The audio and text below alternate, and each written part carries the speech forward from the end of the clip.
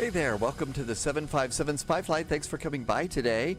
Bird activity in the vicinity of this airport. They are at Kefalonia, and you never know if you're going to find Icarus flying around here. I went looking for the water cave, but didn't find it. But it is flying time.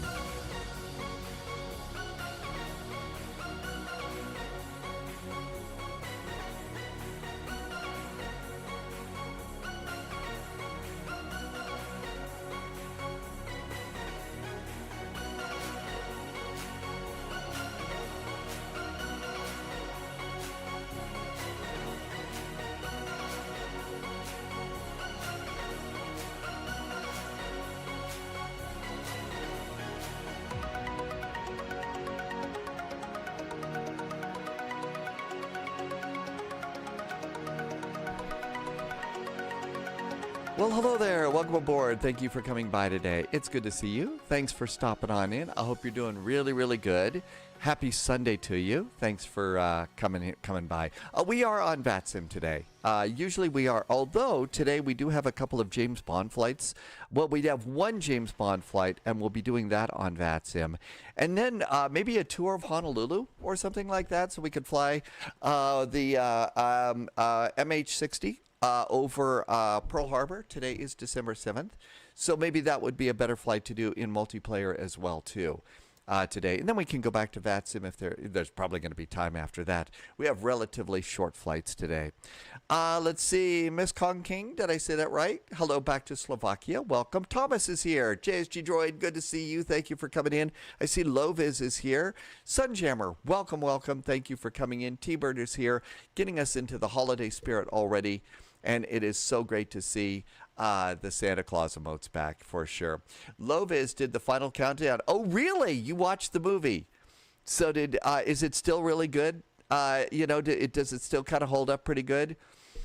Is it still fun to watch them splash the zeros? We can have a little fun with that, right? Hi, Black Dog. Welcome aboard. Polyot's here. Yeah, caps happen. They just happen. Raul, welcome aboard. Thank you for the follow. R.E. Cooler and Captain Chris is here. Thank you for stopping on in. We are at the Greek island of Kefalonia. Kefalonia is a cute little island, but if you are into computer games, this is also the first island that you spawn in when you are playing the game Assassin's Creed Odyssey. So that's why I do all of those references about Icarus the little bird and stuff like that. One of the cool things that they did do in the game is they used some real landmarks from around Kefalonia, and one of the coolest landmarks in Kefalonia, and I was trying to zip around in the drone cam to try and find it, but over on the east side of the island today, it's really cloudy. So there is this big lake. It's on the southeast side of the island, and it is it's sort of half inside the lake and half outside the lake. So it kind of goes inside the side of the mountain, and you can actually swim in that. Sibi, who comes in here often, is from Greece and has actually been there and has gone swimming. I think maybe even you can dive on the lake as well. And so that is one of the things, and that was a big part of Odyssey that really stumped me for a long time, because I was trying to find, when you start the game, you have to find the Staff of Leonidas, okay? So looking to find it stopped me cold. But the Staff of Leonidas is in this lake, and that you have to dive under and then go under the mountain and stuff like that. So that's modeled in the game, and so is the main city seaside from the real world, which I always thought was really, really kind of cool. Let's see, Ayman. Welcome, Ayman Hader. I don't know if I'm saying that right. Welcome aboard. Eugene says today is International Civil Aviation Day today. So that means we're all supposed to be civil today and nice to each other. Loviz says that the final countdown does stand up all those years later. The special effects and stuff like that. Of course, it was on the real aircraft carrier, which is pretty amazing. Hi, Reese. Welcome aboard. I'm not sure. Giesu? All I know is Kefalonia. That's what I've learned. LGKF to LG. I'm sorry. Did I mess that up again? Oh, hang on. LGKF to LGKP. I don't know where that is, but it should be. I'm not sure where you got that. There is the official title. So I don't know if I put that in the wrong page or whatever. Yeah, LGKF to LGKP is where we're going today. Well, Volanta does seem to have a problem today. I'm not sure why it says that. Let's see, Volanta. It should say we're going to this other airport, which we found yesterday was a small little payware at Orbix, and it is at, we're going to Karpathos. And I did look back. We did go to Karpathos a long time ago. So Kefalonia to Kefalonia. Okay, so this thing didn't load correctly. Now it should update itself to Karpathos. Okay, so there we are. Maybe because I went a little bit far away in the drone cam or something. Okay, we got the Volanta overlay fixed, so that should be good. Hi, aviation lover. NATO is here. Thank you for reminding me. Okay, I think it's good. We need some Greek music, don't we? Let's turn on some music. And let's go flying. It's flying time. There was ATC earlier today.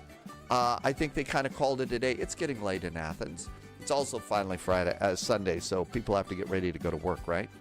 Come on over here. Let's get our Airbus going with the Greek goddess Athena on the side. And this should just be a total chill out flight. So if you are new to all this, come on in and just fly along. There shouldn't be crazy ATC. I know I always say that and I'm wrong, but it should be a nice chill out day for us today, okay? So this is a great, especially if you're new to all this flight sim stuff, you're trying to figure out how to make it all work. Did I have new pictures on the intro? You mean the departure boards? Well, I do have, you know, the only picture is really the airport, and that picture is actually from X-Plane. That one is from X-Plane right there, and I don't think there were any other new ones. So I don't think those, yeah, all of those are pretty much the same. I am having a problem with the gifting graphic. The file has been corrupted there, so I got to get the gifting thing set up there. We need a Greek ATC break after jumping into the chaos of last Sunday. It was a little crazy, wasn't it? Yeah, I'm real happy for this one. I've got a niche taste in music. Well, I kind of do in a way, I guess. All right, why are you upset with me? Smoke detector fault. Aft isolation valve off. This is actually kind of a thing that has happened with this airplane every now and then. I don't know what to do. Let's just leave it alone. It's flying time. Let's see. This looks good, so now we got to come over here and do ASUS and air operations. This should take us over part of Crete and also part of what we would have referred to as Sparta back in the day. So we're going to see a little bit of that too. And here comes this. And that looks good. And let's come down to messages. And the load sheet is now aboard. Yay! And this is great. So now we can do init request over here. And see if that works. Oh, you actually have to hit the init request button. You don't just hit the init button, you have to do the init request button. Otherwise, it just sort of sits there and the airplane says, well, human, are you going to do anything? This is going to be AEE, one of my favorite airlines I've never been on. Reinforcements incoming. 441, More and there we go. Flight. And we just got a raid. Hang on, let me turn on my ADIRs or I will forget. I've been known to do these things. So ADIRs are coming in and crew supply of oxygen. It was Sim Mr. Egan. Hi, Sim Mr. Egan. Good to see you, Sim Mr. Egan. Thank you for the raid. Welcome aboard. Hey, look who's back. It's Katie. Welcome in, Katie. I hope you've been doing good lately and all is going well at the patent pad. I can't come up with another great name for, you know, patent HQ or something. Hi, Sim Mr. Egan. Thank you for that. Coffee's good. Cold outside, so it's nice to be inside. Not as cold as it was these past few days, though. It was a little bit chilly beforehand. So definitely kind of nice here, but welcome aboard, and thank you for stopping by. Tyragoth is here. Hello, Tyragoth. Welcome, welcome. And Pat is back too. Welcome back, Pat. Okay, open up our cargo doors. We're going to need forward stairs. There are no jetways here at Kefalonia.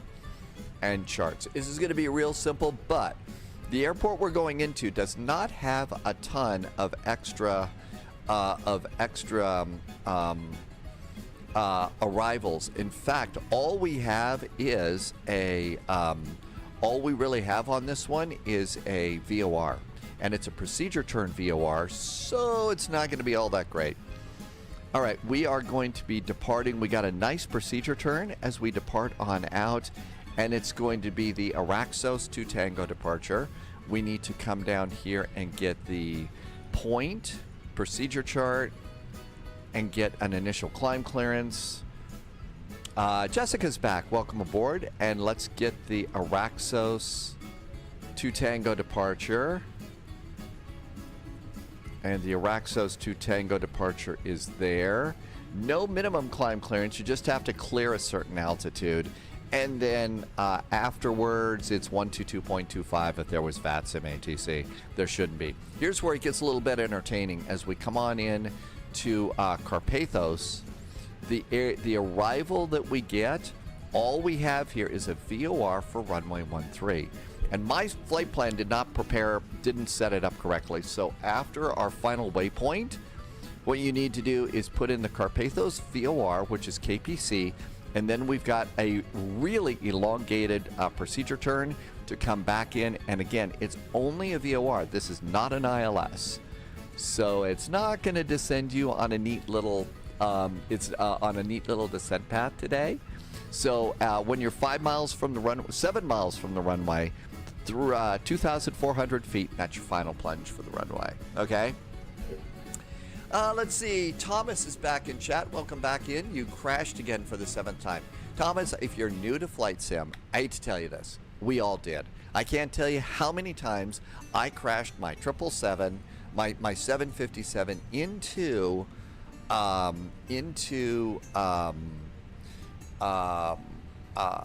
whatever, when I was over trying to learn how to fly a big jet. It was forever. It really was. So you eventually kind of figure it out.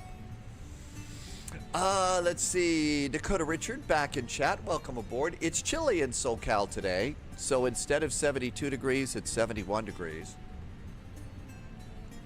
I'm sorry, that was mean. I just took a shot at SoCal weather. That old snarky weather guy. Sorry about that. But taco soup sounds like it'd be pretty good today. Reese got Microsoft Flight Simulator working. Good. Oh, it's the sim that's crashing, not the plane. Hi, Snooky Skyways, and Tim Dog's here too. It's Microsoft Flight Simulator that's crashing. That is not nice. Let's see. Okay, let's get ready to go. Flight plan. Pilot brief. 49. You've seen me do this. Let's speed through this and get up in the sky. Wind and wind request coming in. We're going to be cruising at flight level 310. It's about a 408-mile flight, so that's going to be good. Gasper is back in chat. 80% through a flight. Oh, yeah. You know what? Sometimes you hit the wrong button in Flight Sim, and that's just no fun at all. We've all done it, Gasper. We've all done that one. Okay, this looks really good. Return. Flight level, I just said it, 310, 31,000 feet. And page 2, come on over here. My name is PETA. Welcome back, PETA. DXB Flight Simmer's back. It's been a while, DXB. Welcome on in. And we're going to be 60.6.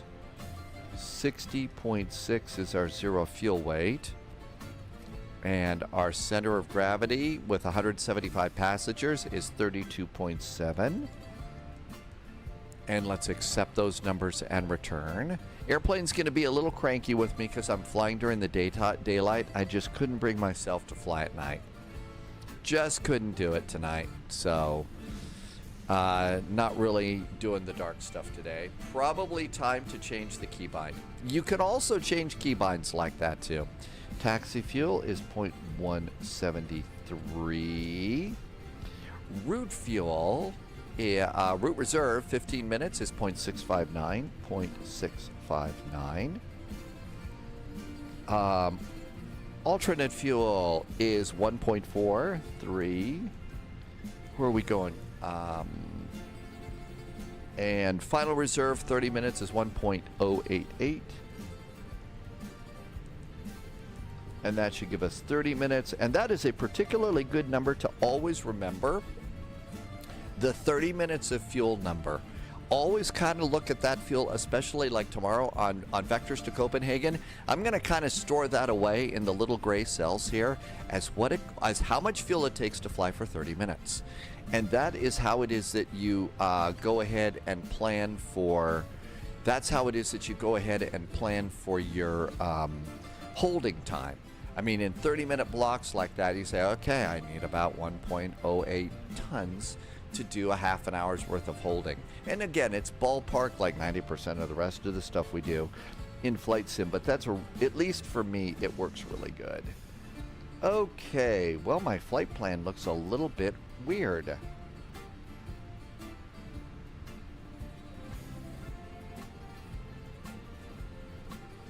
LGKF, LGKP.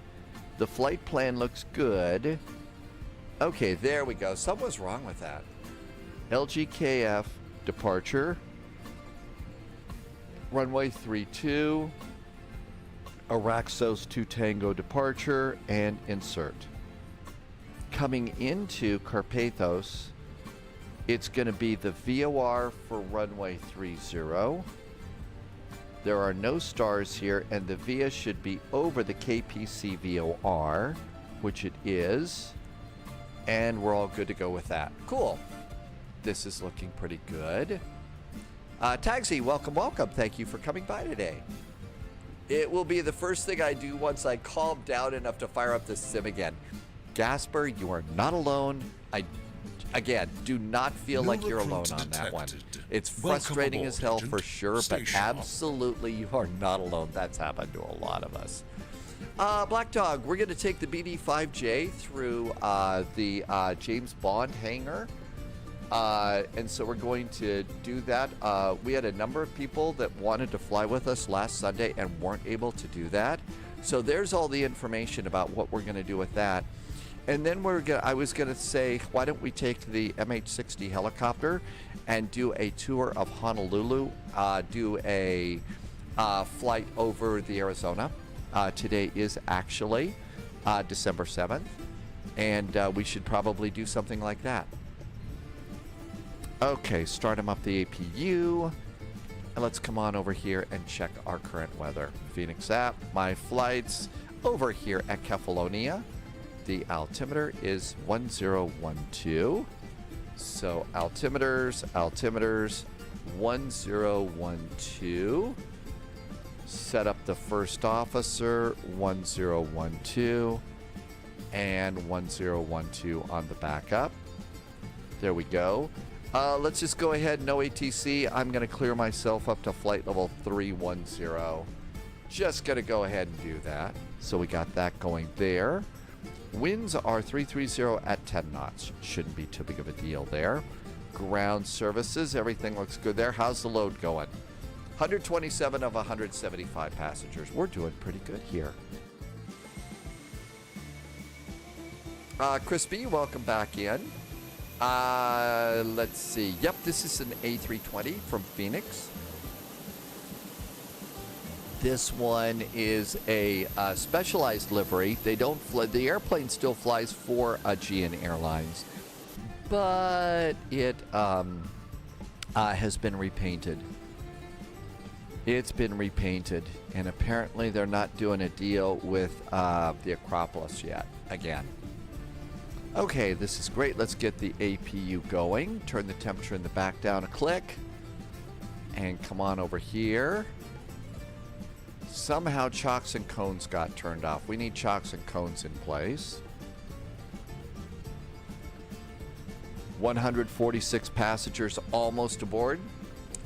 Tagsy's done a fair few hours in the A320, but now you're fully involved in the 737. Are you talking about 737 MAX? We had a great time in the MAX yesterday. I thought that the airplane worked really, really well. Did pretty good. Nav accuracy is upgraded. GPS primary is set. Almost time to push and start. 156 of 175 brave souls. Didn't have time to go and look and see what kind of where we should go and get food at Karpathos, though. We'll have time on this flight. This is all looking good. And let's go ahead and disconnect ground power. It's close enough to be time. APU is available and working. And fuel pumps are going on, so somebody doesn't forget. 167, less than 10 passengers to go. Ground power is disconnected.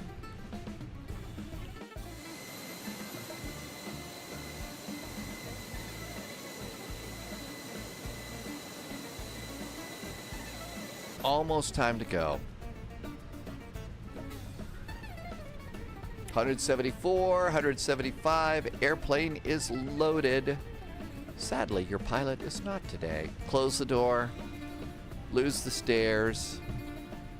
Let's come on down here and do the final load sheet. So the final load sheet says it's going to be, let's go back to init on the left side and page B. And it's 60.6. That is our current load. And 32.7. Zero fuel weight and center of gravity, both of those are all correct and set. We need 5.6 tons of fuel to do the flight. I have 7.04 because I always board extra fuel. I probably board a little bit too much, and I'm probably making my airplane work extra hard on this one. Parking brakes are on. Chocks and cones going away. So I'm probably carrying a little bit too much fuel to be, you know, on the safe side and stuff. So I'm probably spending a little bit of money, extra money in fake fuel that I should. And calculate, it's going to be flaps 3, trims are going to be down 0.5. And all that looks good. Come over to charts. Doors are closed. I think it's time to get out of here. Let's see if GSX will push us back. Hi, Danny VDW. Prepare for pushback and departure. Aegean. And here comes a crew chief. Almost time to go. Let's turn on the radios. Radios are on. Hello.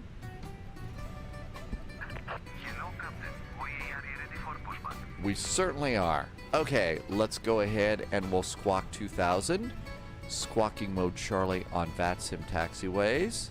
Looking good. Radio is up and running. That looks great. Numbers are good and groovy to go there. Seatbelts should probably go on. Can't have people running around the cabin. Bacon can go on too. Good morning, Amargosa. Good morning, Mr. Posh Martin.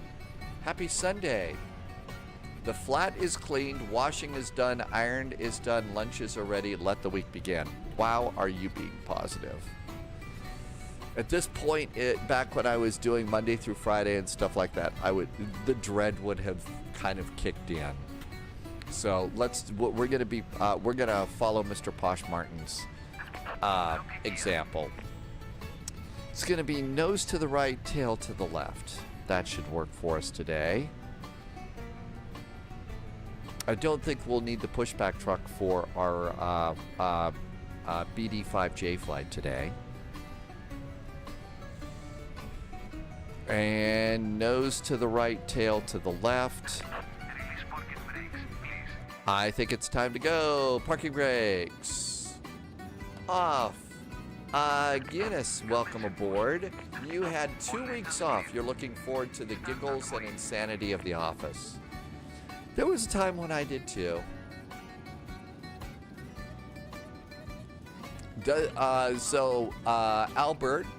Albert OD. Good morning, Albert. Welcome. Thanks for coming in on YouTube.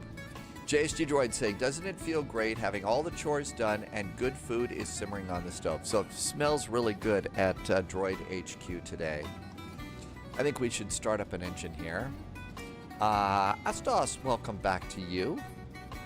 Even though Wolfie works Monday to Friday now, there is something relaxing about having the apartment clean and the chores done on a Sunday.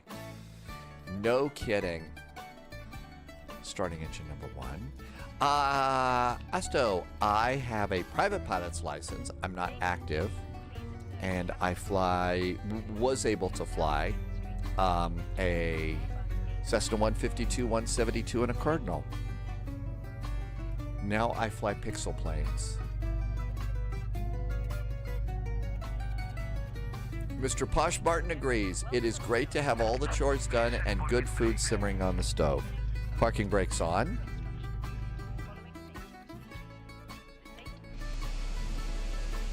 And here comes our really great airplane. It is a fun little jet, CT Aviation. And this is a fun little flight path that we're going to do, just like 007 did. So that adds a little bit of fun to the flight as well.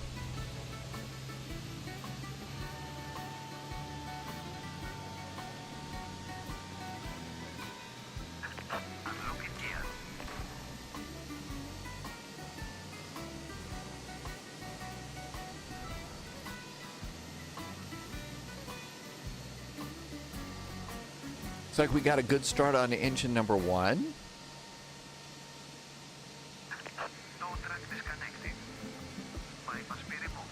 If you're new to Flight Sim, this is the GSX pushback, and the people that you see standing around, they're the actual size of a person compared to the airplane, which is really kind of cool. Starting engine number 2. Engine number 2 starts. Thomas Haynes is back. You did the Cessna 172 Discovery flight. That's right. That's the cool thing about those Discovery flights. The flight instructor does let you do stuff. Now, they're there to help, but that's the cool thing about Discovery flights. I think it's great. Wolfie has not said hi to YouTube. Hello, YouTube. And Loviz says we should have done the BD5J. I have done the BD5J on a longer route. I flew it from the east side of Montana to the west side of Montana. Now, this was a BD5J that did not have a autopilot. And the one that we have now does have an autopilot. I can tell you it was hard. The one side of Montana to the other side in the BD5J, without an autopilot, it got really, really tedious. But I think with the autopilot, it would be nice. And it's not a big flight management computer autopilot and all that other good stuff. I mean, it's very basic now. Das Operam, did I say that right? Hello, hello. Okay, looks like we got 2 good starts on our engines, right? We sure do. So starter, ignition back to normal. And we do I wait for the pack lights to go out. APU bleed, APU. Come down here, disconnect the tiller. The rudder pedals, from the nose wheel. And let's do control checks. SRG 1512 is from India. Welcome in. I hope you are, I guess it's probably morning for you already, right? So good morning. Trim's going to be down 0.5. Flaps are going to be 3. Speed brakes are going to be armed. Auto brakes are going to be max. Taxi light. Cabin call. Parking brakes. Kefalonia traffic. Aegean 441 is entering runway 32, backtracking for departure. Kefalonia. It's actually nighttime though. Alberto did a Discovery flight in 05, and it was your only flight. You know what? I will tell you that there's a thing about those kinds of flights. You never forget them. You never actually forget them. And then after your discovery flight, if you keep going, the next thing that you'll do in learning how to fly is your first solo flight. And getting my private pilot's license was a really big deal, and I'm super proud of that. But the flight that I'll never forget is my first solo flight. That one was pretty freaking amazing. That one was really nice. Forgot to do strobes onto an active runway. Probably ought to taxi in the middle of the runway, not off to the side.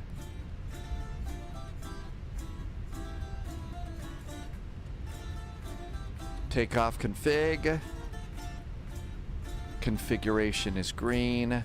Predictive wind shear. ECAM checklist is green. Loose Cat is going to Baston tonight.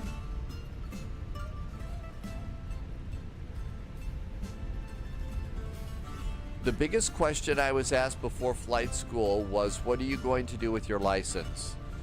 Are you prepared for the $100 burger? Do you know what the $100 burger is? Okay, so that's something that small pilots do. And what you do is you go out to the airport and you basically rent an airplane, fly to another small airport, go to that airport's restaurant, buy a burger, and come back. That's the $100 burger. The $100 burger. Actually, inflation, I think it was like the $40 burger when I was learning to fly, so that's how old I am. It was the $40 burger.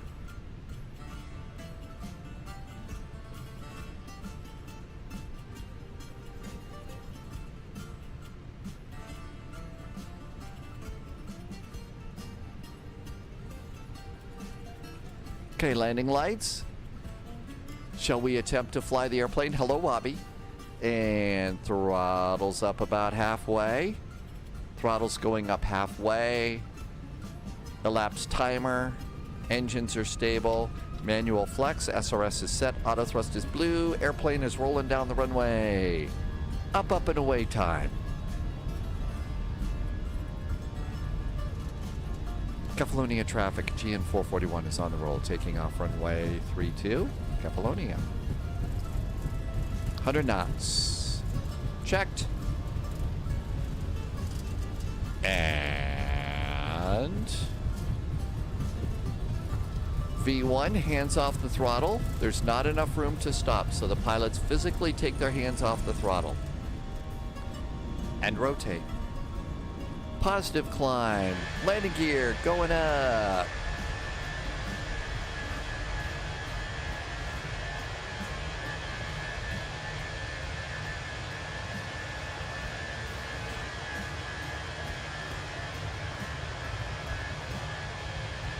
And a beautiful day in Greece.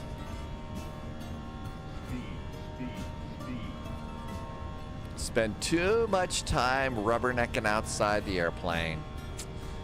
JSG Droid says the airplane is cheap. It's the food that's gotten expensive. Yeah, no kidding. And lever climb, thrust climb.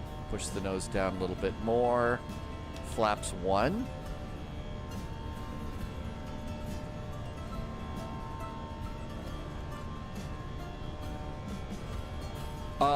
Deachi Leon, welcome aboard. Oh, you're gonna do flight maintenance first, and then you're gonna go and do aviation. You know, you're not alone. Mountain Man kind of has gone that route. Mountain Man is maintenance and ramp operations for one of the very big cargo airlines, and is currently working on a private pilot's license right now. So you're not the only one to do that. Raul, we got our V1 in rotate. There was a barbecue place in Texas we used to fly into. They had a Are you talking about the one that was down by Corpus Christi?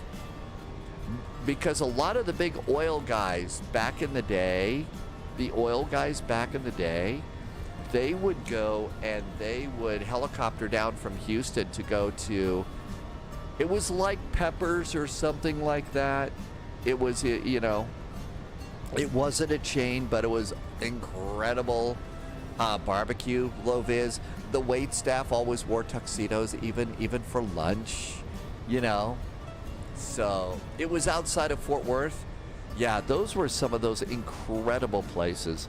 Let's just go direct to Araxos and see if we can't spot the staff of Leonidas Lake. No cows on the strip. That's right. No cows on the strip. Rental for the plane per hour is $100, so overnight flight is $2,000. Oh yeah, it's really expensive. Buckeye says spy hat. All down my shirt, I will send you the dry cleaning. It wasn't that bad, Paul Major. That was a great takeoff. That was as Oddball would say in Kelly's Heroes, a mother beautiful takeoff. That's right. You'd see, it would clear the grass strip very, very quickly, didn't it? All right, so as we come over here, we should come over the center part of the island and see if we can't catch the lake. It looks like it's cleared off a little bit. So if you look over here, the town area, that's modeled in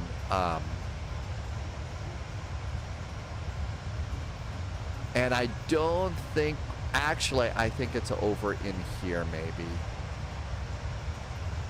I think that's over there. Eagle Eye, I didn't hear anything. I must have something wrong with my radio. I'll look at it in a second.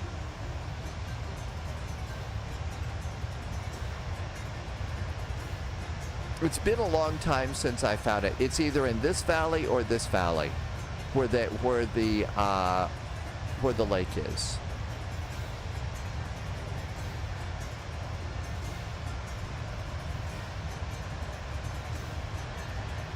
I don't think it's in this valley. I think it's probably over here. And we've got all these clouds. There's the airport. I think it's more over here.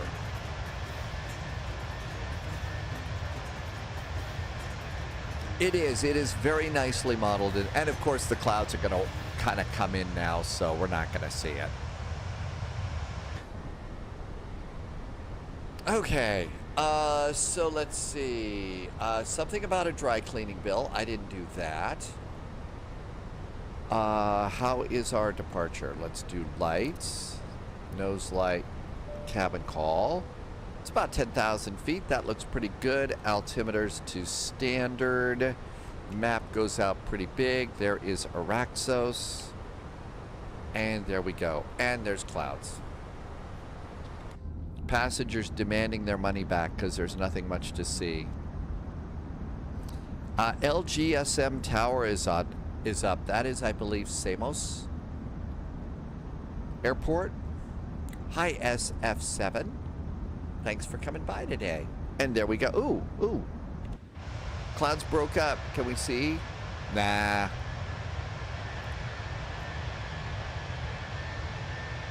Maybe it's more over there.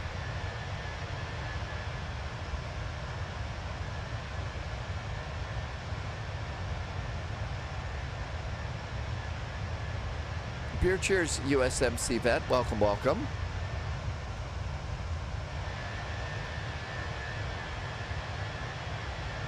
Yeah, I don't think we're going to see Leonidas Lake. That's not what it's called. That's just what I call it.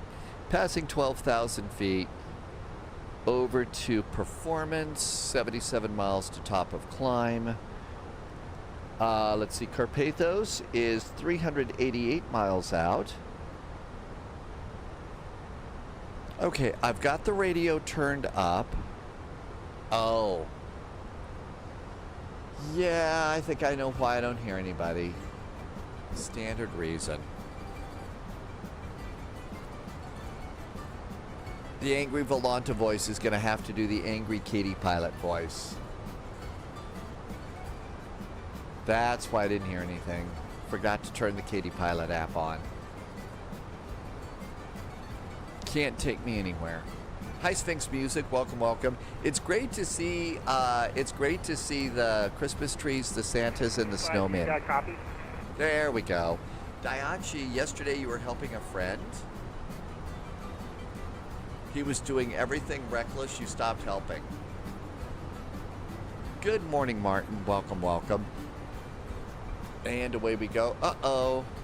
Spy trails up here. Sky trails.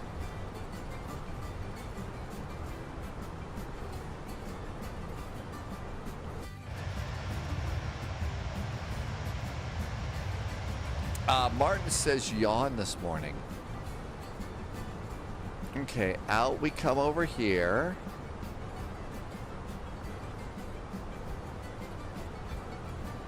So we'll go right to the Araxos VOR and start going over, like I said, what would be in the game, in the other computer game Sparta, and well, the real world too. Mr. Posh Martin, yeah, that's one of the settings that I have turned up to high in Microsoft Flight Simulator. Most all of my settings are basically set to medium. I do have high settings for the clouds. JSG Droid says, that's why I have add-on linker start up the KD Pilot app along with Flight Sim, Volanta, and Navigraph charts. So JSG Droid, I would stop forgetting things if I would have add-on linker start that for me. I think that makes sense, you know. Kind of makes sense. I don't use add-on linker every time, but yeah, that's I would that would make sense. On the other hand, if I were to start doing that and start having add-on linkers start, you know, KD Pilot, Flight Sim, and Volanta, can you imagine how disappointed Polyot would be to not be able to use the Spy Volanta offline again? Do you need a whack across your head? Seatbelts. I usually wait till about 25,000 feet. Which is better, Microsoft Flight Simulator or X-Plane? Oh my gosh, tough question. JSG Droid will use it on the first startup because you always have to, almost always have to pick your sceneries. I actually try and set my sceneries up the night before. As soon as the live stream is over, usually it's a mad dash to the pilot's lounge. And then after that, I come back in and I start flipping over some of the graphics that I'll use for the next day, you know, for the departure boards, update the gifters chart, which is not updating. There's something wrong with my text file, and look for the sceneries. And that's usually what I do the night before. And then after that, I usually go to sleep. I can't handle anything else.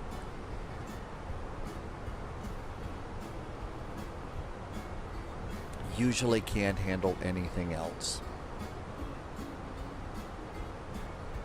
If you haven't already downloaded the free James Bond scenery stuff for the next flight, I just put the link back in for you. That's right, just make sure you start your first flight with add-on linker. Martin says the babies were cranky last night. Yeah, teething will do that with babies.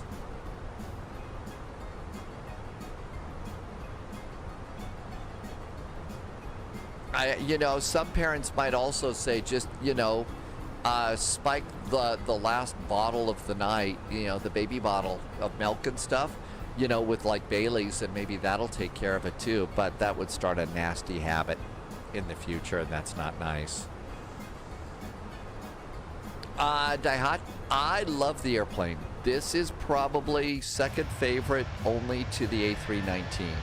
And we're in Flight Sim 2024, and I think it works awesome. It really does. This is a great airplane, and it looks really, and it looks and works really nicely in the sim. It absolutely does. So, you know, especially if you're new to aviation, and you want to,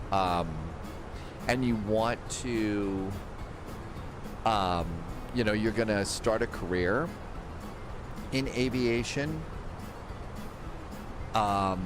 I think that this is a great way to start. Yeah, Samos, this is a really cool airport. You actually do the approach to the runway, you know, at a 90-degree angle, and then a tight loop-de-loop turn to final. I think it's that. It's either. I think it's that one. I think it's Samos over there.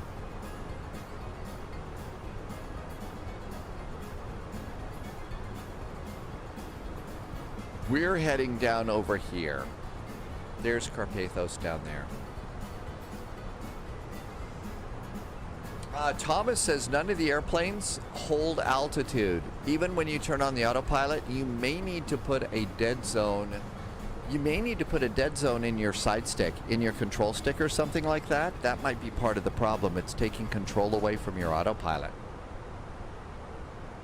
Okay, yeah, if you don't drink, then yeah, I suppose spiking the baby bottle with Bailey's is not exactly the best idea. Doesn't set the best example. It's why it's a very, very good thing that I am not a dad. Yeah, old slow. And if any of you think that I was being serious there, that was a poor attempt at humor.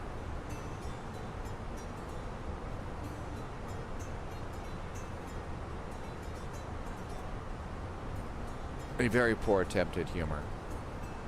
Again, why it is that I am not a parent, and that's a good thing. That and many other reasons. Next flight for us is going to be a multiplayer flight. If you are new to flight simming, if you've never done this before, we're going to set up multiplayer, show you how to turn it on, and we're going to be taking and doing a flight around Cuba. And I put a link into chat just a bit ago for you to go and get the freeware scenery for it, so you don't have to spend any money, and you can take, you know, the Cessna 172 if you want, or the Caravan. 25,000 feet, seatbelts.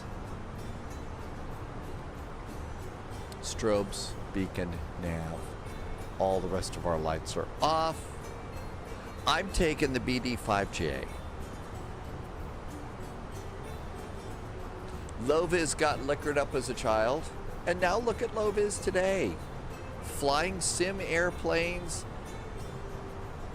has a co-pilot named Buster that, you know, aside from chewing on, you know, the USB cables, is a really good co-pilot. And gets to go to really cool places where they have really great looking Mexican food. So, you know, didn't hurt Loviz.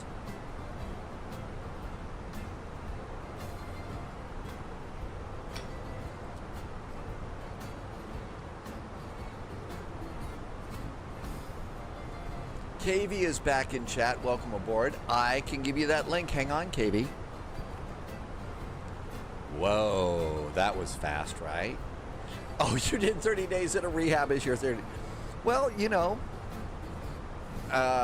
is there any music radio on airplanes? No, Coney. You've got to supply your own music. Although that's not 100% true. There is one airplane.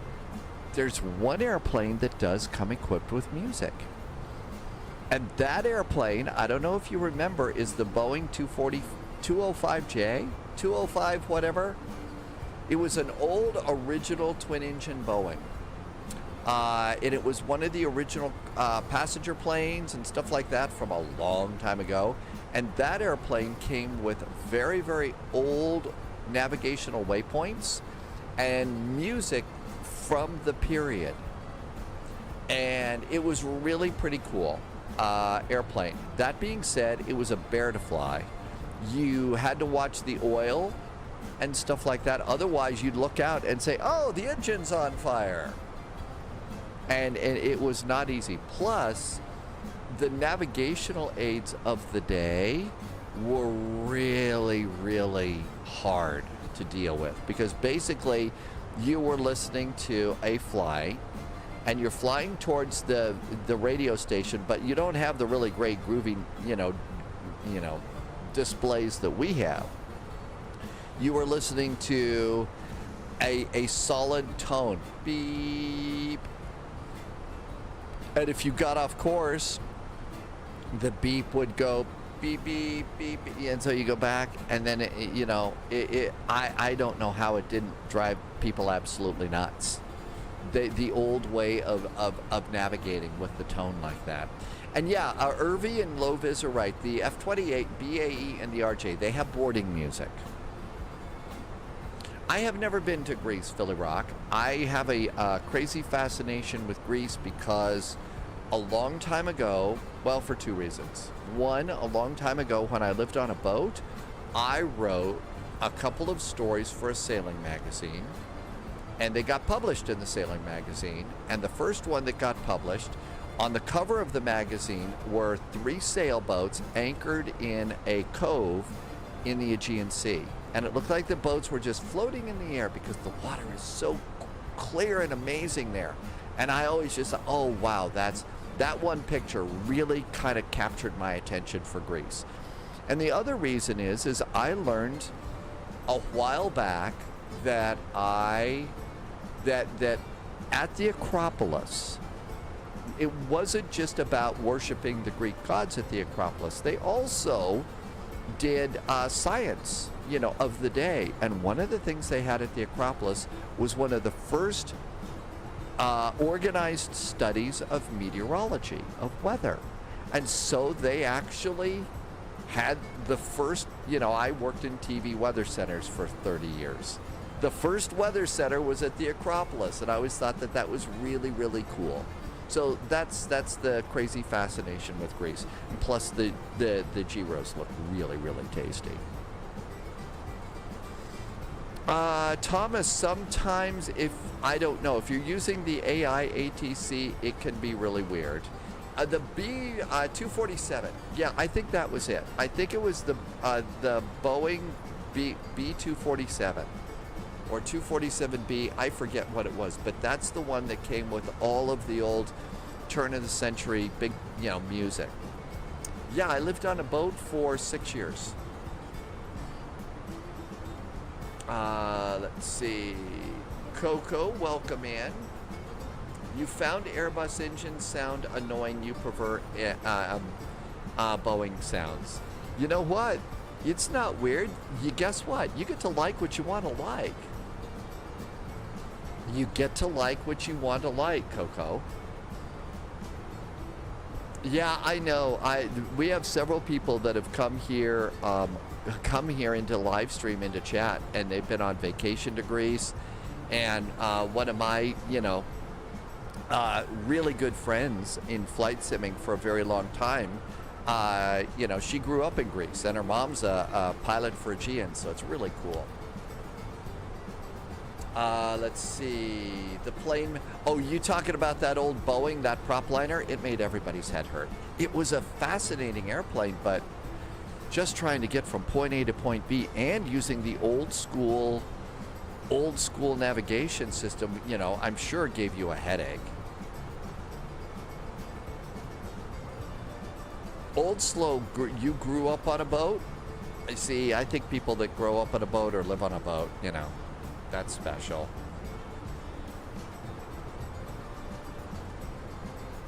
I only want to go to Greece to see what a Greek earns. No, I want to go and learn and see places and see ancient Greek history and learn about that old weather center and what it is that they learned, about the weather back then. And get to go and, sit on one of the beaches and look at the incredibly clear water and try one of those gyros because they look so good. Slant Alpha did a video on it. I will tell you. Thomas's godson served on the aircraft carrier Enterprise for 3 years. They learned when it rains, you get wet, and the sun is out, you get dry. I think it was maybe a little more than that, but still, weather without the modern tools that we have today is very, very hard. It's global. Just sitting on the ground the way we are, you can learn a little bit by looking at the weather cam and stuff like that, but it's global. So, our understanding of weather got so much better when we finally got, like weather satellites and stuff. I think that there were several airplanes that had a combination of props. I don't know if it was on the nose. I know that one of the big bombers had propellers on the back of the wing, and they had 2 jet engines on the wing too. I think it was one of those. So I do know that there was one of those, Mark. Oh, is somebody asking about Volanta? What you see at the top is called a browser overlay. That's not a part of Flight Sim. That's part of the secondary application that I use to broadcast on the internet. And so it's a browser overlay that you put on, in this case, OBS Studio, which is free, but it's not something that you can plug into your flight simulator.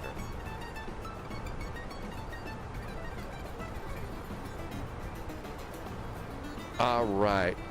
We are at flight level 310, and we need to go to performance. 176 miles from top of descent.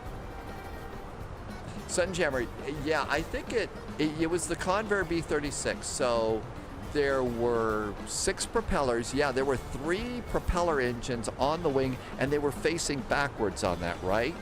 And then they had the 2 jet engines. I think there's an old Jimmy Stewart movie. There's an old Jimmy Stewart Air Force movie, and it features that airplane. Had this big bug-eye kind of, you know, canopy for the pilots and the flight crew. So they tried, Coney. They have tried to do put nuclear power aboard an airplane.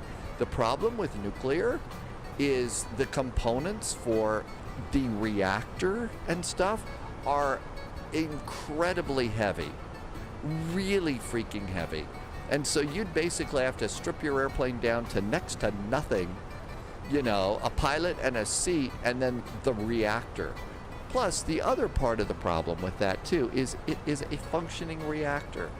And, you know, a reactor built by committee for the cheapest price is not something I want to have with wings out there.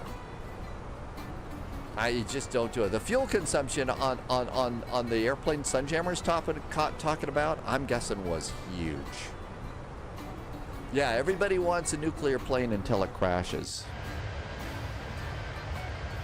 And I sound like I beat up on nuclear all the time. I loved studying, you know, in physics class in high school, and the one physics class I got to take in college.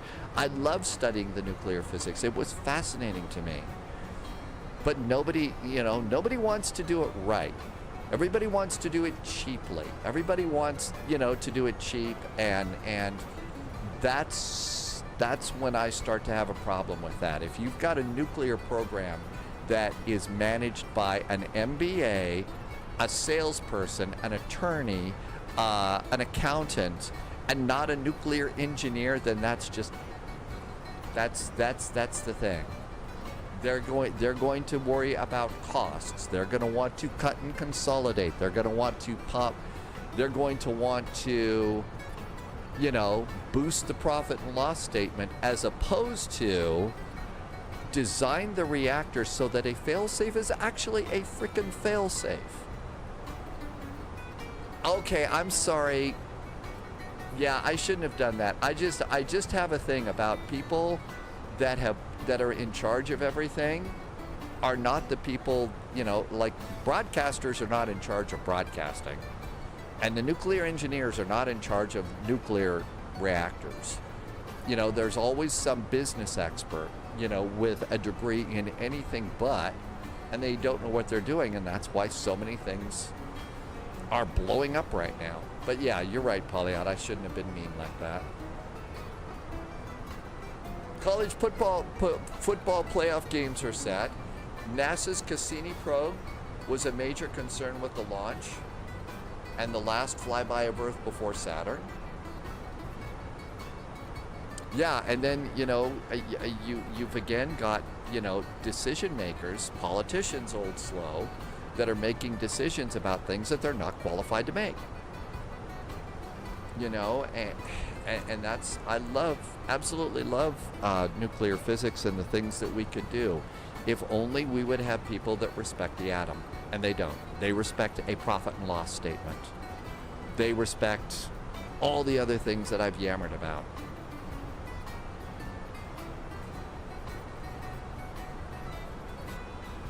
You saw that truth at a neighboring smelter plant? Yeah. I think we could do some amazing things if we would only listen to the experts.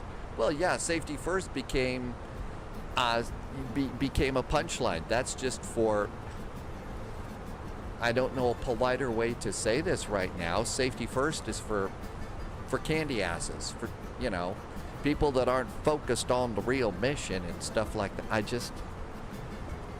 I long for the day where we can stop being stupid. Tim Dog says, okay, Ohio State only dropped to number 2, so you're going to forget that round. But yeah, safety first is safety third, or really not even on the radar.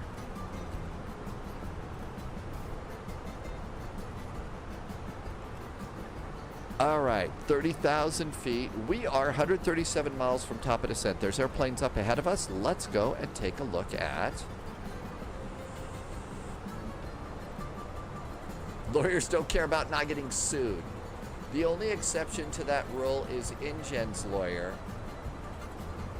Oh, the InGen, Jurassic Park. He was sitting on a toilet when he got eaten by the T-Rex, right? That lawyer. Tell me you weren't cheering when that happened, right? Monty, yes, we've got some Greek music playing today. Oh my gosh, yes, tell me we weren't cheering for that one. Okay, well, Lex Stereo. Yeah, anything that Doc Brown makes is fine with us.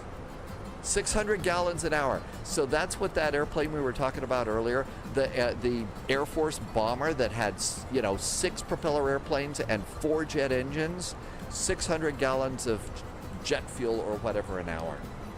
But yeah, Lex Stereo, Doc Brown making the DeLorean. But Doc Brown was Doc Brown, not somebody who wanted to bump the quarterly P&Ls so that they could return superior portfolio performance to stakeholders. Can you tell I'm extra snarky about that today? Oh, and I'm sure that those videos have made you a very, very safe person there, JSG Droid. I'm sure that they've had a profound effect on you. Either that or driven you close to insanity. They are, and there's a couple of people that are working on some kinds of reactors. Like there's one company that I know that they're working on a reactor, and this reactor will basically eat nuclear waste from all the other nuclear reactors. I mean, that's going to be the fuel, is nuclear waste. Wow, that's a pretty cool idea.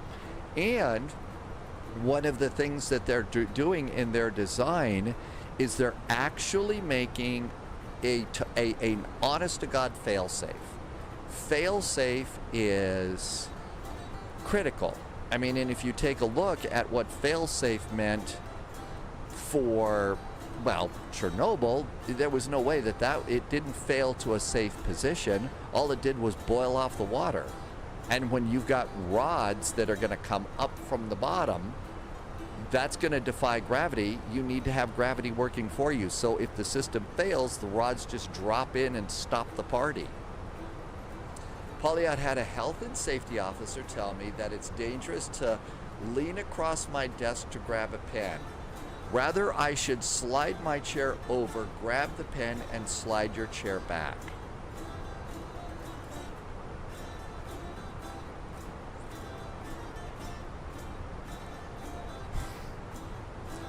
It's just too many inappropriate things that pop into my head. Oh, hi Boulder, welcome aboard. What's a pen? Nikki, I forget where it was, but you recently, last year, a group was actually producing more energy in a cold fusion than a concern.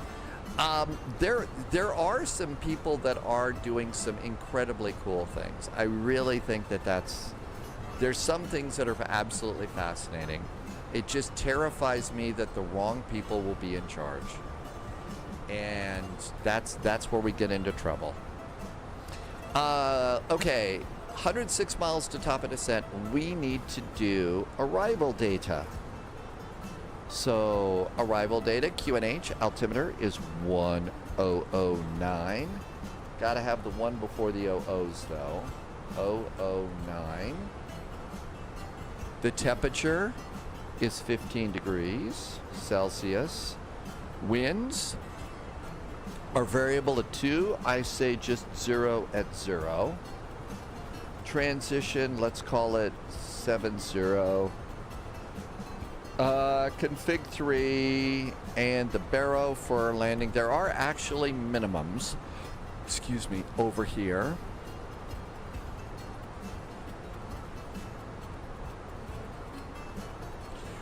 Well, Marty, I've read about that too, and that's one of the topics that I've spent, you know, my nose in far too much reading and stuff. But yeah, that's, you know, the idiot that said, hey, let's go and, you know, let's go and fire something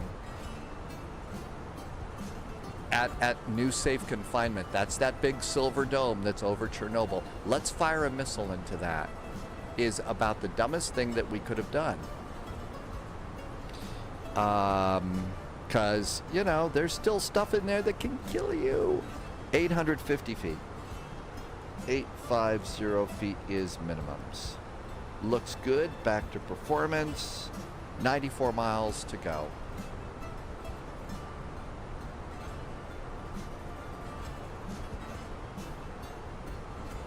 As long, Martin, that's a great idea. As long as they don't name it after the Hindenburg, I'm good.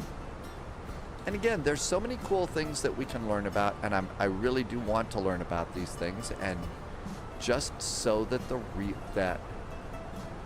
right people are in charge.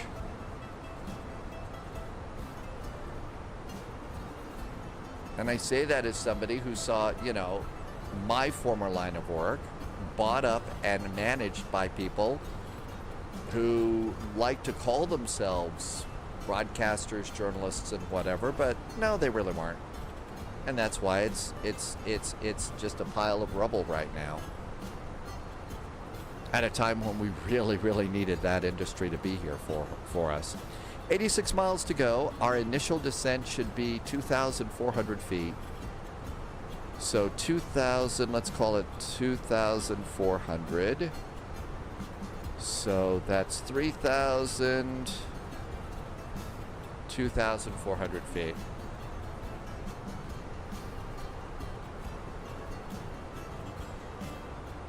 John Wick had a pencil.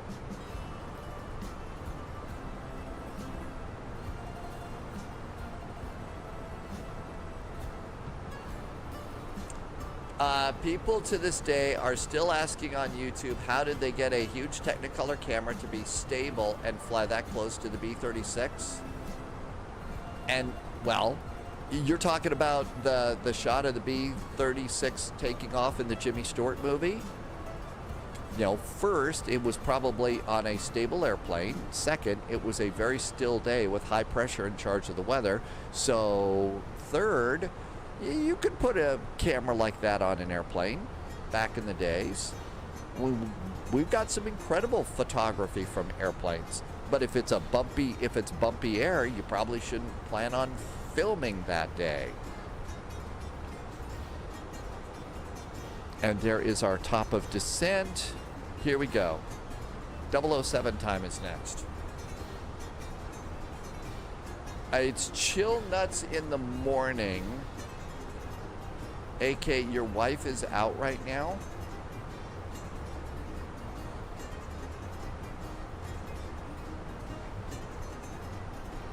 And Canutus is gambling.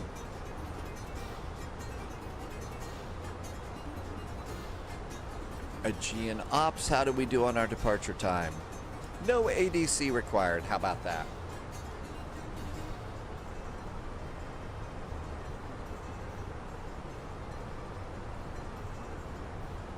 Looks like Low-Vis is very close to landing or is landed. Yeah, I think Low-Vis is landed. JSG Droid is next. We have a Walker flight.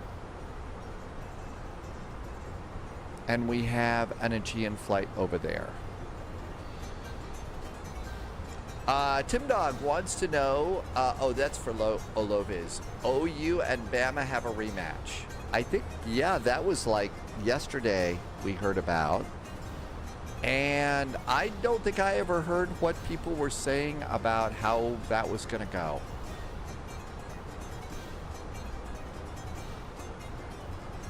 The cameras were dropped back to Earth as the sections separated.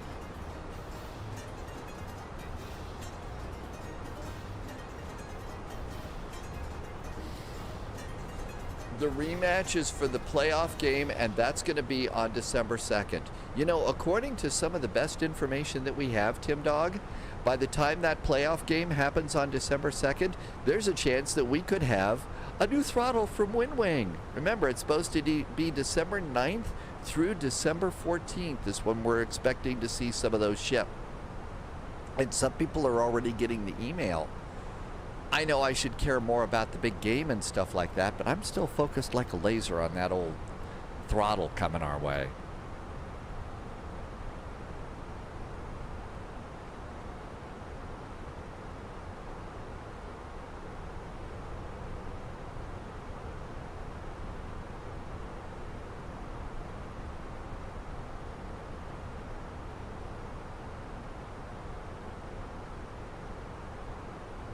A lot more clouds than I thought there'd be today on this one. Let's see. Yesterday, Tim Dog says yesterday was Georgia versus Alabama, and Alabama did not have a good day.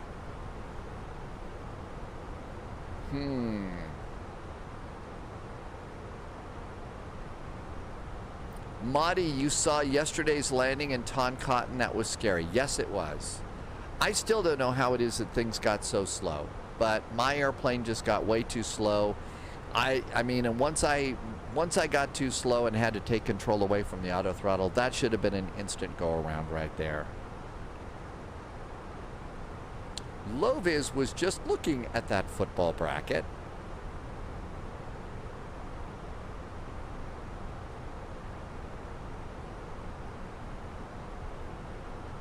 "48 miles to top of descent."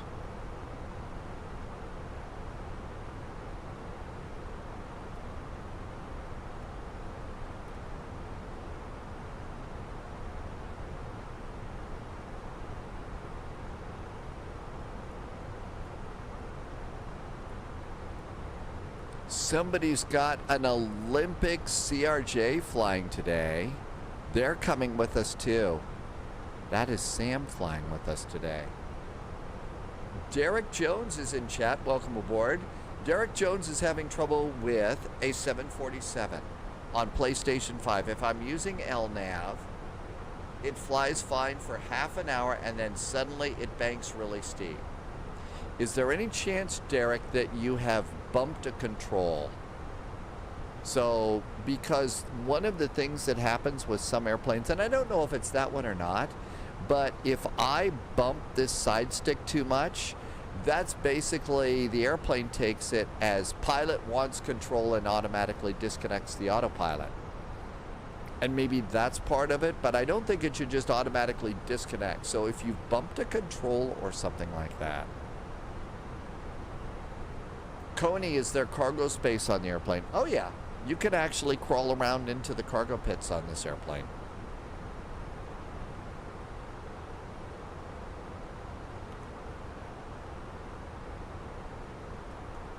I appear to have a route discontinuity. We should close that discontinuity.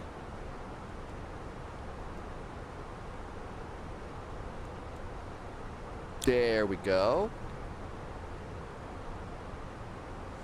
Okay, so Derek says that's not the case. What happens when you're in LNAV in another airplane? What happens when you're in LNAV in another airplane? That's the next question. Is it only that airplane, or does it happen to every airplane?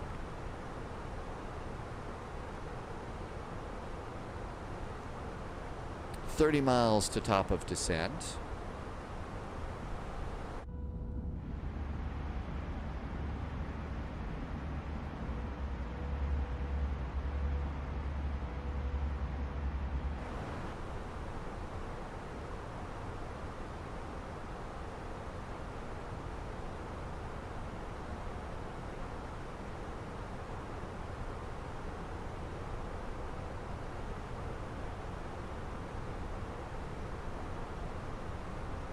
Looks like Athens has got Tower and Ada's up.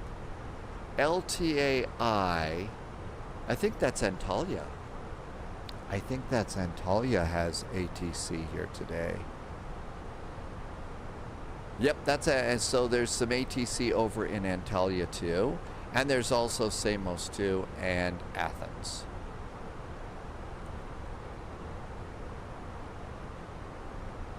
It's been a while since we've been to Kefalonia, so we'll probably take off from Karpathos and go to Kefalonia this time next week. Probably won't be a lot of ATC on that particular flight, but there will be some gritted teeth on the landing. It is a very short runway.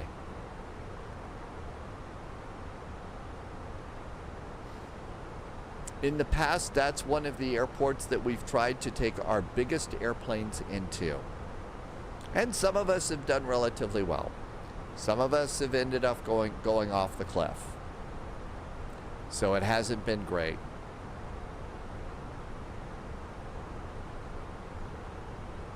Polyot reminds us, yeah, the Asobo, a lot of the default airplanes are kind of mediocre and stuff like that. That's why we like our paywars so much. You know, Wolfie, if you want to take your A350 into Kefalonia tomorrow, you go right ahead. You ought to take a look at the length of the runway before you decide what you want to do.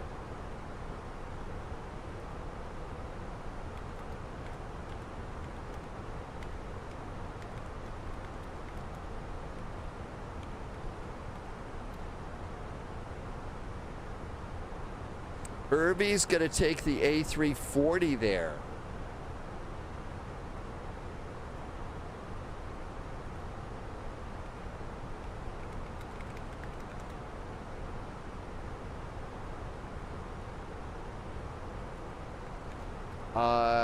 Kefalonia is the island that Gregory Peck and his team assembled on before going to Navarone. If you remember that movie. Let's see, Karen Sharrow, ciao ciao, welcome aboard. Thank you for coming in. And 6 miles, I say, start the descent. Managed. You would like to do a 777 flight on VATSIM. We had a great 777 flight yesterday. We did. We were flying from Ontario, California to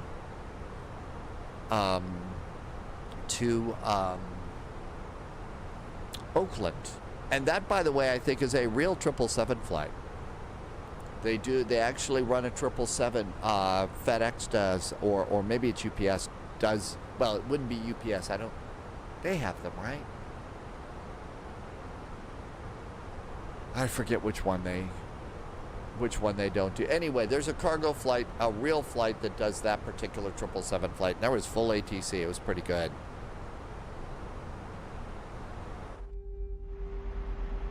And down we go.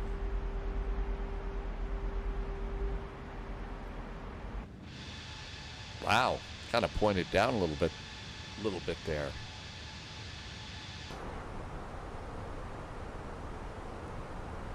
Bringing the map a click.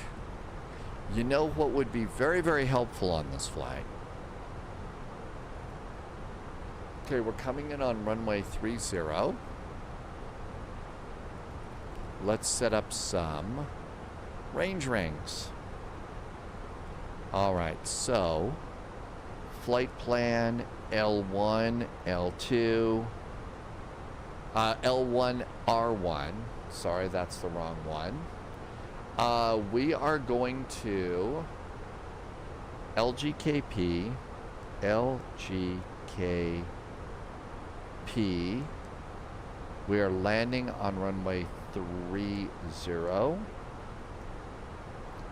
And the opposite direction is 120 degrees. And I would like a 5-mile range ring. Page 2. LGKP, runway 30, and draw me a 10-mile range ring.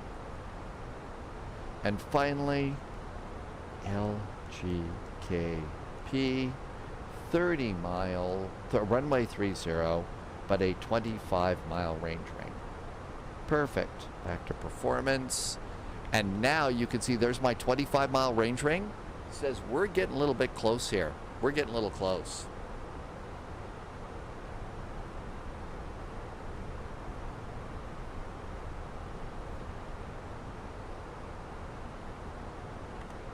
Seatbelts are probably a good idea.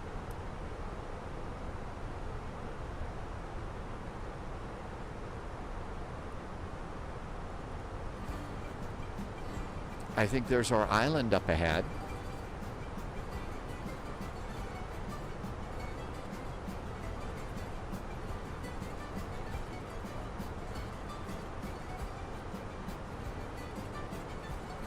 And we'll have a nice little semi-procedure turn.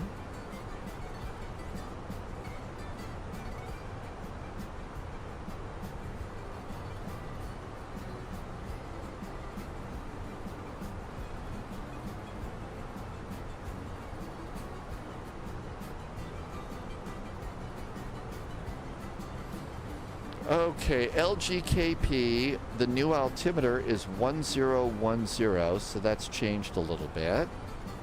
1010. The temperature is 15 degrees. That has not changed. The wind is now variable at 3 knots, so we can leave everything the same. So all of our landing data is going to be normal. 1010 on the backup altimeter now. That way I don't have to look it up. And 25 miles out. Good evening, Fish Finder. Welcome back. You got back into FS24 since your overhead panel came. Have I thought of using head tracking? I have set up head tracking for DCS World. So I have done that with DCS World. I've found that head tracking for a jetliner is a little bit too inconvenient. Plus I've got my quick views set up so fast that I can kind of look faster for a quick view than I could to like look around and do the head tracking stuff. But in a fighter jet or something like that in DCS World, head tracking is like really important. Hi Tyflops, thank you for a resub today. Tyflops has been here for 44 months. Thank you for the nice resub and really nice jet fuel in the flight plan. Thank you for being here. Treasure, welcome in. 44 months. Some of those numbers are getting big and scary, aren't they?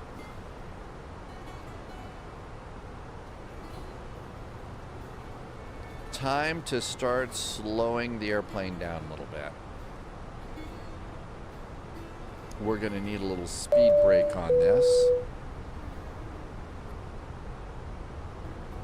Domnall did a subscribe over on YouTube. I don't think I pronounced that right. Thank you. Welcome in from YouTube.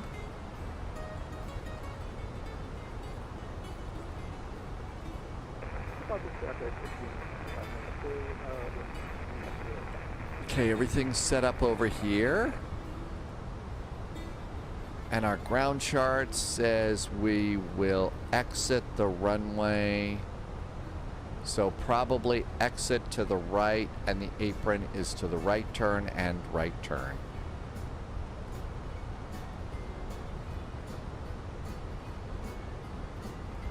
And 2,400 in the turn there. Actually, it says it'd like us to be above 6,000 at Karpathos over the VOR. Maybe. Does it say that in the flight plan, or do we need to do that ourselves? Over KPC, it's... okay. It's going to have us above that. We'll just leave it there and trust the airplane. The airplane is smarter than the pilot, at least me. Let's continue to reduce our speed. I'd like to do 210 at least around the turn. Low vis slammed it, but it felt like a good landing. BYZ Cath, welcome aboard. Domnall, did I say that right? Domnall? Even your coworkers can't pronounce your first name? Domnall? And all that looks good. That looks good. Speed's coming down.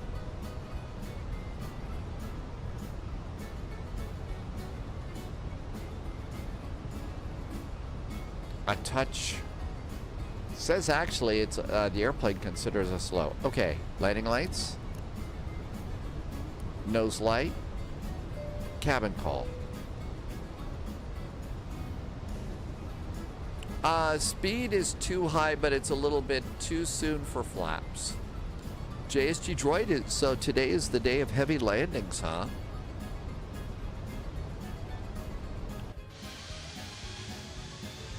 And there's our airport. There's our airport, so we'll exit there. This one is a lot further south than Kefalonia, so my guess is it's a little bit hotter here. Okay, flaps 1, speed brakes down. And arm them. Speed brakes are armed. Auto brakes medium. Looking good there.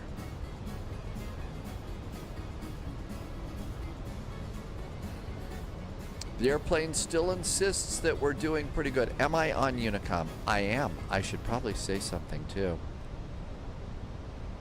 Karpathos traffic, a GN441s and A320 overhead the airport, setting up for the procedure turn, and the VOR runway 30.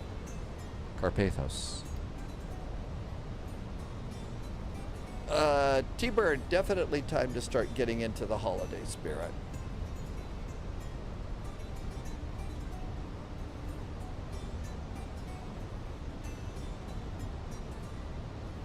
And let's get ready for 180.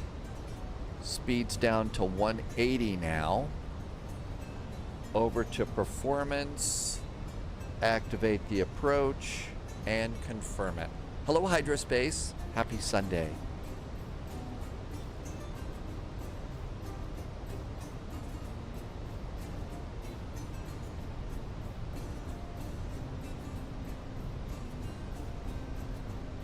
Jimmy Boy is doing a busy day in Boston. Yeah, I still think that there's the 60 hours in Boston event going on right now, right? Flaps 2. Gear can come down. That'll help slow us down a little bit too.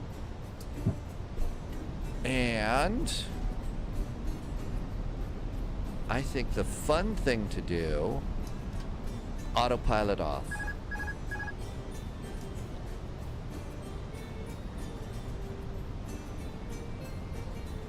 Who needs an autopilot, right? Madi, yeah, basically it's Thursday through Mondays.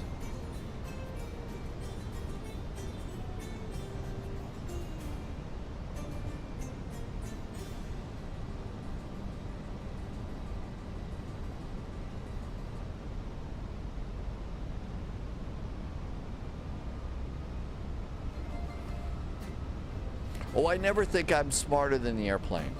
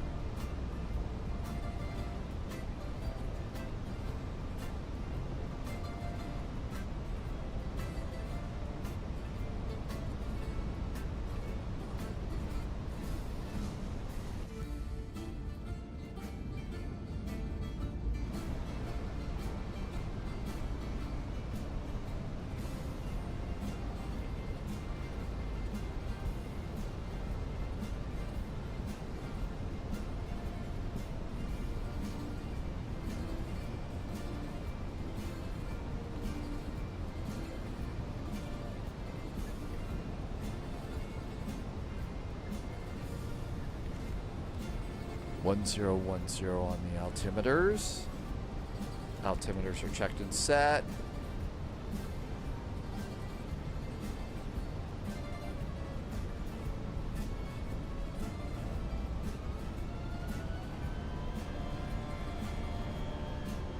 Pulled back on the stick a little bit too hard. Whoopsie. Sorry, airplane. There's our extended center line.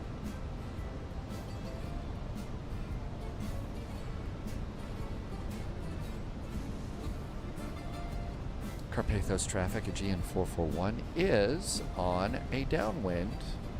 Is on base now for runway 30, landing Karpathos.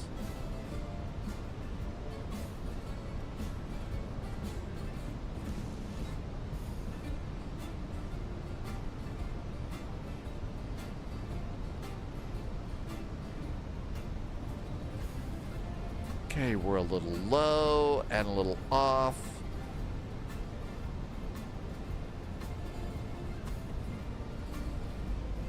Speed for landing.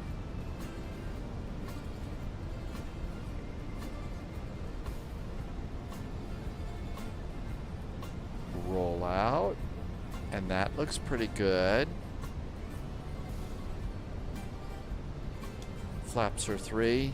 I forgot to tell GPWS that we're doing a config 3 landing. Yep. GPWS is happy. And turn to final.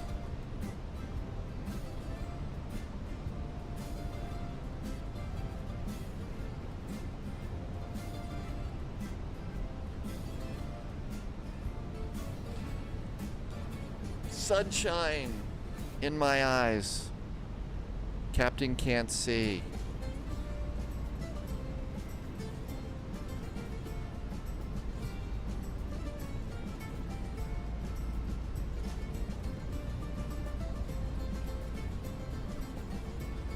There should be an airport out there.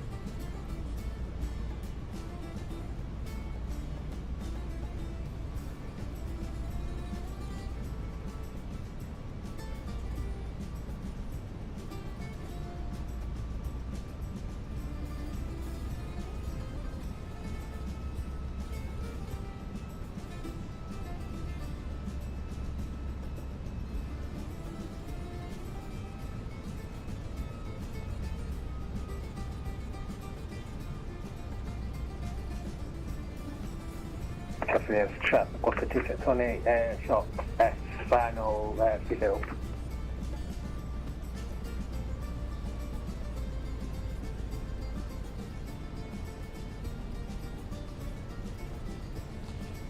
GT Boy says beer cheers. I have a runway. Karpathos traffic GN 441 is now 8-mile finals for runway 30. Landing Karpathos. It is an awful lot. There are a lot of similarities.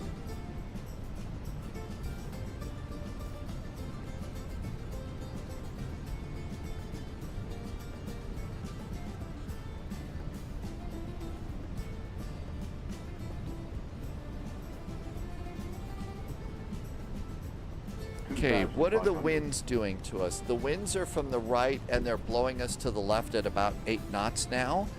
So maybe we'll go just an inch or two this way. Not down as fast.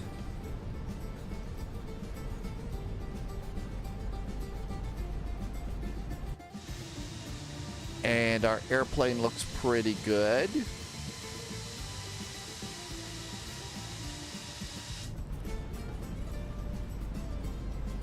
ECAM checklist is green.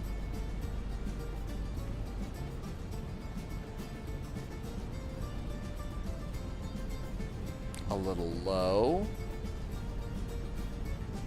So we'll just not go down as fast.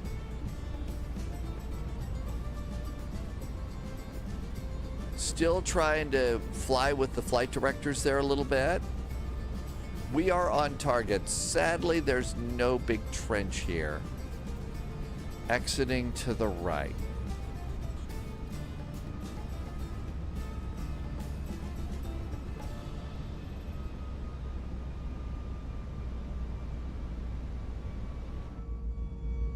Passengers looking out the windows on Alligator Patrol. Hi, Epic Gaming. Welcome, welcome.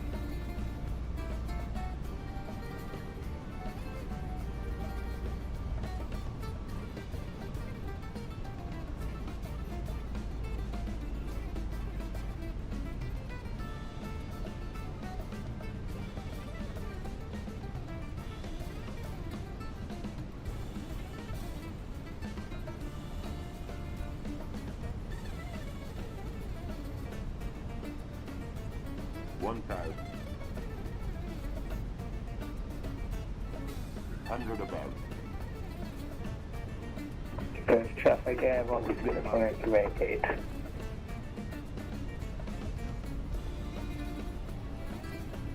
Yes, always, but only at this point. Once we get in too close, we're going to have to go and we're going to have to stop. This is not the longest of runways.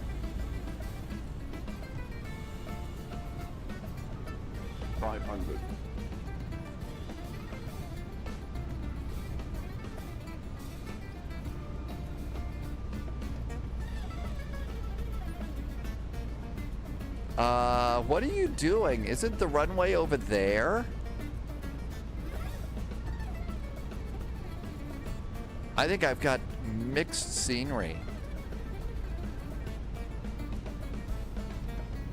What on earth is this? I haven't checked this out. I just bought this yesterday from Orbix. Yeah, this is where we're supposed to be, but look at the bigger runway over there. 50, 40, 30, 20, retard.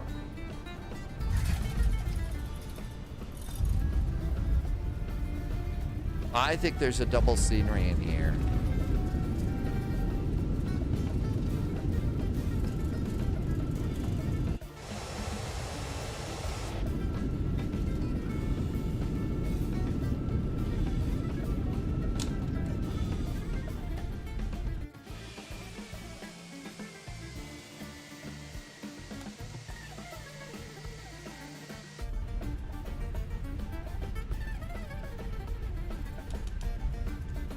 We did have plenty of runway here. This one, it did sound like it was kind of a hard landing, though. I think everybody had a hard landing here.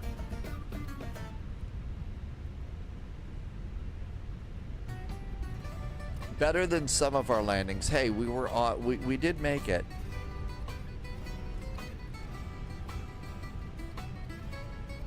Karpathos traffic, Aegean 441 clear of runway 30. Taxi to parking. Happy landings, Karpathos. Maybe there's an Asobo that's in there. It could be. Looks like we're about ready to get a very big bump, maybe.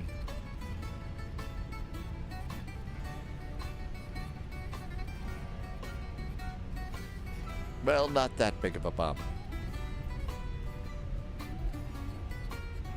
So that was a pretty big little scenery bump. Lights.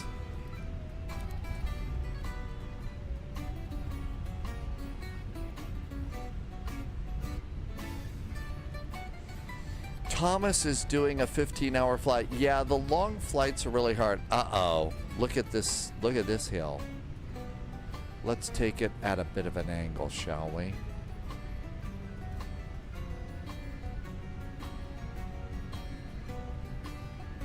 That was pretty wicked. That's right, it's a speed bump. They're speed bumps. Because, you know, pilots are taxiing way too fast these days. There's a Walker, there's an Aegean, and here is the nice scenery for the airport. And I think the sceneries look a little bit mixed too.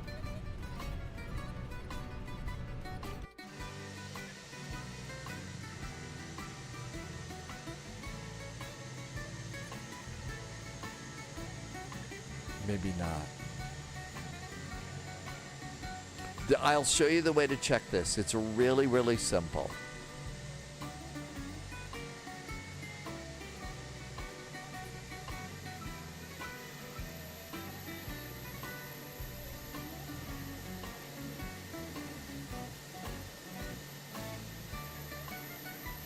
I don't think that this is a proper parking place. Parking brakes on. Normally they only fly the ATRs in here. So, important safety tip on that. And engine number 1. Engine number 2. Off. Stop squawking. That looks good. And fuel pumps. 1, 2, 3, 4, 5, 6. I'm guessing the real pilots don't sing like that. And crew supply, bacon, and seat belts. Deboard the airplane. And let's do Phoenix app. Stairs, GPU, doors, doors, doors, doors, and we made it. The library and the scenery, so I think that something was a little weird with that. But we made it. So we'll take off from here next week. We'll take off from here next week, and we're going to Castlerejo. Time for Uzu. But Speedbird says, yeah, they would only fly ATRs here. Okay, let's show how to fix this. It's really simple. So we're going to go to main menu and main menu here. And what we're going to do is we're going to go into the marketplace and our content manager and just do a quick search for this airport. My guess is there's going to be 2 in there. So you have to wait a little bit. It scans stuff and it's a problem. There is snowy and icy weather. Let's see, speed bumps. And let's do my library. Now, Loviz says there isn't anything to fix. Well, we can't have 2 runways like that, right? We just can't have 2 New runways recruit like detected. that. Luca Welcome just aboard, followed the Agent. channel. Stay sharp. I wonder if I don't have a maybe I've got a freeware. Did you have the same problem, Loviz? Maybe I've got a freeware. And the freeware is what was leaking in there before. Maybe just a crappy payware. Yeah, it could be that too. It could be that too. All right, here we go. Moment of truth. LGKP. I have Kefalonia, LGP Karpathos Airport MXI design.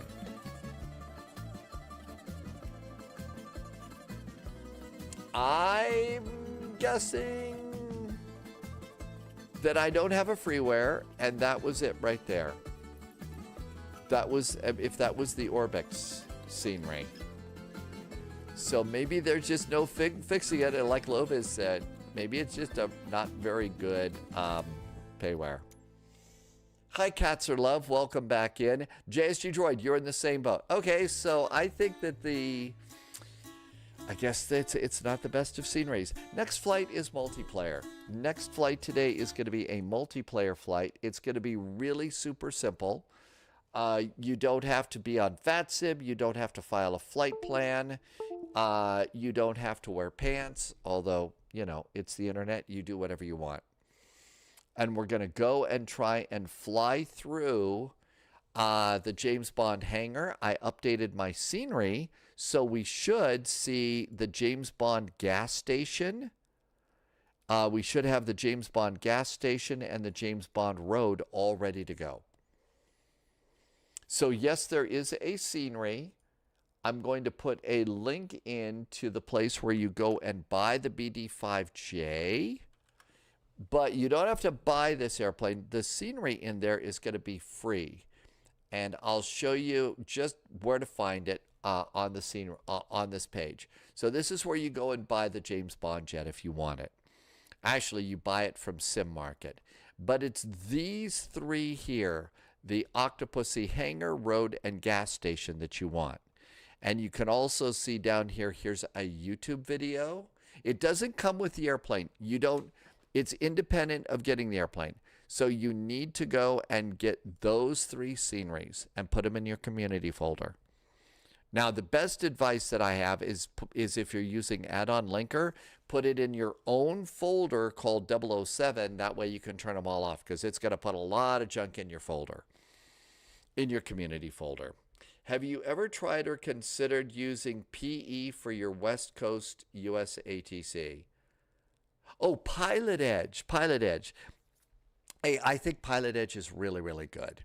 And like Pauliette just said, and thank you for answering that, I never want anybody to not be able to fly with me because they can't afford to do something. They can't afford the membership or something like that. It's the only reason. Otherwise, I think Pilot Edge is great. Sim Caesar flies on Pilot Edge all the time. And it looks great. And the ATC there is it's, you have to know what you're doing. You have to be in the right place at the right time. If you're not, they're going to yell at you. But it's a you pay for that. And I just don't want anybody to not be able to hop in and fly with me because they can't afford it. I don't ever want people to feel left out. Just checking your scenery. You have the same airport building, but no lumps in the taxiways. Really? So you don't have lumps? So I'm the only one that's lumpy?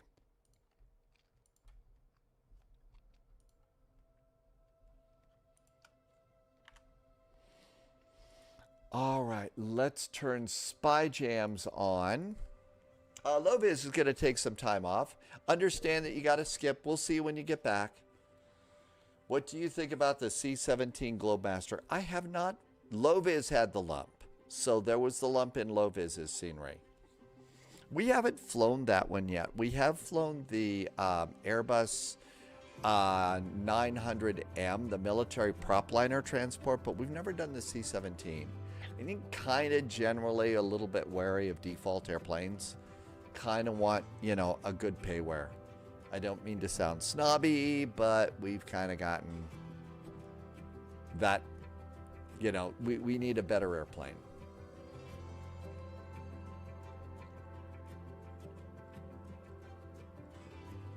Fly and See Santa is Saturday, right? So Thursday we should plan to do. We're gonna do Tromsø to Rovaniemi. So we'll just do that flight as our first flight, so that we can all fly into the Santa airport. Johnny, you're gonna try the seats. See, I think the thing to do is when you get the flight sim, you need to jump in and not judge what you want to do by what you see live streamers like me flying, and listen to somebody like me that says, yes, we're a little bit on the snobby side. We only fly payware airplanes. Okay, we've been flying for a long time, and so we want all of our buttons and switches to work. You're just getting started, and you need to have fun with that. So listening to, somebody talk like that and say that, you have fun with what you're doing. Johnny Brown, you're getting a great new sim tomorrow.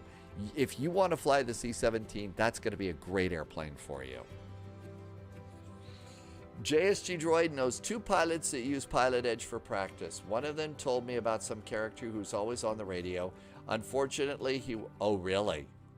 I always thought Sim Caesar played it right down the line on Pilot Edge and on the radio. I mean, the rest of the time it's wackiness, but, so it's Saturday, Slink for Slink. Crispy, yeah, we were going to do that as the first flight on Thursday. So the first flight for Thursday, fact is, let's pop that in. I don't know how to do the O for Trump, so I always have to cut and paste it in. And I didn't spell that right later. But yeah, that's our first flight on Tuesday. Fly and See Santa. We've also got to figure out where we want to depart from. So Johnny's and David, you can't wait. You're getting the game tomorrow. It is tomorrow, isn't it? Maybe one of the things that we ought to do. So after Vectors to Copenhagen, we should go and fly. You know, one of the default airplanes, and just fly one of those.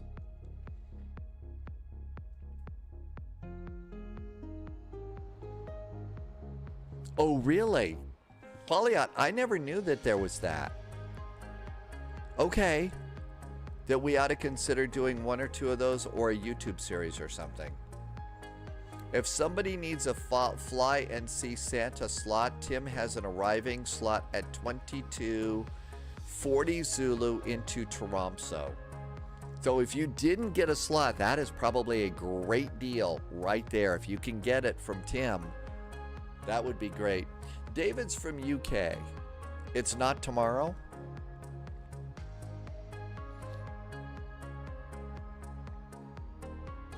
Once you get loaded in, we're going to be going to what are we going to?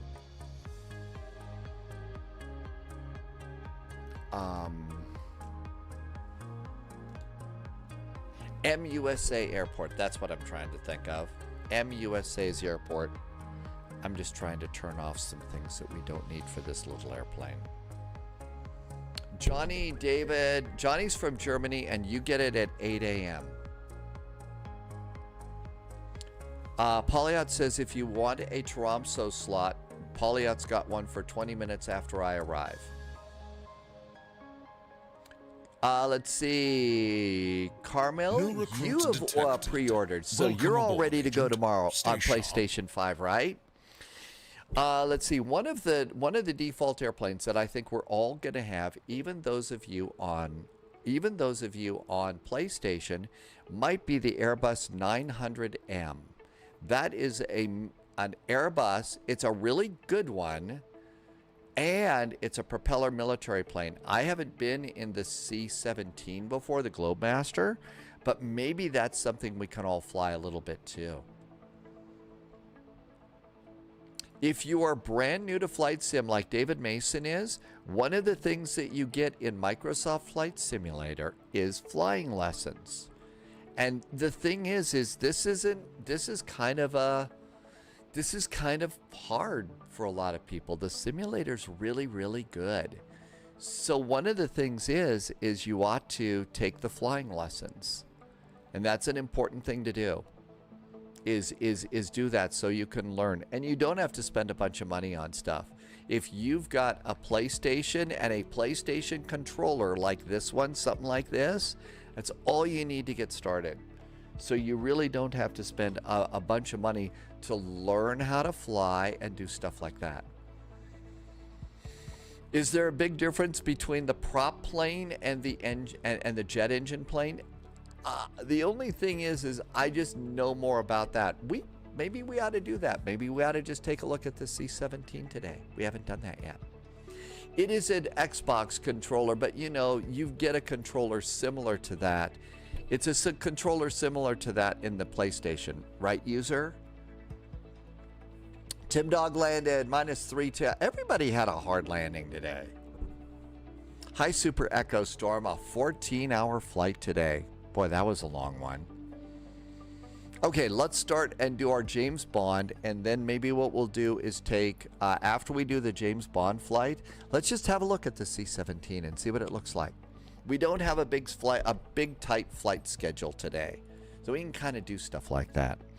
BD5J, there's our airplane. So we'll fly through the hangar and then look at the C-17 airplane. Just see what it looks like. Now let's go and make it look like James Bond's airplane. So go to livery. Danny VDW at a 233. I think everybody had a hard landing today. I don't know what it is something's in the air. Okay, so there's the James Bond airplane at the end. Save and go back. Save and go back. All right, now then, now that we've got this, we have to set ourselves up for multiplayer stuff. So I'm going to go back to the main page, and we need to go to the gear in the upper right corner. And what we're going to do is go to online. And we're going to go to online, and we're going to turn on multiplayer. And we're going to say show multiplayer airplanes in close proximity. So we got to do those. USA West server to start, Crispy. USA West server to start. So you got to do those two things first, right? And we have to go to graphics and go to global rendering quality and go all the way to the bottom. And we're going to do aircraft traffic quantity. And we're going to go, and instead of it turn it off, let's turn it. I'm going to turn mine to high. And then traffic variety, I think we have to turn that to like high too. So we have to do traffic quantity and traffic variety. I think we have to do both of those. Okay? And I think that's it. We're all ready to go. Save and go back. Now let's go back into free flight. And now we're going to go and find our airport. And in this case, it's a fictional airport, MUSA airport. It's got to think about it. And let's come on down here and click on it. And we're going to Cuba. Irvi only turns up the traffic quality. Okay, so you don't do that other one that I did. So you just do the top one. Okay, so here's our little fake airport. Let's take a little bit of tour around here, okay? So what we ought to do is this is the main runway. So I'm going to go grab a spot down here. And what we're going to do is we're going to take off and we're going to do a flight straight out, make a right turn, come back around to this little taxiway. And then this little taxiway, we're going to go slow. We're going to make a right turn. Variety is for AI traffic. Okay, I'm going to turn that one back down. So we're going to make a left turn and come around here past the trees. And that's the hangar. So we're going to fly through the hangar and out. Okay? So we'll do those things. So I'm going to go and I'm going to choose my parking place right now. And don't worry about your parking on somebody else or anything like that, okay? We're not on VATSAM. So now that we've done that, the next thing that we're going to have to do is we have to go and find the gas station because we'll run out of gas and stuff, right? Just like James Bond did. It's a little bit hard to figure it out from this map. But Loviz drew some maps for us. And they're over on Discord. But if you see over here in the start, there's our airport over here. And then here's the gas station over here. So you kind of see it. Now the roads, as you can see, they're really kind of hard to see in the map here, aren't they? They're hard to see. I don't see them there. But one of the places where it does work is with Navigraph. So if you've got Navigraph, you can go and use Navigraph to help us figure out where we're going to go. What we need to do is change the background map from low VFR. We're going to turn it to satellites. Okay? And now let's just set this aside. And if you don't have any of this, just play follow the leader. Just look for an airplane and follow the airplane and you should be fine, okay? So let's go ahead and get loaded in. Oh, before we do that, one last thing you got to do. Flight conditions. We have to do this for multiplayer. Flight conditions, click flight conditions. We want weather to be live, AI traffic to be off, and multiplayer to all players. So we got to remember to do that one, right? Now save and go back. We have to relocate ourselves in a parking place. And I said I was going to be over here. There we go. There we go. All right, we got a parking place. Now let's start. Remember to remind people of making sure they're on the same version. That's right. So if Wabi's right, if you're flying with me and you're on Sim Update 3, then you're going to see my airplane. If you're not, you're going to, if you're on Sim Update 4, you're only going to see people on Sim Update 4. How do you know this is a fake airport? Because we downloaded it from flightsim.to and it said so. I mean, there is not a real airport that James Bond went flying through and stuff. I mean, it was something else completely. Okay, here we all are. There's our airplane. Shift C. Okay, now that we're in the airplane, let's go over. Parking brakes to request ground services. GSX is reminding us of stuff. Let's go ahead and we're going to go and let's activate where we are. So now we're over to Cuba. And now let's zoom in a little bit here. Does this start to look a little bit familiar? So keep zooming in. And now this is the map Loviz made for us. So we're going to see a couple of highways. There's the airport. There's a big highway over here and another one. And then there's this lake. There's two lakes. There's two lakes. Loviz says, wait a minute. This is a real airport, but the road he took off on is just a road. Oh, that's right. Okay. It's a real airport? I didn't know that. I thought this was all fake. All right. So look over here. Let's see if we can't find the two lakes. Hey, look at that. There's our two lakes. So now we can use this to kind of navigate our way to the two lakes and stuff, right? So that works out.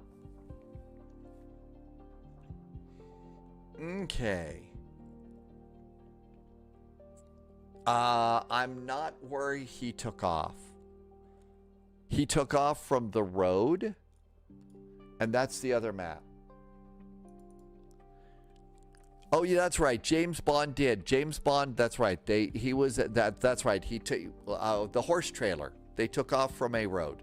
I'm being old and taking off from the airport. Okay, I think we're ready to give this a start. Shall we give it a try and see if this will work? Okay, so you can see other airplanes here. So there's some other airplanes. So now we got to go and start our airplane, right? All right. When we have that scenery of the road, maybe land on the road so you see the scenery. I thought that the road was the road coming into the gas station. Is the road you're talking about the road that James Bond took off on? Am I clueless? Don't answer that.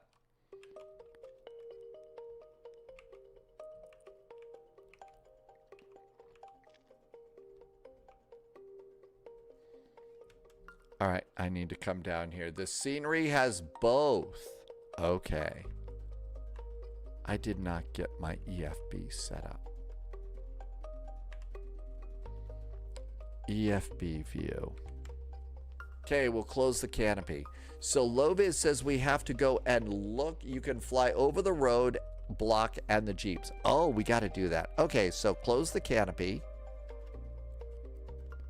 And let's start the airplane. Ready? Let's first look over at the airport that we're departing from. And let's go over to Havana Airport. And look over here. Open Jose Marti Airport. The altimeter here is 1015. Which I'm practically certain this one is only in inches of mercury. Of course it is. Okay. Of course it is. All right, let's turn on the airplane. Master switch. Oh, we ought to add a little gas, right? Click the iPad. Aircraft.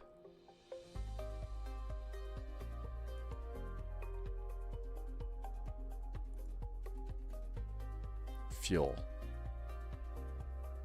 I think let's quick fuel. We should have a little more gas for this. Okay, let's do avionics. We are a spy jet, so we don't want to turn on our nav lights or anything and give away our position. I'm going to open my throttle a little bit here. Open up our fuel flow.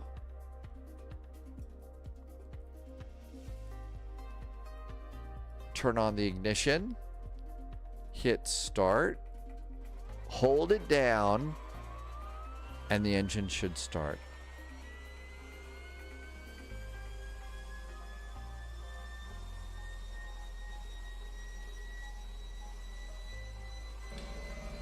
There we go.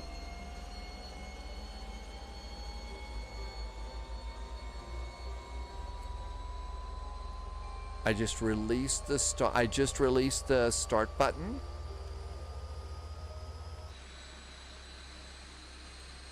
Now then, the airplane does have reversers. So I'm going to make sure my reversers work. I've got reversers. Reversers work. Good. That'll help us slow down. Okay, we do have flaps. And they're little baby flaps here. Flaps 1. Okay, we're ready to go? Let's taxi to the end of the runway, do the big loop-de like I said, except we want to go and look for the road. We want to go and look for the road here. We're done with the EFB. Okay?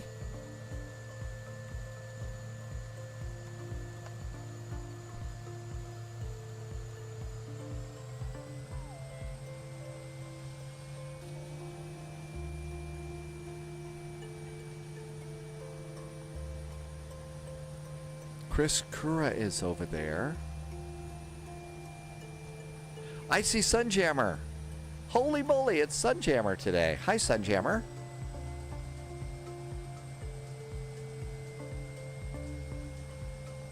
You could buy the plans for this airplane at their original website.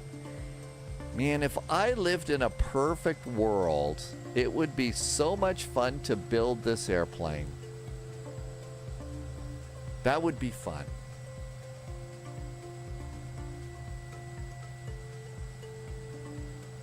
Well, when was that movie? It was a Roger Moore movie, so it had to be in the 1980s, right? Oh, that's you, Cohen. Okay, I remember now.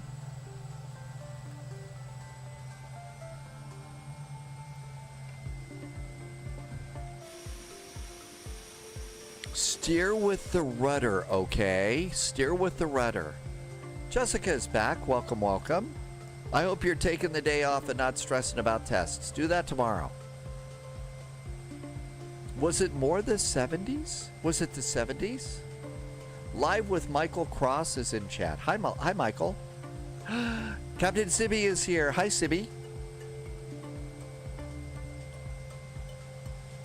It was 1980s.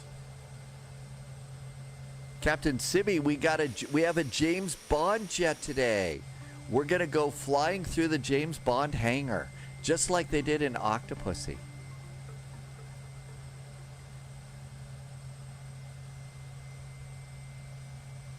It's scenery that'll work in either Flight Sim 2020 or Flight Sim 2024, Sibby, so the scenery is free.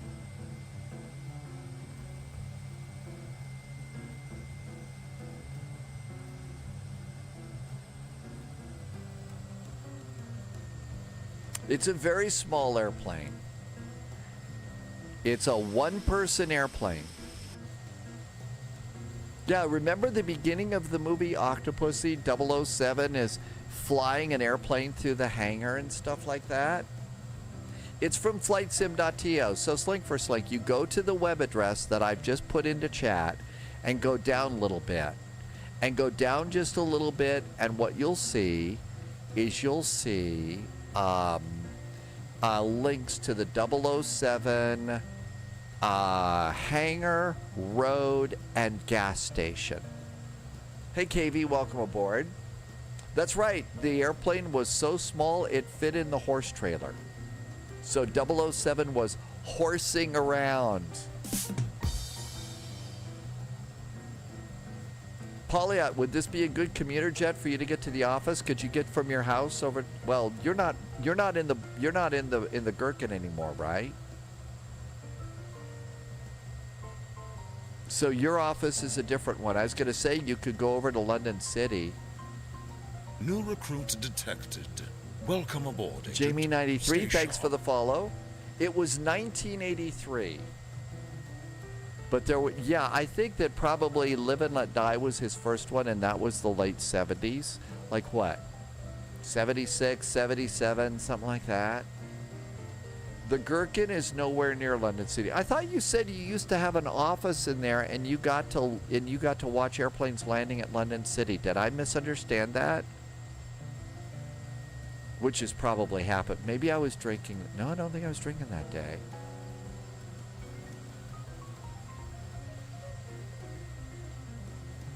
Yeah, I thought it's on approach to one of the runways. What's the favorite James Bond film? Boy, that's really hard.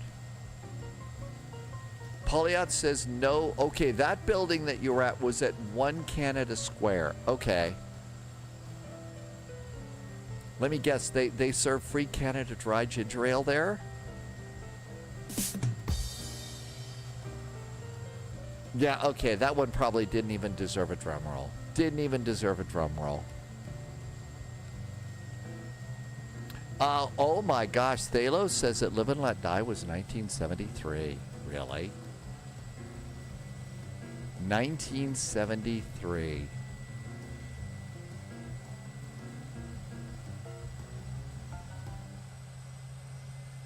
And now 1 Canada Square is owned by Terrence and Phillip.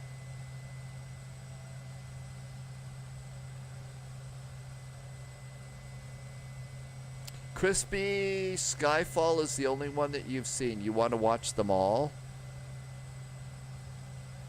They've got some good ones. They do. The one of the Roger Moores that I remember was For Your Eyes Only. That one was really good for skiing. I saw there was great skiing in that one.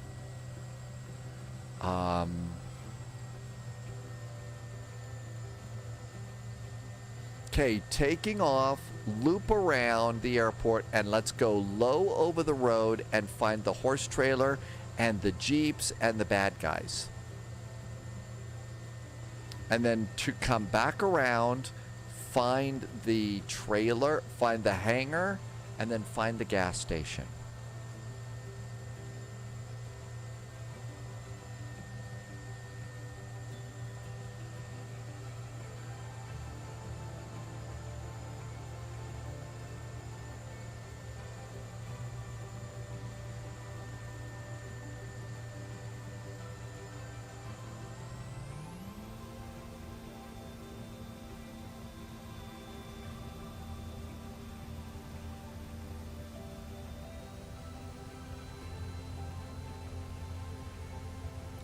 There we are in the white zone.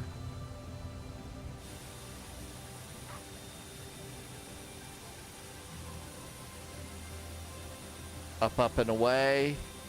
Gear up. And we don't want to climb too high, and we don't want to get too fast.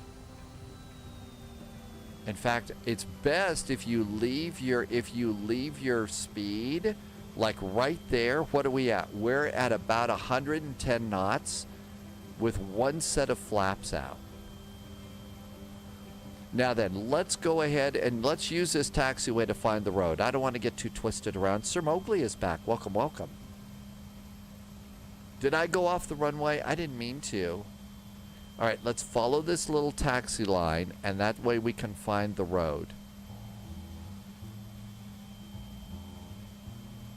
Which is just really right on the other side of the fence here.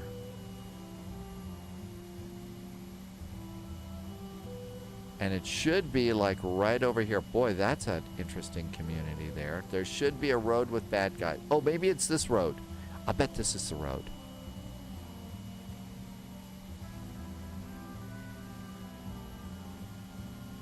That doesn't look right, does it?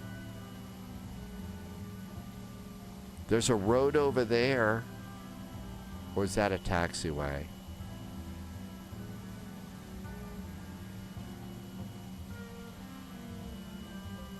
That's a nice road. Hey, there's the bad guys' Jeeps. There they are. That's the checkpoint. So this is the road that James took off on right here. All right, let's go and touch and go there and buzz the Jeeps.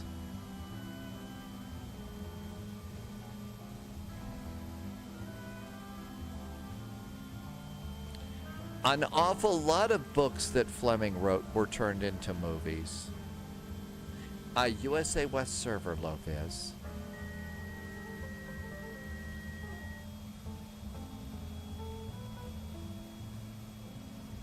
There's the road.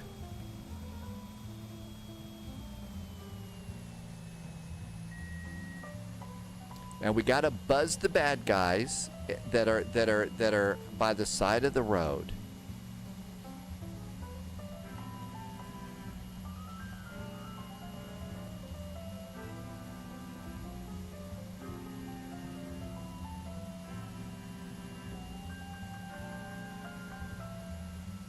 All right, stirred up the guards. Now let's give ourselves a little breathing room and come back around and fly through the hangar.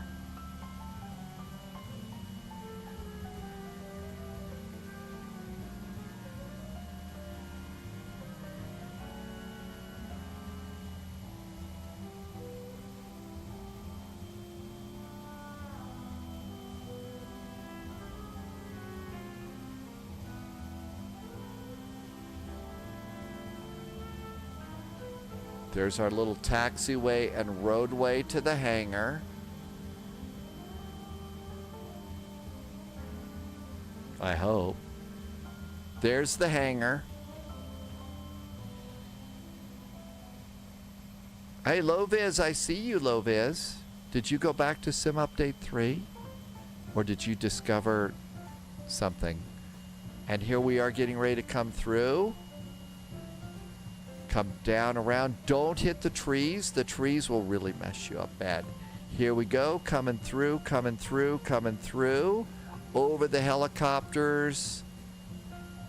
And destroy that. Floor it, and up we go.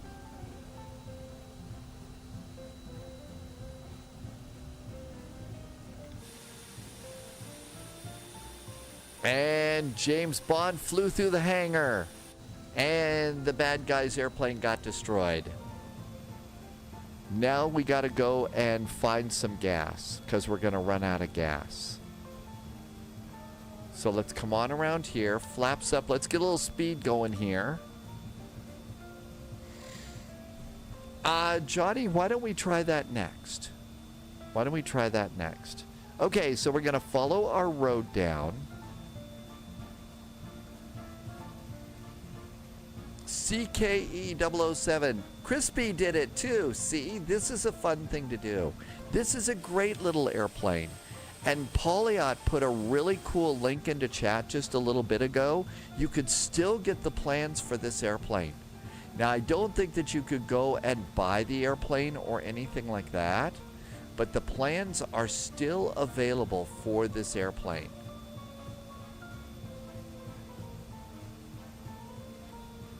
And I just clicked on it. I thought I clicked on it before. Okay, I clicked on it again. So here it is. A real airplane. Oh, this is going to be fun. I can't wait to look at that website. Okay, coming up on a big old highway here. So what we need to do is we're going to follow this highway around. So let's go over here. That's right, somebody should do chitty chitty bang bang here. All right, that should take us to the road. They sell the original plans and they have a book.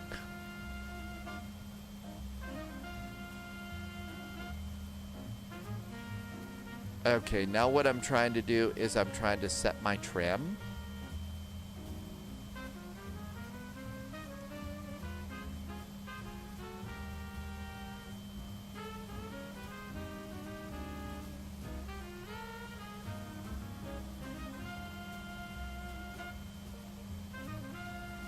And we're gonna go, and basically we're pointed towards the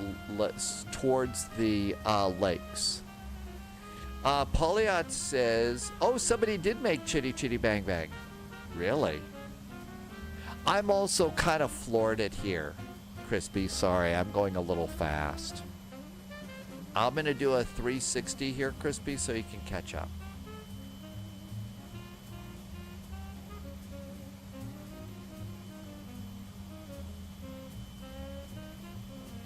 I've actually seen one of these airplanes up close. There is one of these airplanes at the Pima Air Museum in Tucson, Arizona. So I've actually seen one up close.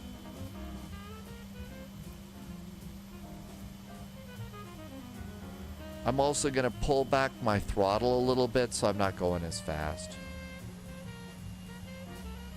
I know, JSG Droid, if I had a place, okay, I see you over there.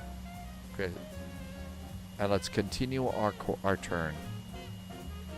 But yeah, if I had a place where I could go and, you know, a garage to build it in, and you could still order the kit, and, you know, perfect world like you just said, JSG Droid. Love to build one of these. Put some modern avionics in it. You know, some modern avionics in it. And you could, you know, use this as your airplane to go flying about and doing things. That was a fun movie, which, by the way, written by Ian Fleming.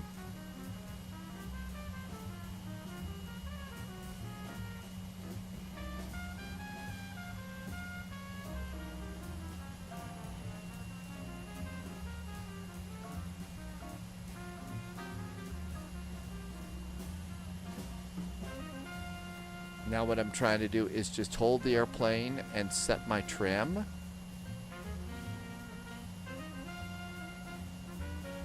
To hold about 1,000 feet. Sunjammer just buzzed us. I believe that I saw a YouTube video that says the original Chitty Chitty Bang Bang is in a private collection that goes around touring and stuff in the UK.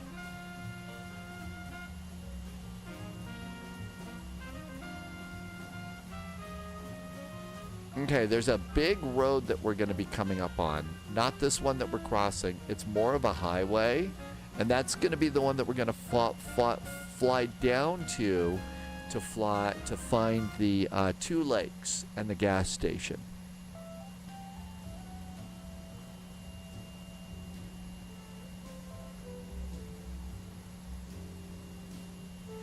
We're going to try and it sounds to me like we have some people in chat that are getting Microsoft Flight Simulator in the PlayStation tomorrow, and they want to fly the C-17. We've never been in the C-17 before. So what we ought to do is we ought to do a flight in the C-17. And let's just go ahead and see if we can make that work for tomorrow. And then I was going to take the MH60, the Miltech helicopter to fly to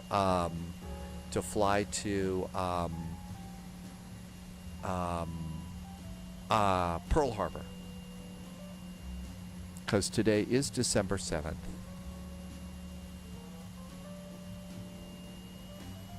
All right, here's our road that should take us to the 2 lakes. Maybe what we'll do is, since these are, you know, we're kind of doing some flying for people who can't I don't think that's the road. That's not the road. So we could stay in multiplayer for a while. And Polyot says the C-17 is quite nice. Let's see. Aram Love, and I can't read the rest of it. Hello and welcome. Okay, we're looking for, oh, maybe that's it. It's hiding underneath. There it is. Maybe that's our road. That's the road that'll take us to our 2 lakes. Loviz says, follow me. Do you have a sign on the back of your airplane that says, follow me? I don't have PlayStation. I'm on PC. But we're going to find an airplane that we can fly on PlayStation for tomorrow. It's the C-17. That's the cargo Boeing jet, military jet, and we're going to try and do that. Loviz, I see you over there. You are in Sim Update 3. I'm going a little bit slower. We have a few people that don't have fast airplanes.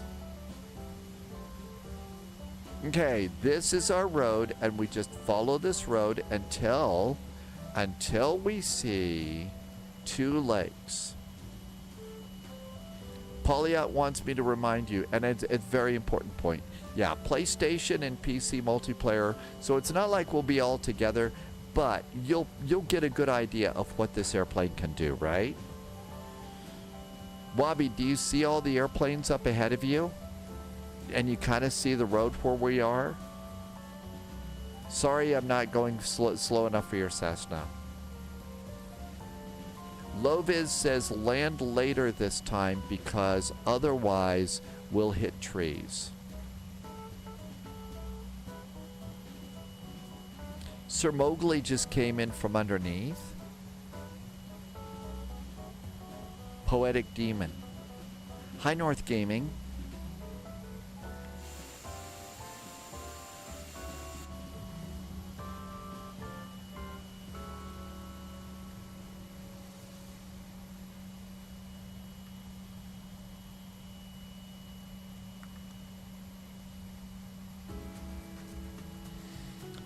Eclipse says we should fly out of Charleston's KCHS. That's where C-17s are based. I'm a little high.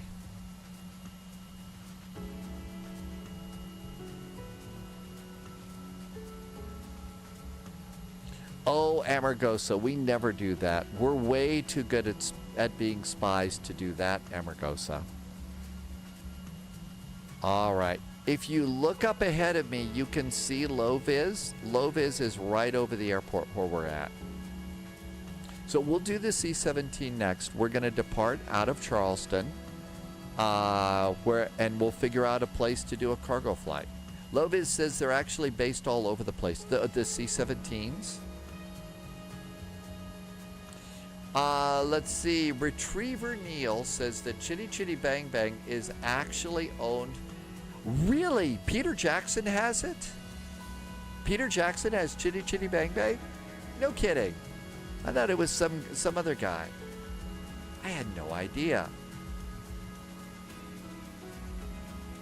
Loviz says we could fly the C-17 in Hawaii if we want to. So Polyot says maybe what we'll do is take the C-17. Is there any which one is there any military flying out of like Hilo?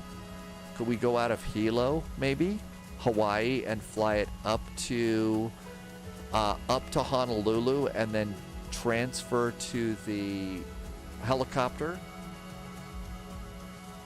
So maybe we do Hilo, Hawaii. Loviz says we ought to go to Hickam Field. That's not the grass thing in the middle on Ford Island, is it?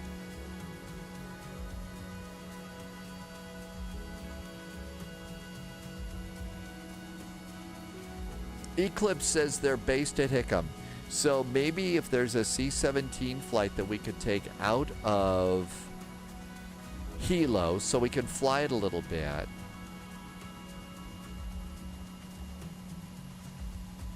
And then transfer over to the helicopter, to the helicopter.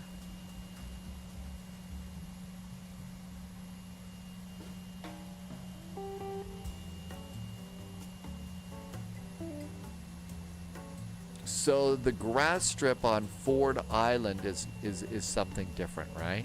AMG, welcome back. Oh, you'll be back. See you in a bit.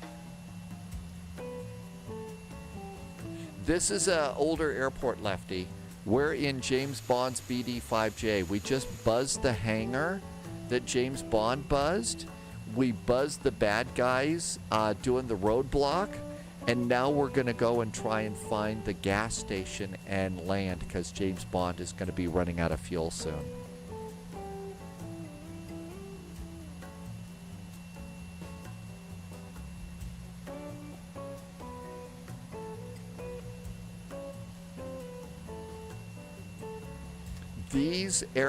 The scenery that we're using for this, this is the little BD-5J airplane. This is a payware that you can get for Microsoft Flight Simulator. And the sceneries that we got are free at flightsim.to. I put links in for you for the airplane and also the freeware scenery for the James Bond stuff. We do an awful lot of spy things here.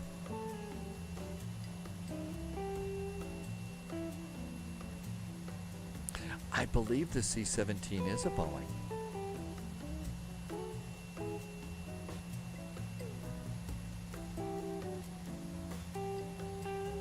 You could put a picture over in media on Discord.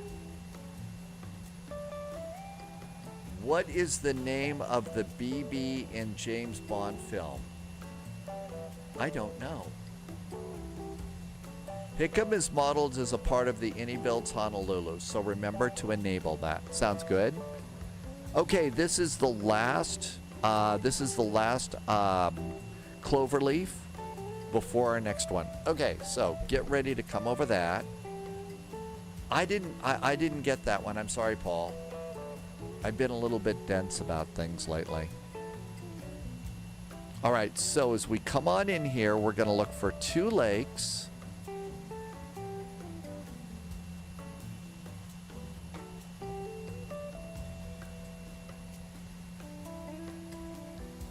Yeah, so it's part of the scenery from our Honolulu airport. So we just go from there. Hickam is going to be, it's off to the east of the terminal, right, Eagle Eye? It's off to the east. Flaps 1.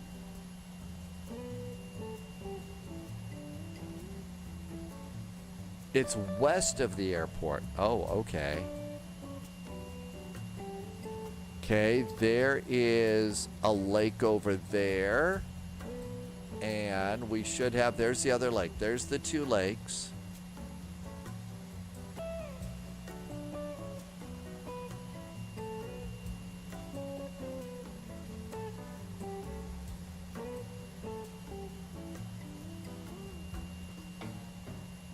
And the gas station is just beyond the lake off to the right. Peter Jackson got the original a long time ago. There are 6 Chitty Chitty Bang Bangs around the world. No kidding.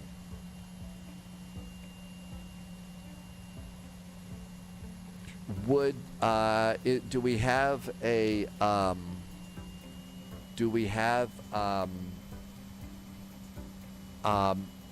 military base on the Big Island, on the island of Hilo that we can depart from? I know we normally depart out of Kona. Maybe we should go over to the main Hilo airport. Okay, there's going to be a road that we come over.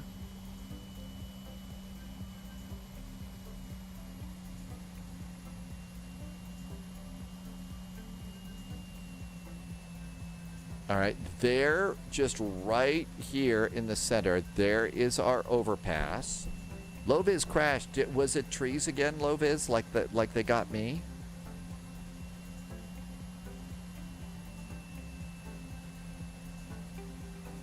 Eclipse says there's an Army airfield.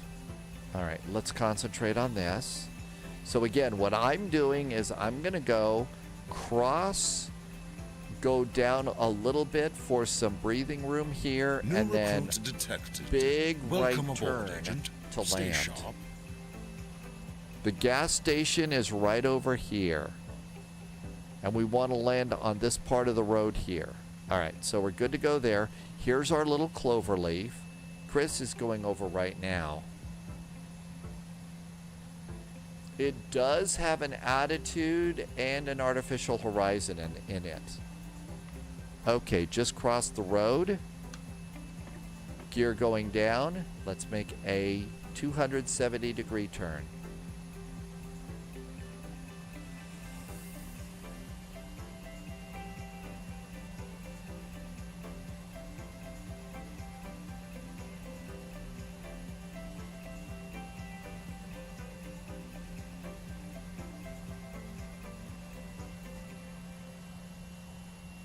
There's our little road there. Tighten it up a bit. There's the road. There's the overpass. There's the roadway.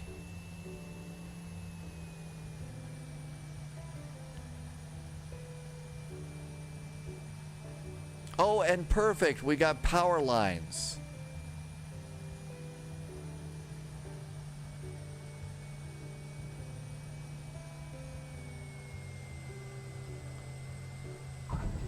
Oh my gosh, terrible.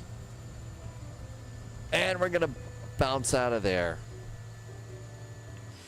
I was way too hot there, wasn't I? Let's see if reversers will get me out of this. I don't think reversers are going to get me out of this. You know what will get me out of this? You know what's going to get me out of this? Pushback helper. Let's connect the tug. And let's go reverse. When all else fails, get pushback helper.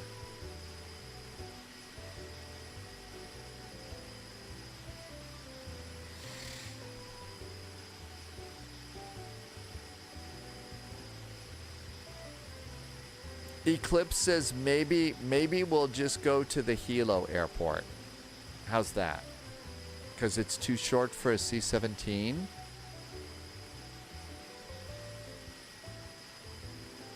Stop. Release the tug. And let's kind of taxi over, see if we can't find the gas station here.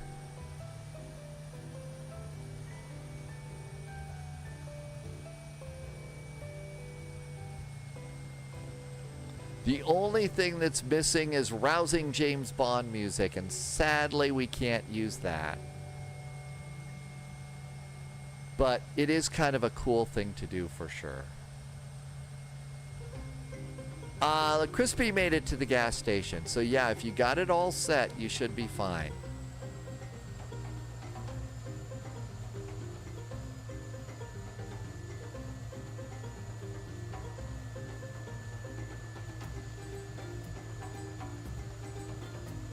Man, this is a real lumpy roadway here. Hi, Cold Nebo. Every bit helps. Cold Thanks, Nebo Agent. just dropped some cheers. Cold Nebo, thank you for being so cheerful. Hey, thank you for some nice cheers. That was like, what, 300 bits. Thank you so much. That was really nice. Welcome in, Cold Nebo. Oh, we're going to need a little power here.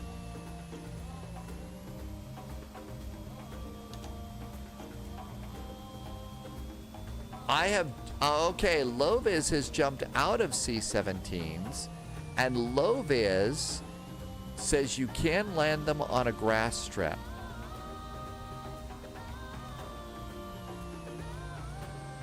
And there is the gas station.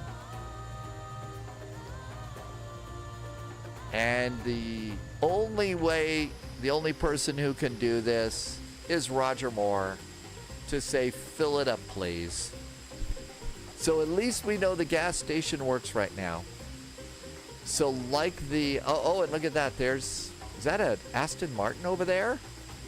That looks like an Aston Martin, a rusty Aston Martin over in the garage. Oh, it's not rusty. That's an Aston Martin in the garage. waiting for 007. So we've got that all set there. Yes, Q had it all set up. All right, we got that done. Man, that's a really rusty tank over there, too. Look at the rusty thing there.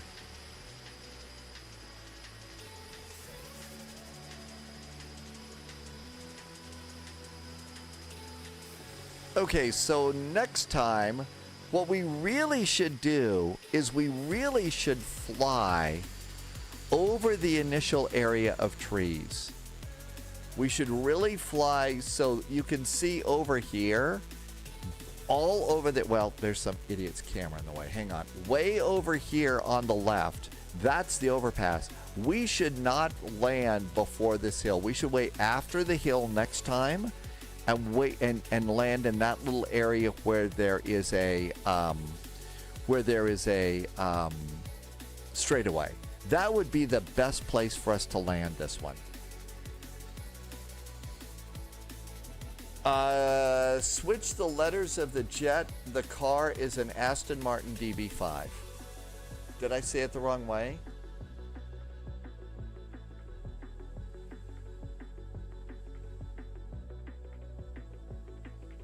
Okay, so we ought to try this one. And what we can do is, this seems to be a little popular for right now, so why don't you take an opportunity to practice, and let's try it for our second flight a week from today. We'll try this exact same thing. We'll take off from the road and not from the runway. So we'll take off from the road next time, and we'll go there and do that.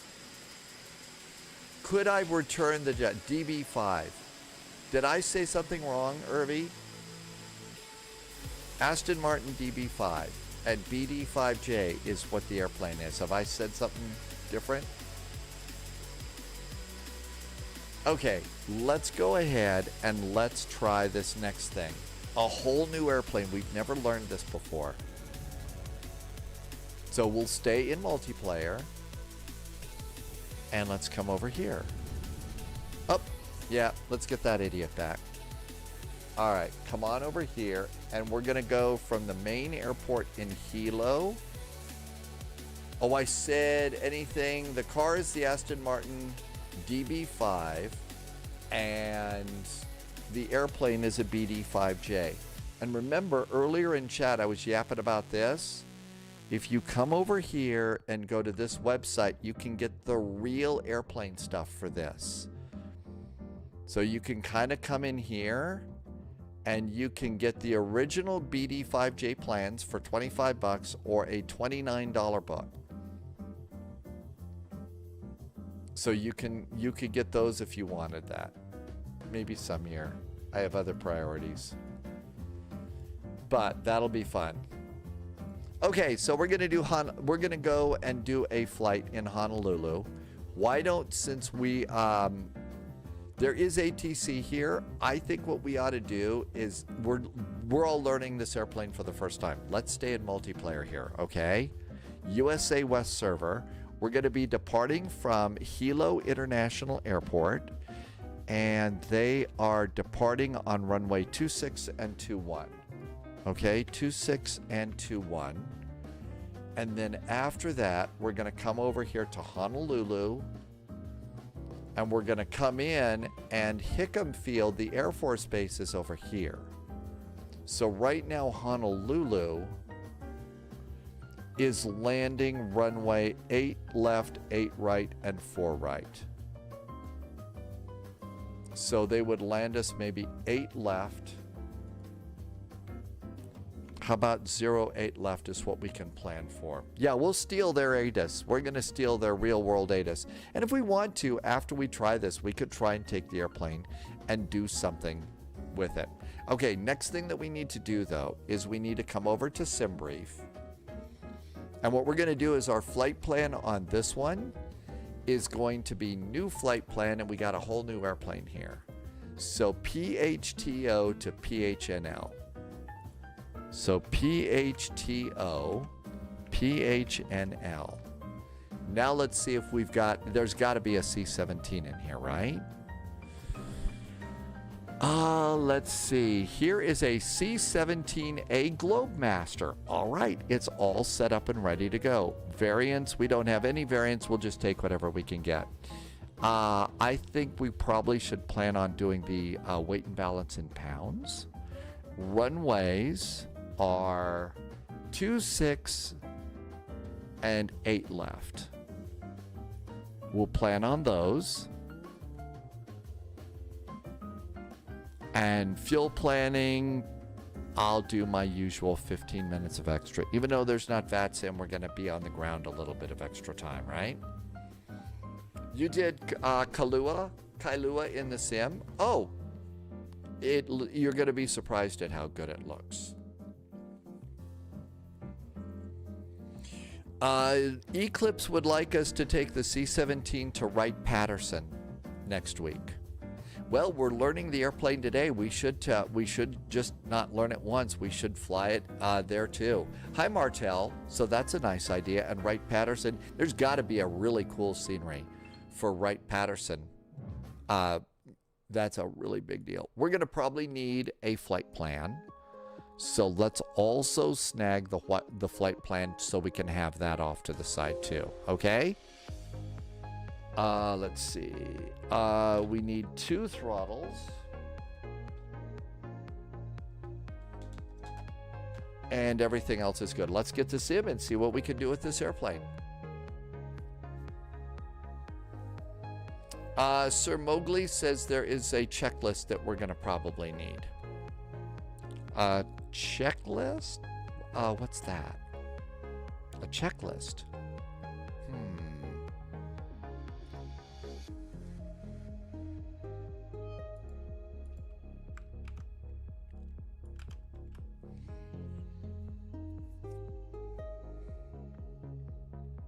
Okay.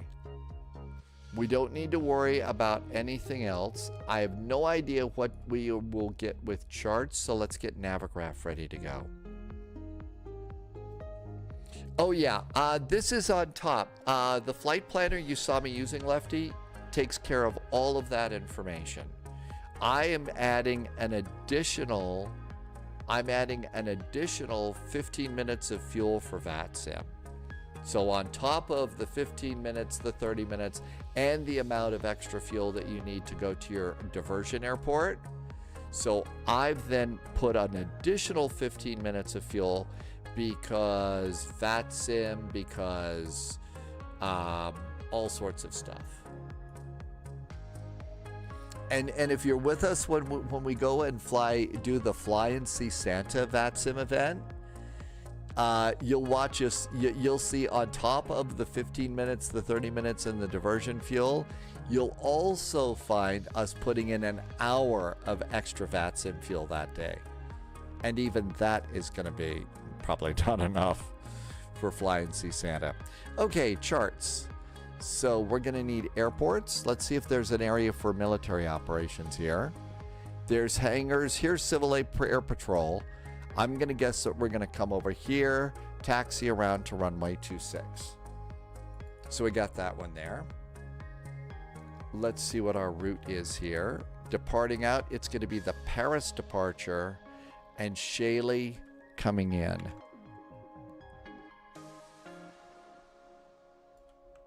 And SimBrief in its wisdom said flight level 380.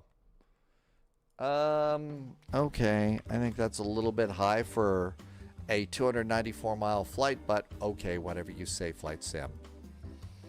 You're the boss. So let's go and get our SID. Our SID is going to be the Paris departure. And for Paris, basically, chug, chug, chug, chug, chug, right turn before you hit the volcano, and out we go. All right, any minimum... Initial climb, blah, blah, blah, blah, blah. Blah, blah.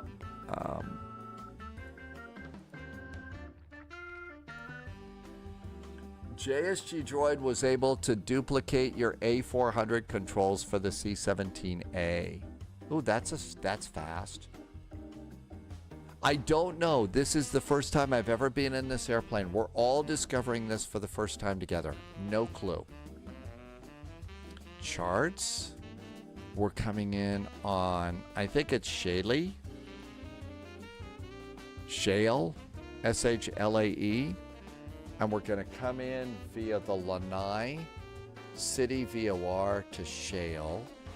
And that's at 4,000 feet. And we're going to expect 8 left. And then we'll need a taxi chart. Okay, so we got all that in case we need it. Crispy, PHNL. PHNL. Oh, I know you're over there, Coney, and I can see both areas of chat. Both chat is in a single box, so yeah, I know you're over there. There's just some chat that I'm not going to get to, especially as we kind of learn our way through this airplane.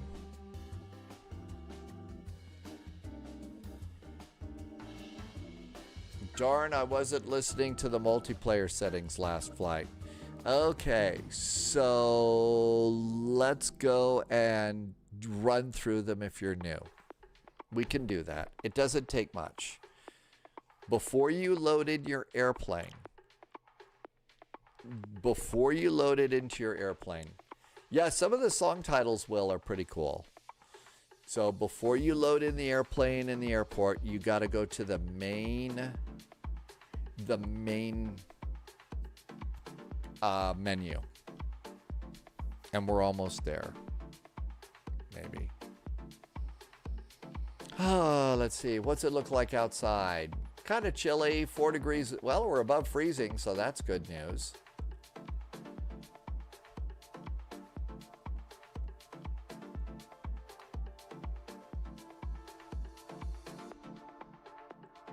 Still on Sim Update 3.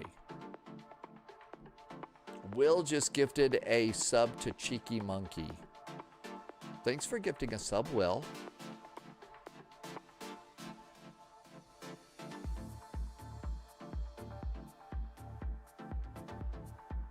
It seems to stall a little bit here now.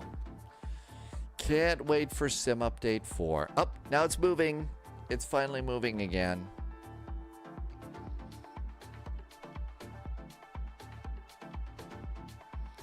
Loading unusually long. Log saved. Okay. Let the movies play just a little bit here. It's like opening a bottle of wine. Let the simulator breathe just a little bit because it's still downloading stuff and setting stuff up. Even though it says that us humans can actually do things, I wish they would just let us, tell us to stop. Okay, setting up multiplayer. Very simple.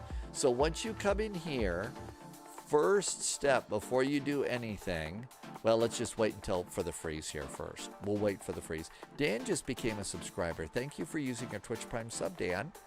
Welcome on in.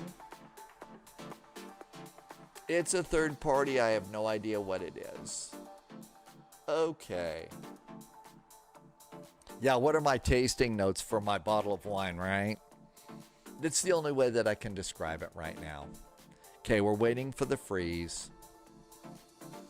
Okay, now we're all ready to go. Step 1, click the gear. Step 2, go to online. Step 3, engage multiplayer, engage show multiplayer proximity, and select your server. Generally, we're flying on the West USA server. Okay, that's your first round, right? Step 2, graphics. Global rendering quality, all the way at the bottom. Come all the way down to the bottom here. Airport traffic Subscriber quantity. confirmed.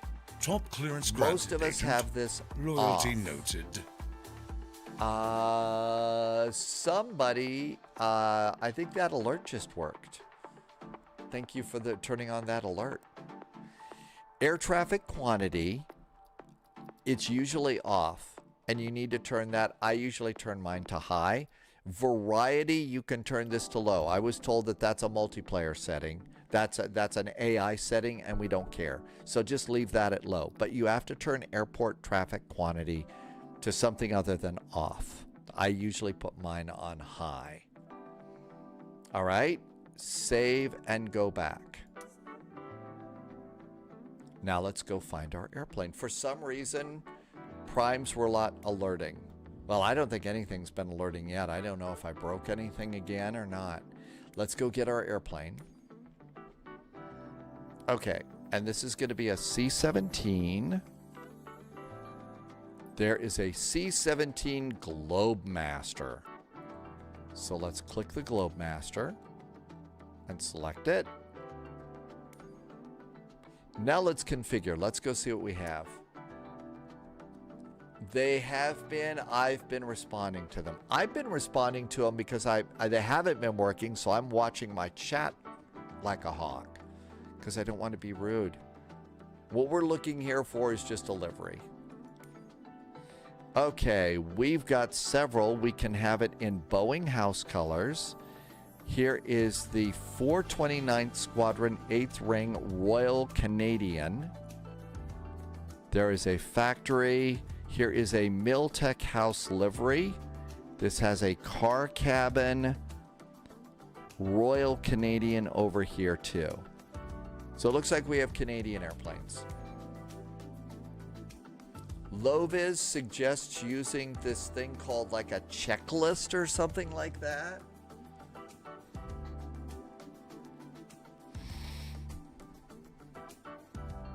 So we've got those, or we've got the Boeing livery, or a Miltech house livery.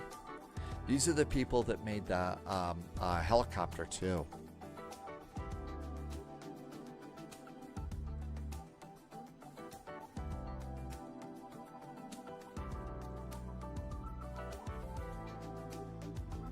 Okay, so there's the Miltech livery. I don't think we want to do the house colors. Let's just go with the original one. That's good. Dad Game Time is here. Dad Game Time said Spy Hat. Yeah, I think we can't use Airbus. I think we have to use a Boeing for this, don't we? We need Boeing for this. Hi, Slurdy Bart. Welcome aboard. Welcome, welcome. Oh, I have to RTFM too, right? Jeez. All right, let's select this one. All right, this should be it. Let's get a Boeing hat. All right, we're good to go there. And let's just use this one.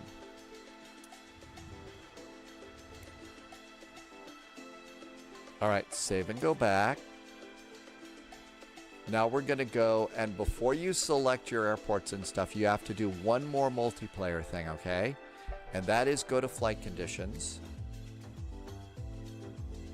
live weather, AI traffic off, multiplayer on.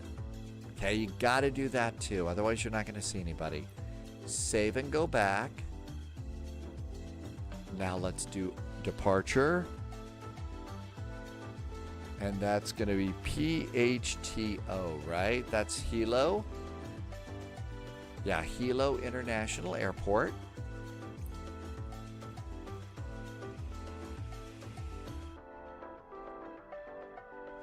Johnny Brown has seen this airplane fly IRL. Now let's wait for the map to load in. Hi, Nicholas. Welcome in.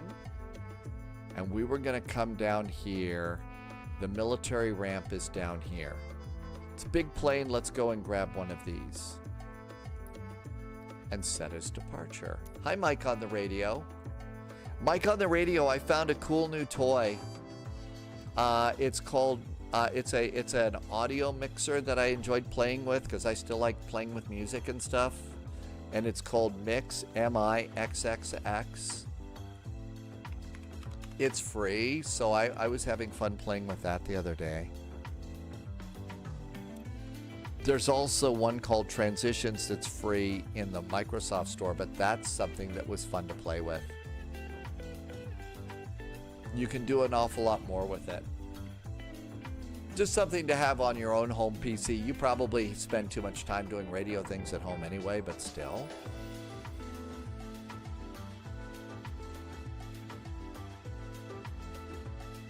Okay, here's our big plane. Oh my gosh, see, we got all sorts of C-17s here.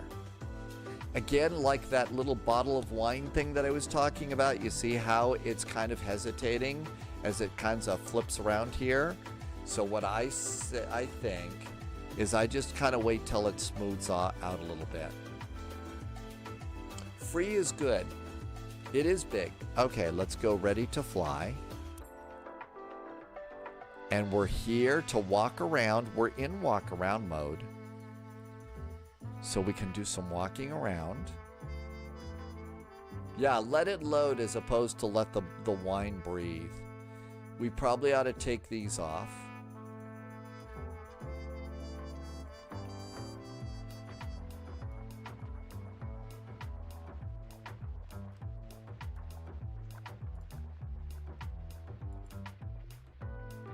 And now we're in the cockpit. Gotta set up some views here. So let's make this our main view. All right, just some general things here. I'm gonna go and do my big instruments like I always like to do here. Put it right in the middle. Big instruments. This is so we could just see everything. Okay. We're gonna need an autopilot view, and I'm gonna guess this is the autopilot up here. And I'm just gonna get a little bit closer in like this, and we'll see how that works. So we'll call that autopilot view. All right, now let's see. Do we have McDo's or FMCs? We do. I should probably not call them McDo's. All right, let's just call that FMC view. Now we probably have the EFB down here. And so I'm going to get an EFB view.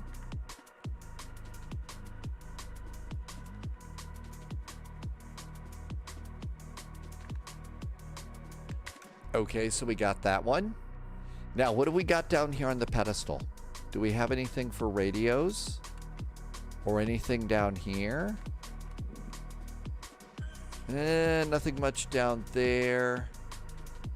Let's go ahead and just have that as a radio view. Now then, I'm going to have to do a little work here. So I'm going to have to change just my controller configuration here real fast. And it's easy to do. So right now, like everybody, I've just got two levers for my throttles, left and right.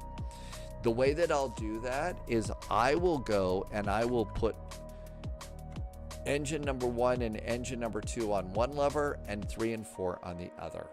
So let's go ahead and do that. It's easy to do. Hit escape.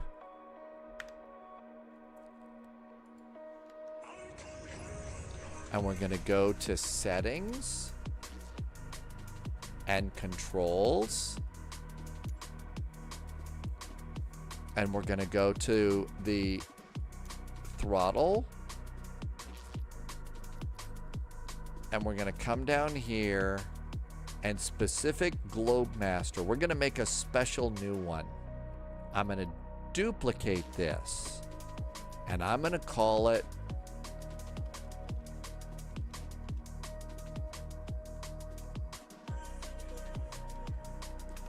C17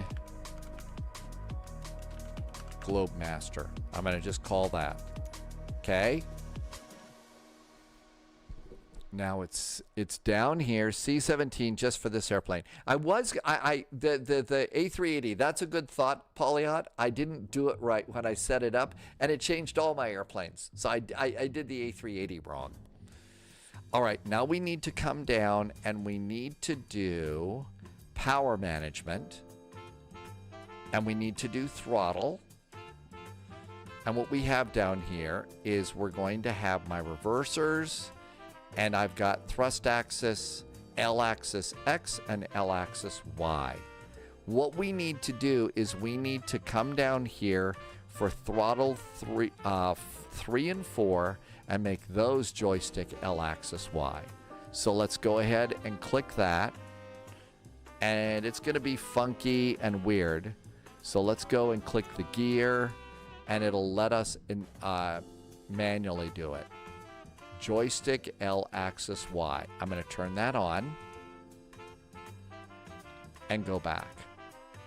Now what we're going to do is go down a little more and do engine number 4. And we're going to do the same thing. Joystick L axis Y. Joystick L axis Y. And go back. And then we got to do one more thing. We got to go up a little bit now, and we're going to change this to joystick L-axis X. So we'll come down here, turn on joystick L-axis X. It's going to flip us back up to the top, turn off L-axis Y, and that should do it for us. And I've saved this over here into my C17 Globemaster, hopefully. And save and go back. And get back in the cockpit. And now let's see. So this should be engine 1 and 2. It is. And that's engine 3 and 4. It is. Cool. All right. Let's see. We've got autopilot. We've got, I believe that's radios. We've got big instruments. We've got, oh, we need an upper panel. We need the upper panel here. Oh my gosh, I have no idea what we're doing. Okay, so we needed an upper panel view. And then we should, I usually like to have a big cockpit overview. Oh, there's somebody sitting there. And I like a big cockpit overview here. And then the other thing that I can do is I've got 2 more buttons left. Hi, Yuval, welcome aboard. So if we come over here,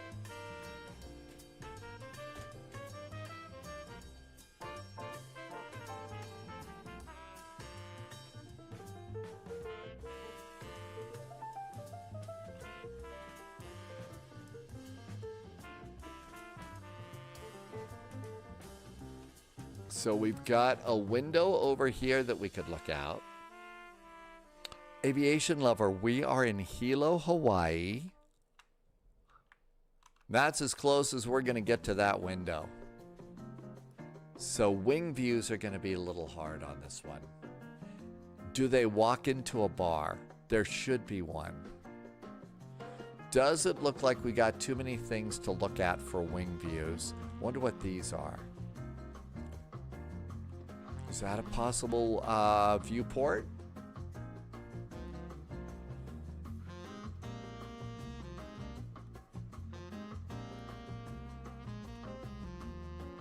You really can't see anything out there. So what we'll do is we'll just do... We'll just do a view like this for now. And we'll mess with that later. Got a lot to learn about this airplane. All right, let's go back over here and let's see what we have over here. So here is an electronic flight bag.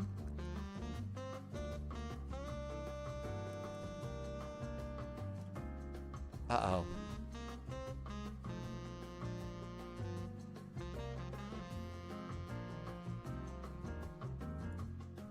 Hold it down, maybe? Usually with these airplanes, you start by clicking the electronic flight bag and, holding it down. You have to turn on the battery for it to work. Okay, the batteries are usually up here. Let's see if we can find the battery. All right, starter. Here's some electrical stuff over here. Bus, emergent battery. Look at that right there.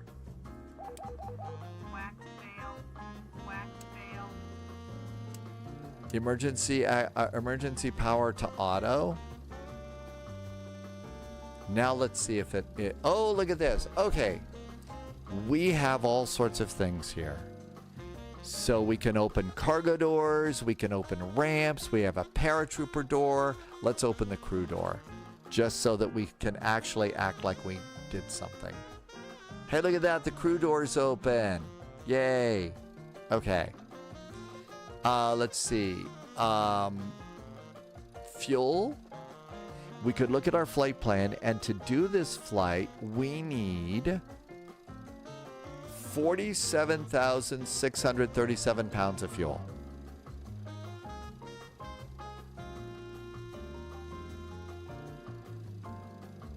right now it says we've got a lot more fuel in there. Can I change it? Maybe we change it through the other EFB. Let's look at payload.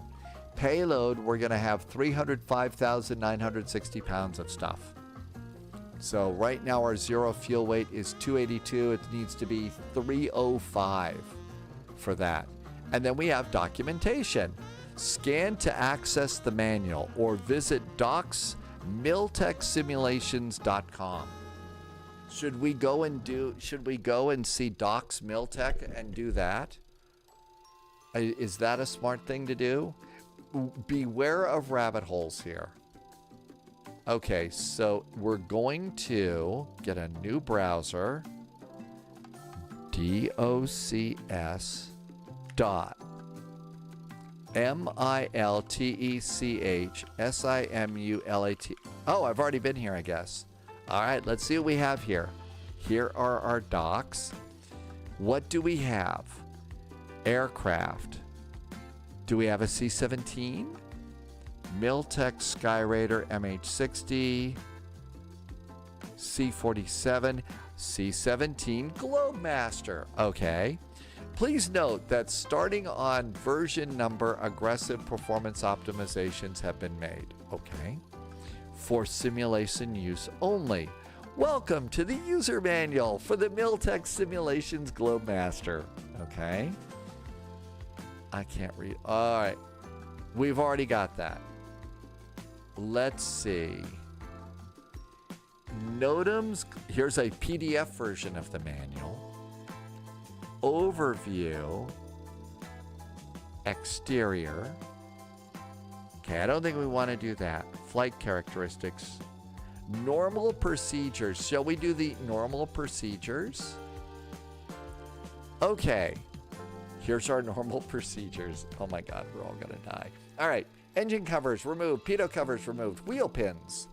I don't think I removed the wheel pins. Front gear tire pressure. I don't know if we're gonna do that. Okay. So I know we did those. I don't know that I remember doing wheel pins. Is that something we can do over here? Engine covers are off. Ramp slide. I don't see wheel pins and stuff. So let's look over here. Is there a wheel pin in here? This is going to be bad. Yes, just you should know it's going to be bad.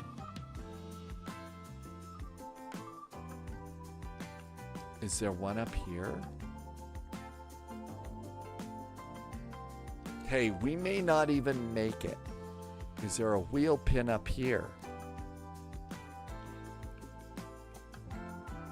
I think that if there was something to remove, there'd be a little tag or something like that. So my guess is probably not.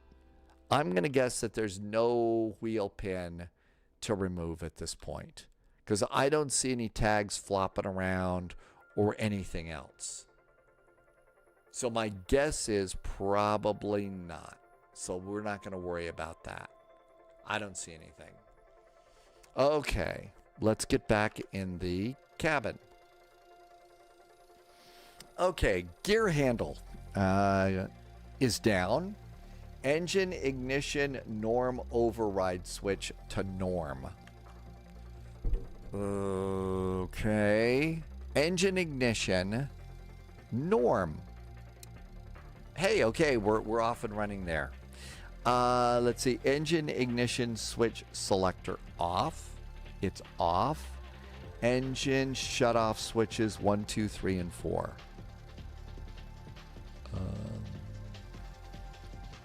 I'm gonna guess that's these guys here. Ground ops power switch off. Ground ops power switch. Battery, emergency power. I don't see that. What we also need to do is we don't actually have this loaded correctly, and we may need to use this to load it correctly. Because right now we're not loaded right. Flight performances. Maybe we ought to do this. Mass and balance. So let's see. This is a preview of your airplane seats. We don't care. Fuel. Let's see if we could put fuel aboard. According to the flight plan, we need 47,637 pounds of fuel. How much do we have here? That's total mass. Pounds. Let's switch to pounds. There we go. There's pounds. We have 122,613. We only need 47637. So let's slide this back.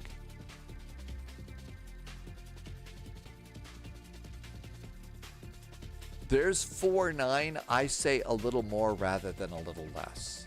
Okay? That's about as good as that's going to get. And let's go load that.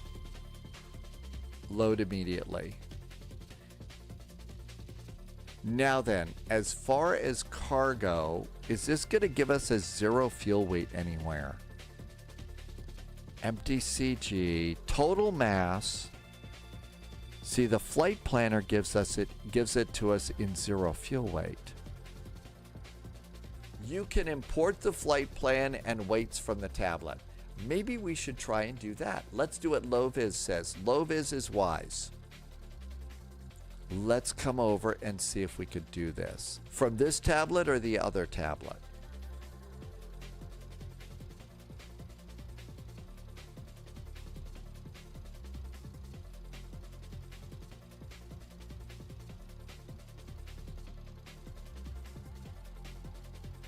SimBrief on the tablet, you're sure does that. It's this tablet. Okay, let's see if we can find this here. Configure 0 fuel. Oh, look at that. We have 0 fuel weight there. That's good. Okay, that didn't do good. Go down to the bottom of that page. All right, I went to the wrong place. Aha, let's go down to the bottom here. Rules, final reserve. Maybe it's down here. No. Go to the right. Ramp weight. Load payload. No, that's not it yet. Bottom of the tablet, far right. You mean this? Pilot book, flight planner, aircraft. New this thing recruit right detected. here. Welcome aboard, Hey Agent. Herzog, Stay welcome sharp. aboard. I like the blind. I don't think that Loviz is blind. I'm the one that's blind here. I have an idea. Loviz knows what Loviz is doing. I'm going to come over to Loviz. I'm going to go over to Discord Loviz. And I'm just going to launch the... Okay, where is the chat channel?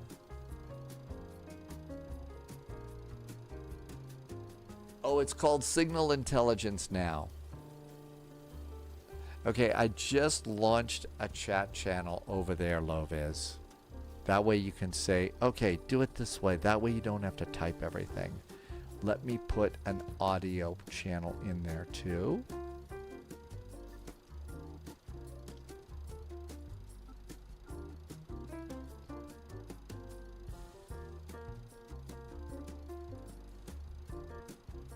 Okay, there is now a voice channel over there, and that should be good. Let's turn that to about half. That will be better for Loviz. Okay, looks like you do not have the SimBrief dispatch set up. I probably don't. I've really never used this one before. Default app. Settings. I hear somebody over on Discord. I probably have never set that before. I just logged in. Can you hear me? I can hear you. Hi, Loviz.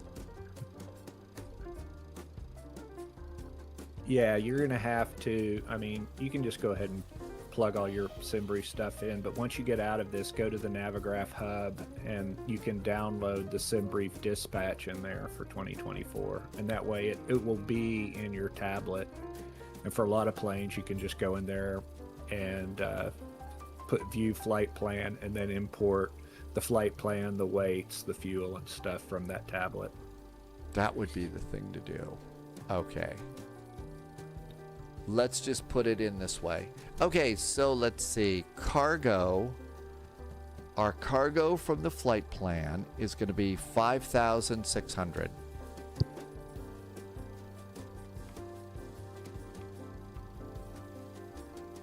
$5,600.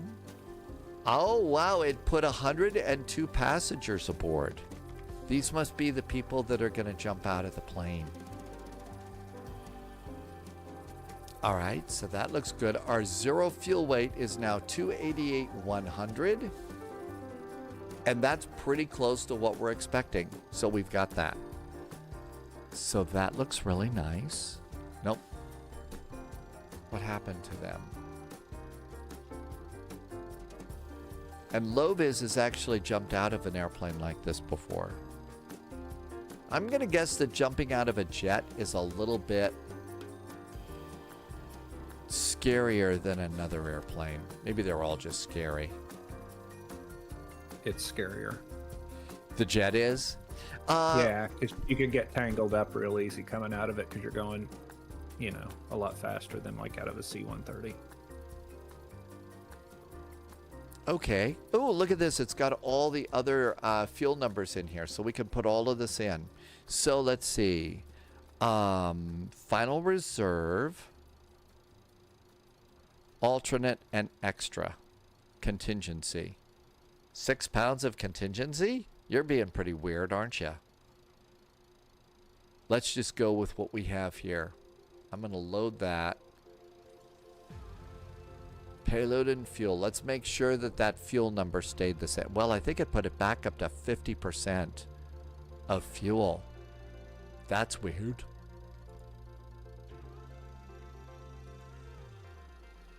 Eric, welcome in. Yes, it is nice to have low vis here. Did you do the fuel correctly? Okay, now I put my fuel to 0. So let's put that back in. 47637.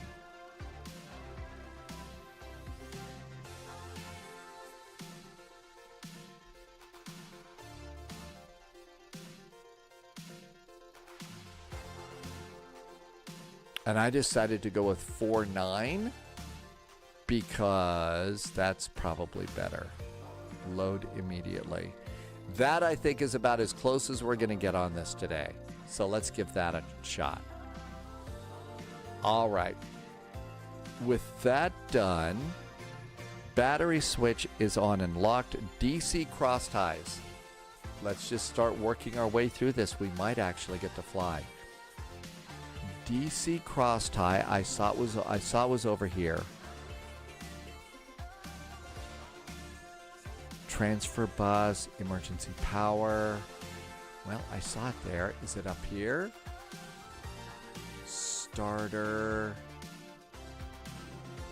I hope I'm not. If you're, we're hoping to fly this airplane tomorrow in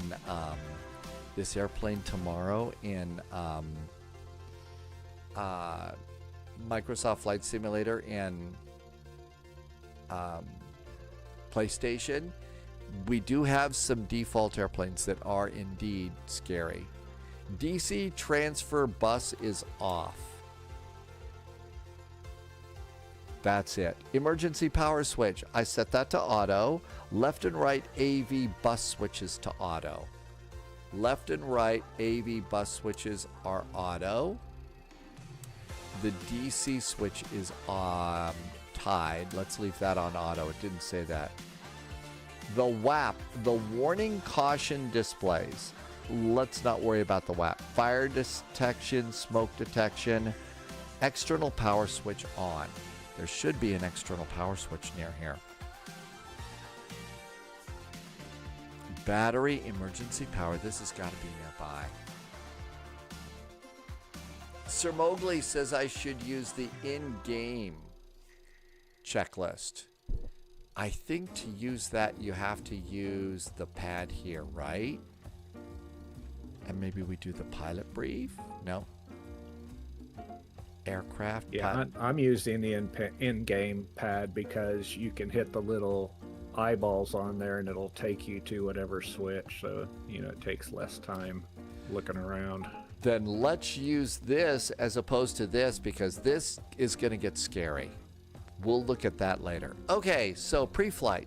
I've removed my engine covers. I've removed my engine flags. Gear pins. It's not showing us to look at that, so we won't worry. Check for the front gear. I'm going to guess we did all that, and that's good. Pre-flight cockpit. Gear handle is down. Engine ignition switch to normal. Aha. Engine ignition switch to normal. Hey, it's set to normal. That's good. Engine ignition selector is off.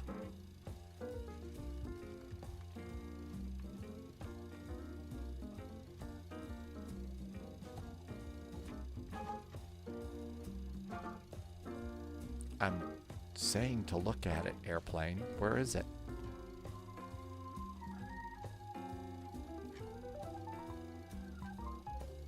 I know we've already done that. That's down here. That's down here. We did that. Okay, engine shut off. We did that. Ground ops switch off.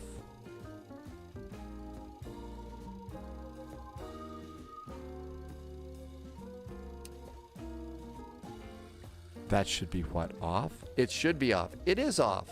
Battery switch is on. We did the battery. The battery switch is on.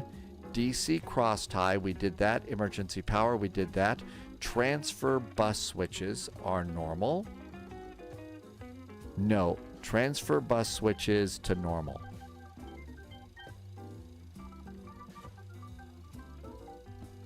Yep, we did that. Okay.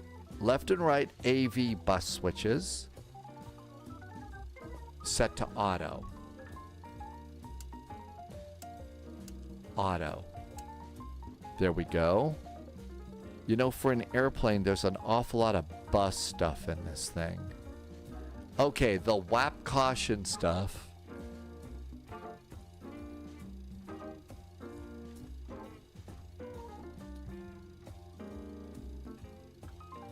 WAP caution stuff.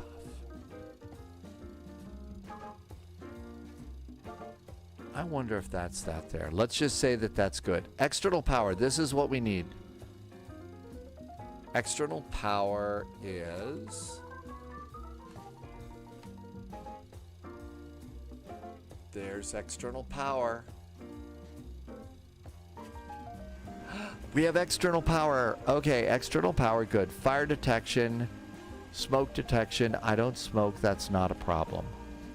All right, let's do ACX tie switch. That goes to auto. The bailout alarm. The bailout alarm.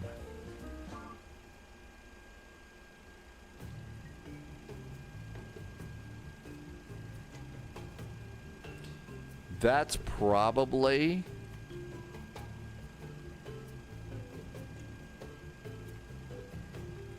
only if you've got a checking account. Emergency exit lights, we did that. Stall test, we're not going to stall. We're really good pilots. Okay, that checklist is done. Pre-flight. Parking brakes. On. I'm going to guess parking brakes are usually down here. So parking brakes.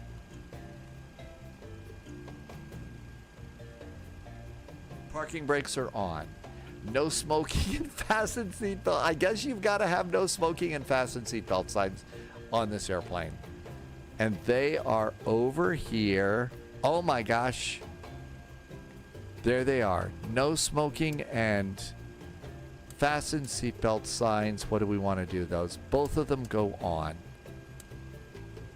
Yes, we're going to jump out of the airplane, but first we're going to have the no smoking sight and the seatbelt sign. Anti-skid. Brakes anti-skid to arm.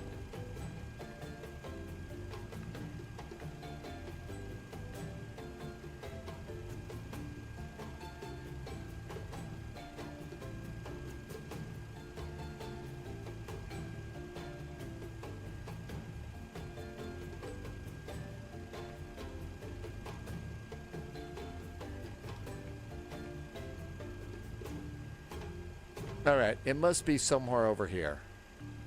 Because I'm asking it to look, and it's kind of moving me all over the place. Brakes and anti-skid. Probably a good thing to have.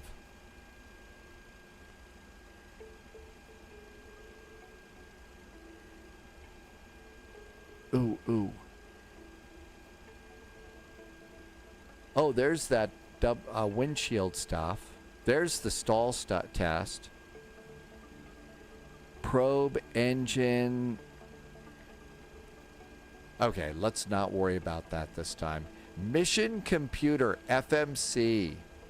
The mission computer. That's got to be flight management stuff. That's going to be down here, right?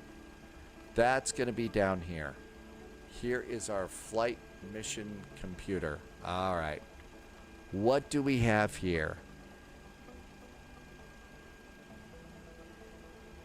Looks like we've got 4 of them here. This is amazing. I bet we're going to do here. So let's try position in it. Airport. We are at PHTO, right? PHTO.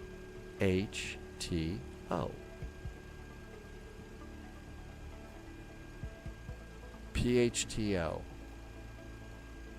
Wait a minute. Key not active.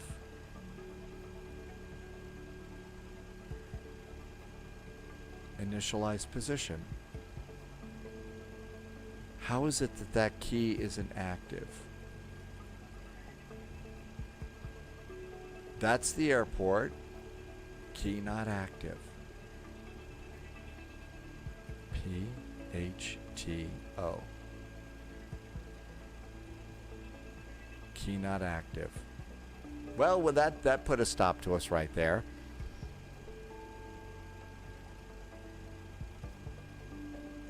Message status, FMS position. All right, maybe we can do this. Is there another page? Can we do page 2? Mission sky. Data link status. I don't think we want to mess with that. The navigation database is good. So we don't have a problem there, but position init. Hit the key next to the pre-entered coordinates.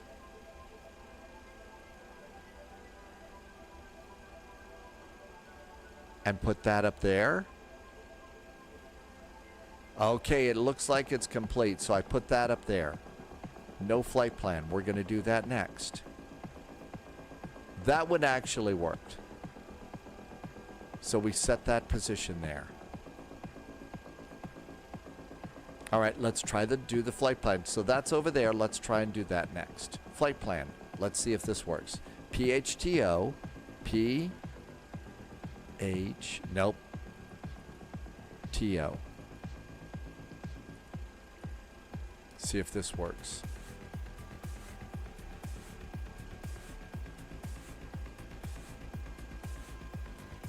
And now let's do PHNL, Honolulu, right? PHNL, Honolulu. Our alternate is PHKO. PHKO.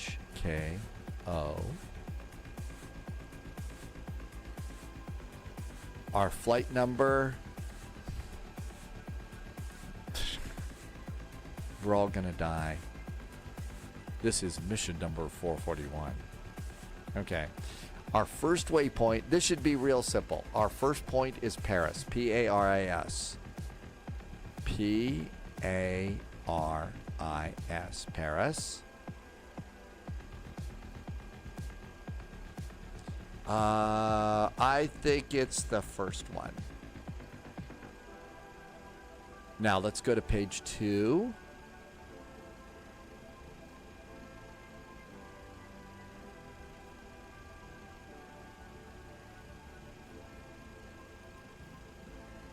Okay, after Paris, we're going to be on the Victor 2 airway. So it's via Victor 2. And we're going to up, UPP. UPP. Okay. Now we're going to be on the Victor 16 airway.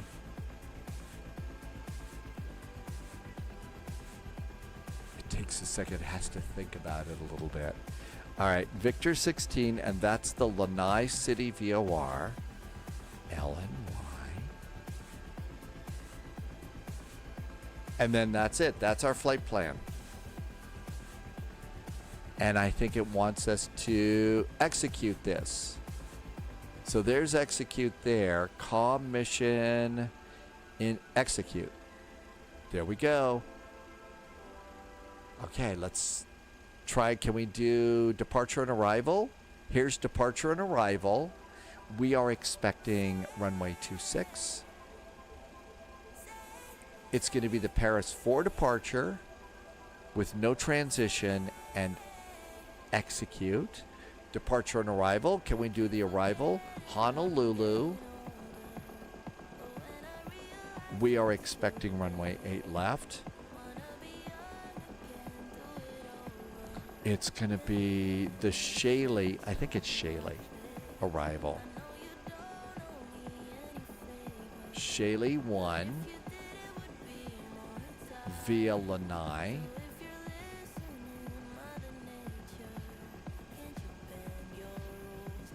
Via Lanai.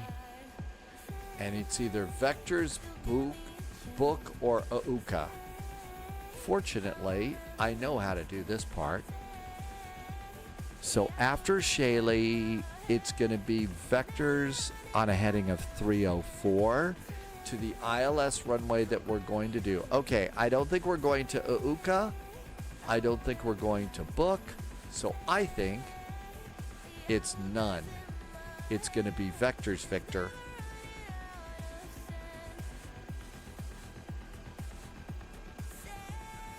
And execute that.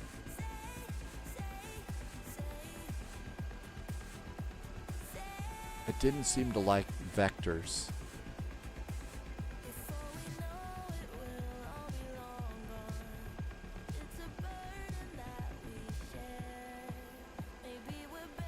Okay, didn't like that either.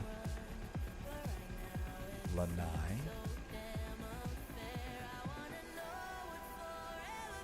And execute. Okay, that should probably be about as good as it's going to get there. Back to... We don't want progress.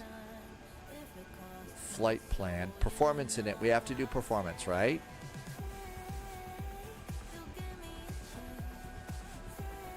It doesn't like that very much. Performance. Will it take me there? It's not going to take me there either. Probably doesn't like my flight plan.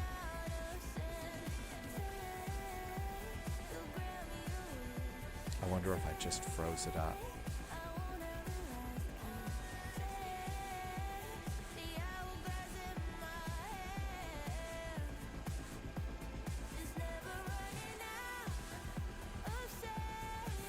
Okay, I didn't freeze it. I can check other things.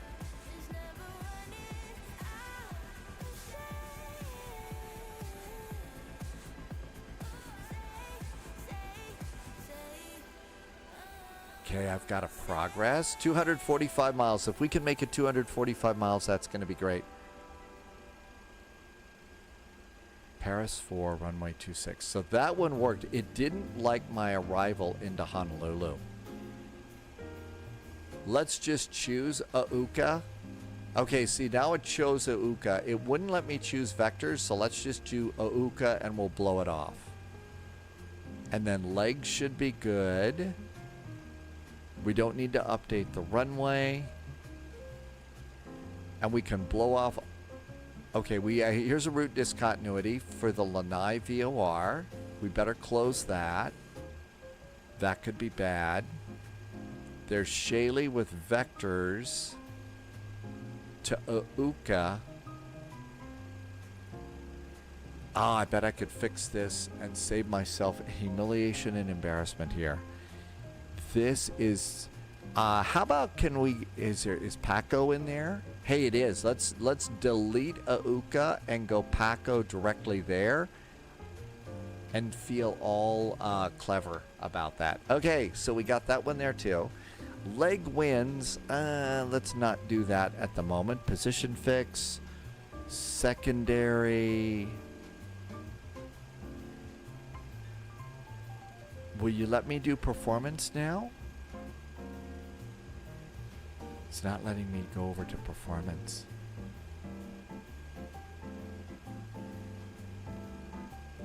There's page 2. Hey, here's performance in it. Oh, we can do this one. All right, cruise altitude. How far? Oh, yeah, this was really high, like 38,000 feet. So flight load, so 38,000 feet. Good thing all of these flight management computers are kind of the same. Now then, passengers. My fuel is sensed at 49,365. Hey, that at least is correct. Basic empty weight cargo. I don't know that it actually loaded the cargo like it's supposed to. So it just became a ferry flight. All right, so that looks good. How about takeoff? Runway 26. Okay, so now what we need to do is put in our weather, and we can get that over here. So let's come over here, and let's do weather. Here in beautiful downtown Hilo.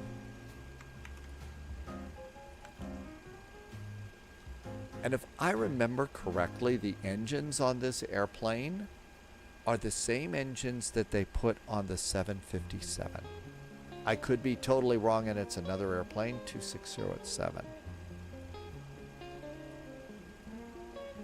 I just hit a button while taxiing and took off the taxiway. Oh my gosh. I just went with it. I couldn't stop it. Hey, Polyot, guess what? I'm not the only person to take off on a taxiway anymore. Ha ha ha.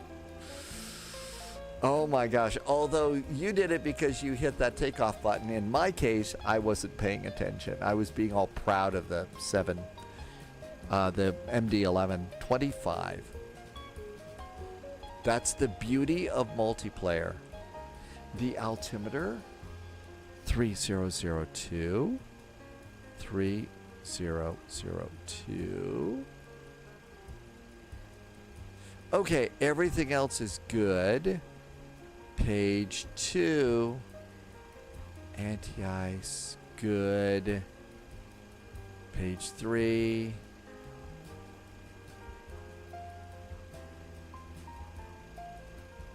In progress.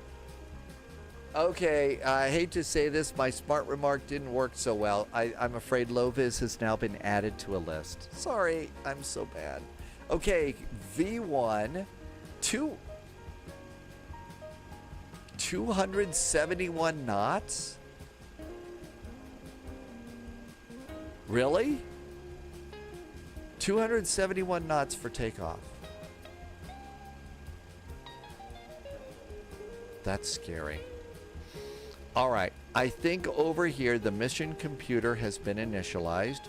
FCX actuator panel. Set FCX to EFCS. Okay, so that's these guys. And we need to set it to EFCS.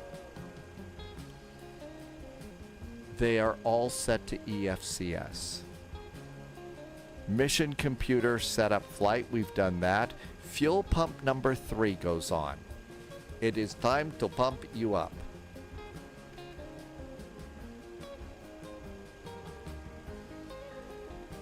Fuel pump number 3. I believe that is on.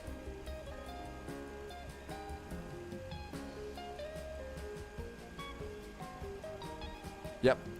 There's little green lights. So you've got little green lights right here, and that turns on the fuel pump. APU starter. Ooh, we're going to start the APU now. APU starter. I found that it's best to get off of that thing to look at it. Okay, APU starter. Here we go. Start and run the APU.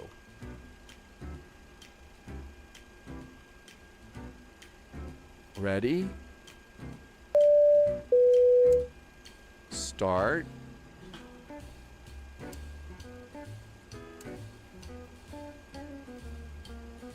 I think the APU's starting. Gasper is going to get behind and push. Yeah, maybe that'll work out. This is why it is that I almost never will do a flight like this. I'll almost always... I just wiped out everything.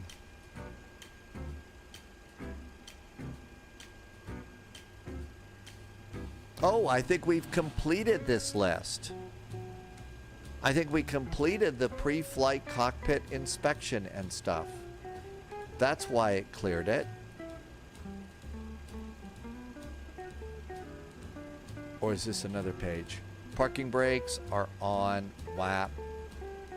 We got to do some lights here. So the APU is coming up.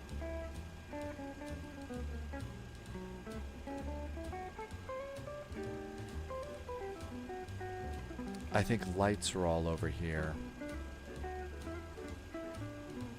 Your gear won't retract. Okay, that's a problem.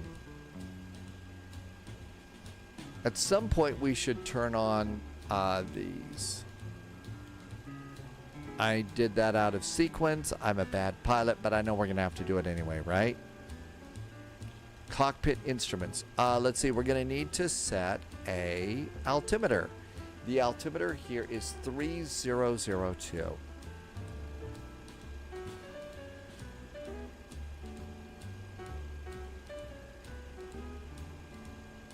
Altimeter's checked and set.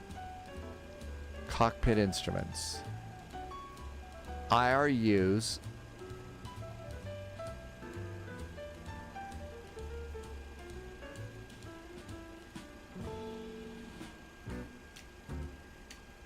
And we did these. IRUs are done. And there's 4 of them on this thing. HUDs. Uh-oh, we have HUDs. I think my HUD is already on. COM and nav radios. Yeah, they're good. Pilot standby instruments. That's good. Emergency locator transmitter switch. And that's going to go to probably armed, right?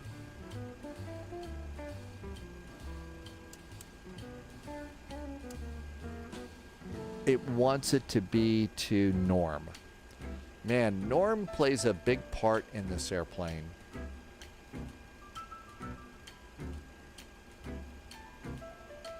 Feed arm switch. The feed arm switch.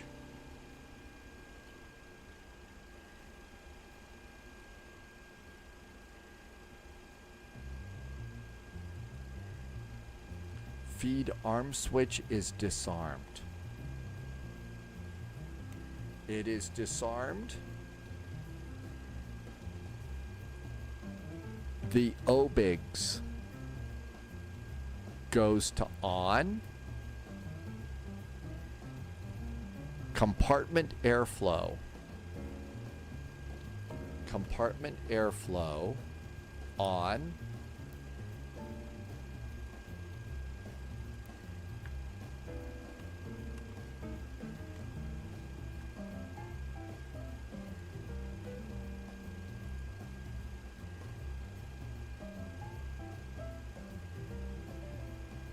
Compartment airflow needs to be on. I can...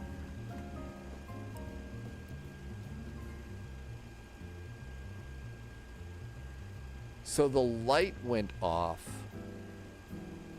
Okay, it did get off. It was flashing, so we did do that. Trim air needs to go on. Trim air. So when it's pulsating like this, it's going to look like you haven't switched it yet. Avionics cooling override goes to off.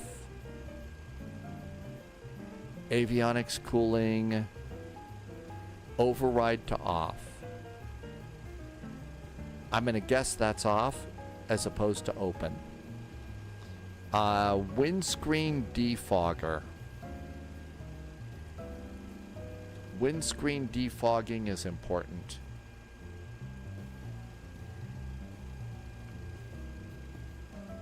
There's the windscreen defogger is on. Left and right WS anti-ice. Norm. No, it wants them off. Okay, they're off. Engine anti-ice should be off. That is off. Probe heat, no smoking. Okay, APU starter is on. APU generator.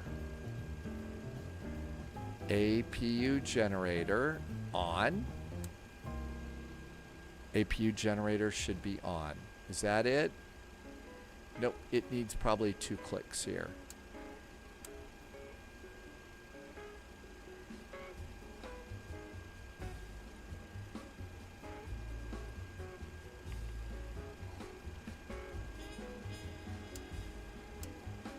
Reset, off, on. Okay, it's a 3-way switch. That's why it was being bratty. Hydraulic, auxiliary hydraulic pumps 2 and 3. On and verify.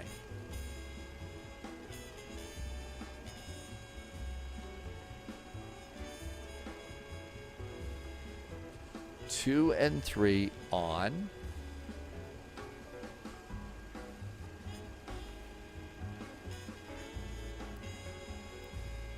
Okay.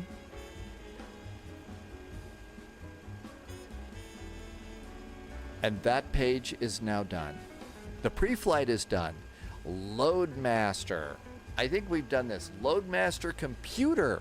Oh my gosh, we have a Loadmaster computer. So let's find the Loadmaster computer. I think we're on a different panel now. Loadmaster computer is on. I don't think we're, Toto, I don't think we're on the cockpit anymore. Okay. Do you have...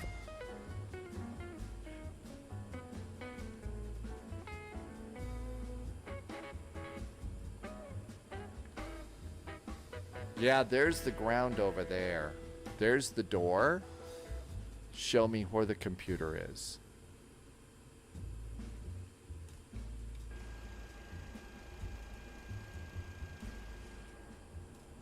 All right, it's somewhere in here.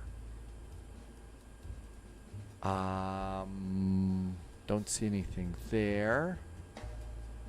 I would love to master this airplane and take it on real-world flights.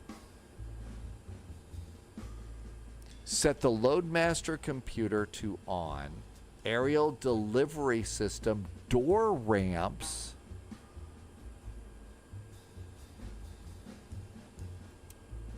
There's a power switch there. Let's just start flipping switches because, boy, that's the best thing to do here, right? Just start flipping switches. If that's the Loadmaster computer right there. Drogue monitor. I don't think that is a load. That's something to do with the drogue. All right. Maybe. Is it down here? This looks like just a laptop here.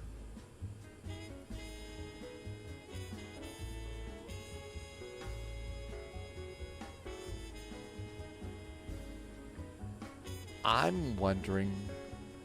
Oh, open the ramp door. All right. So we would then open the ramp door as required. We don't have to do that. Cargo.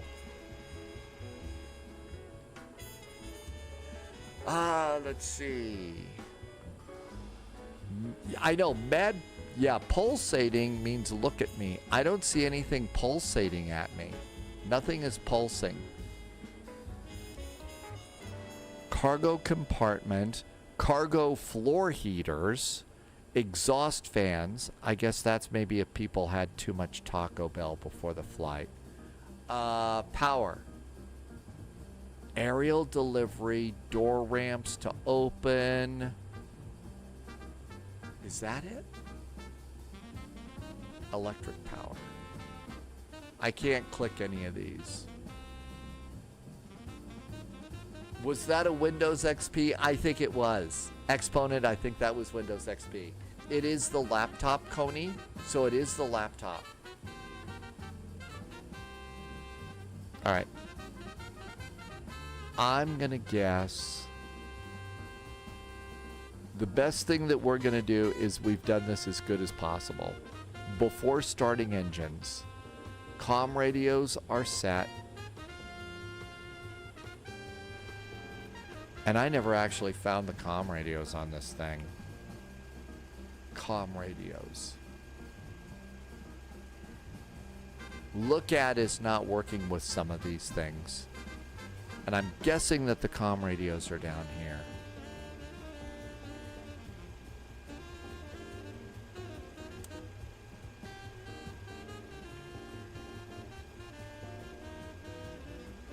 I don't think that's a big problem with this particular flight, but maybe later. I bet, here's comms over here. Can I do comms on this one? No, it's not gonna let me do that. APU and equipment is set. Let's skip that. Parking brake is on. WAP display fuel quantity is checked. Fuel booster pumps. Let's do our fuel booster pumps. It's time to go. And there's 4 of them. These are at least pulsating. Fuel booster pumps are on. I think it's time to try and depart. Okay.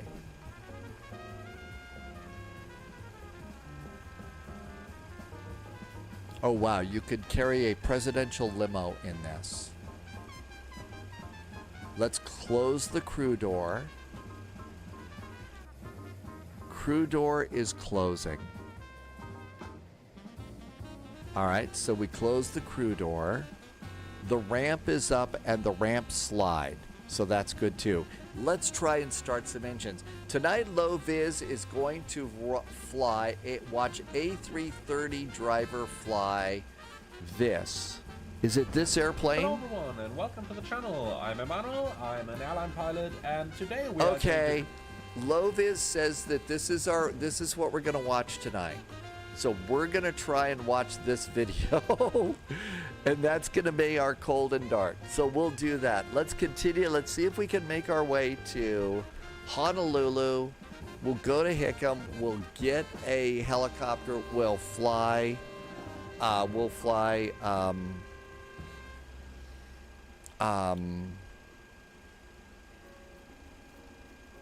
The helicopter and go there.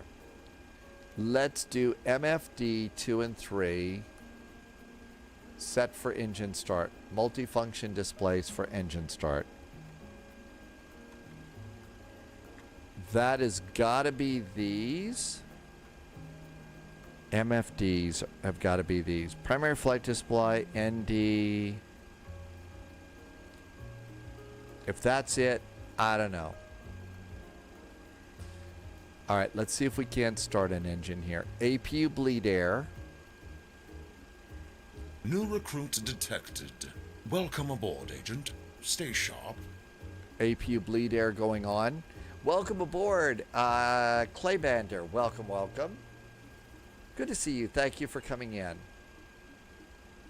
APU bleed air is on. Nav lights. New recruit detected. Welcome aboard, Agent. Stay sharp. Nav lights. Thank you for the follows. We are learning new airplanes today. Nav lights are on. Anti-collision lights. To fuselage and wing.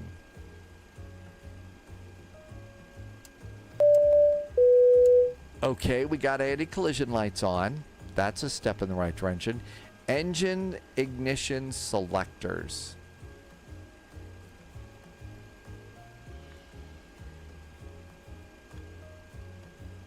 Osprey, thank you for your follow. We're learning a new airplane today. Engine ignition selectors. I don't see anything pulsating here. Set engine ignition selector to AB, rightmost position. Usually that's somewhere over here. Engine ignition selectors. Ah, here we go. All right. Set engine rightmost position, A and B. Selectors. Throttles are idle. We know the throttles are idle. Throttles are idle. Bleed air supply, check it. Yeah, bleed air supply. Shut off valve engine 1, start. I think we're about ready to try and do this.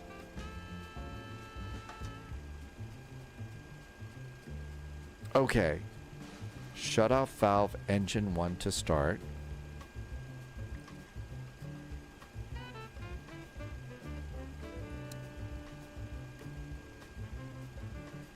Start engine 1.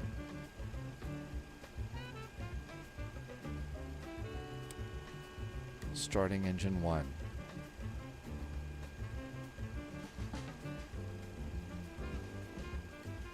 Okay, Chris got your airplane working. And I never really got my multifunction display set over to monitor the engines.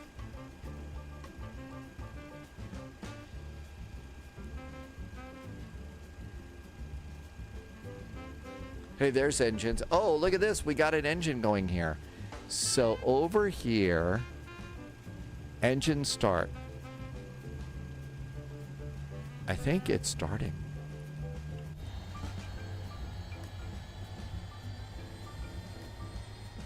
I think that engine is starting. I think we've got an engine starting.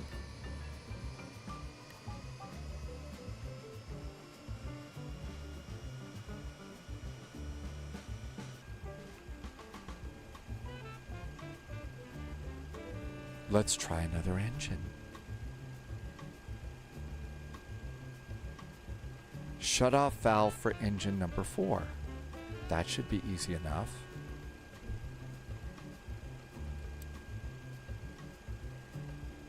Shall we try it? And then it says start engine number 4. Starting engine number 4.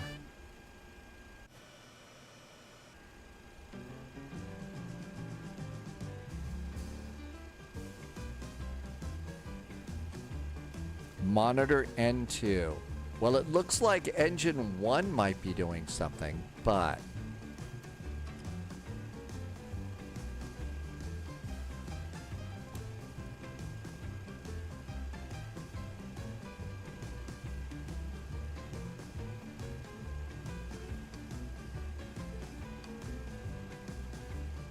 I think I hear another engine starting. Let's see. It's spinning. We got an engine starting. We got an engine starting. Okay, so another engine is starting. But, oh, look at that. That looks really good. So we have started engine number 4. Follow the same procedure now for engines 2 and 3. Okay. Starting engine number 2. I hope.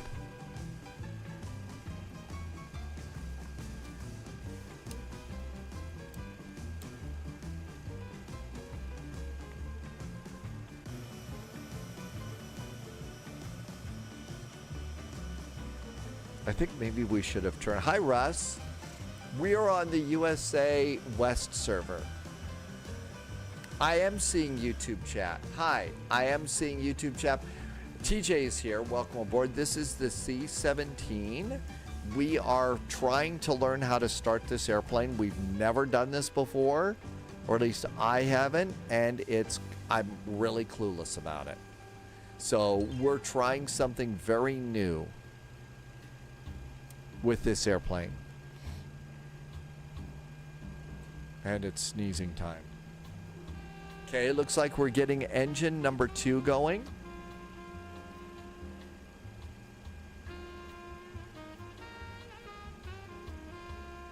Okay, so engine number 2 is working, so that's good.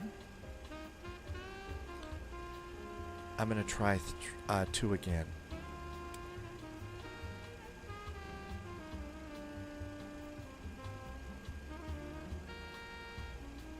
Yeah, it's just I'm missing a ton of chat as we're trying to learn how to do this particular airplane.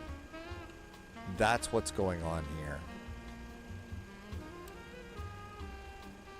And I'm probably not doing that right. Let's see if I can. We did turn the fuel.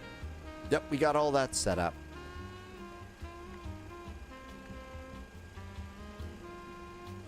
So far, the aircraft has been your longest startup time ever. Well, okay. First of all, the thing is they know what they're doing, right? Somebody here clearly doesn't know what he's doing. That's the first part. Now, we've also got to do packs here. There's packs.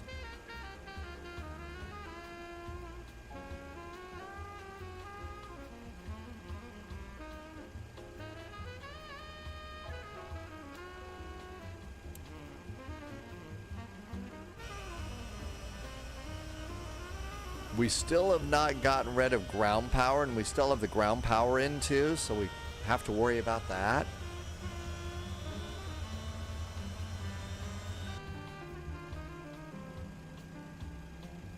It looks like we have got engine 1, 2, 3, and 4 started here. And we're using fuel. Okay, all that's good. Let's do packs.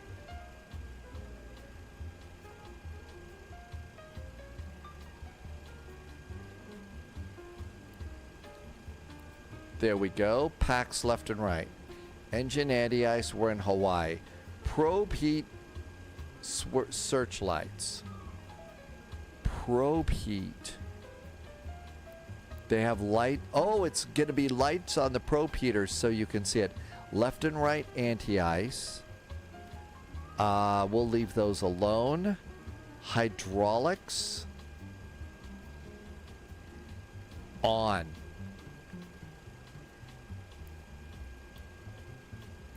I think they just all go on.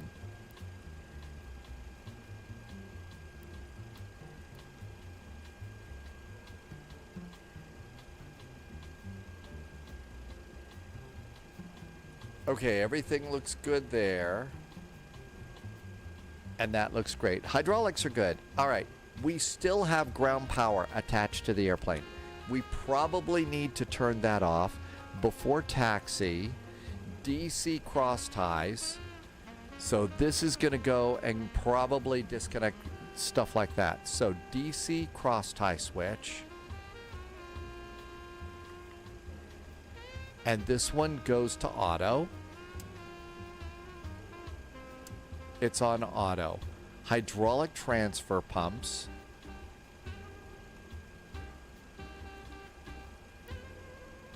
To auto.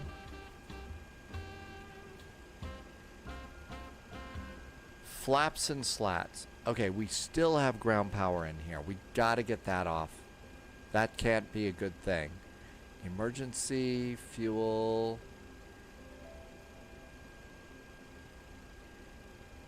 Generator. I know there's a ground power over here. I turned it on, right? Emergency, battery. Now, can we get rid of it down here? Engine covers, ramp slide, ramp services. I don't see a ground power on this one.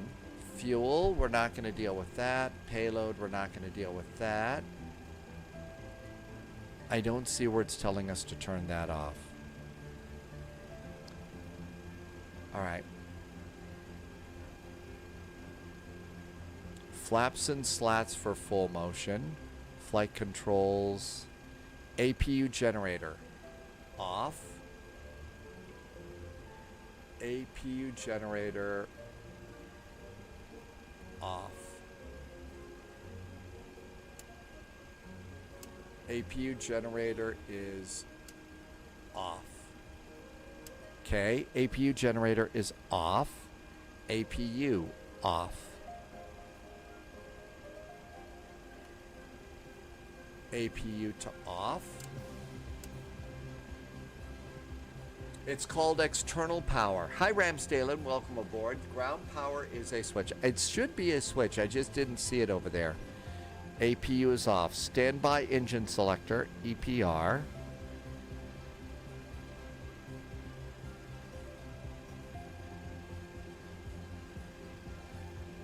There's external power.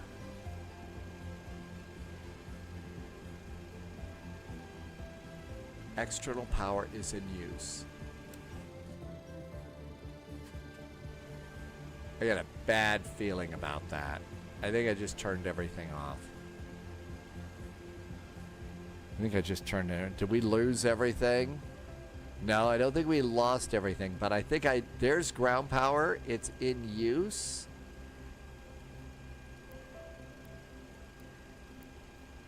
I don't think I ever turned on my engine generators. There we go. We got rid of that. Okay, ground power is now off. Standby engine selector. Did I ever do that?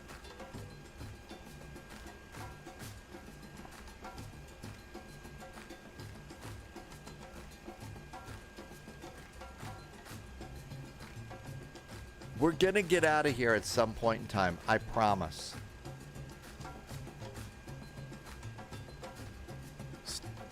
Uh-oh, that's not good when it flashes at you.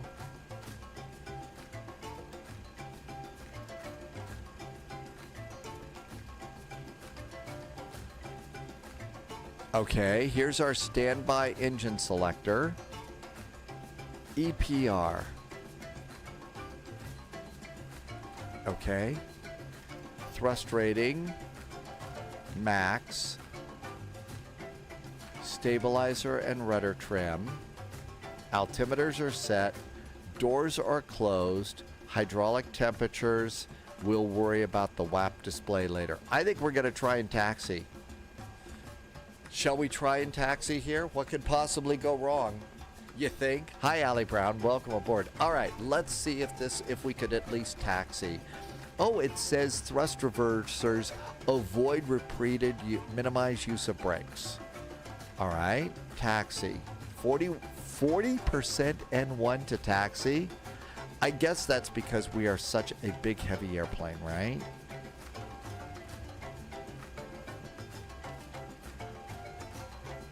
There we go. There's all of our lights. Taxi. I got my plane so screwed up, I'm landing at Lanai. Isn't that bad? All right. Parking Yeah. brakes.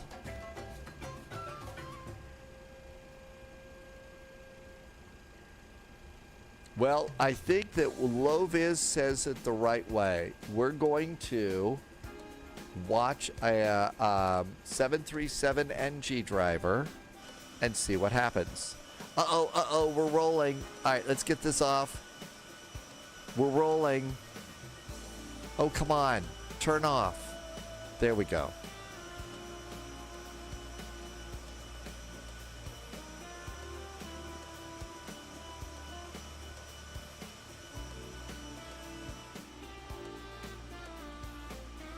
Poetic Demon is over in the Phoenix, flying a sensible airplane.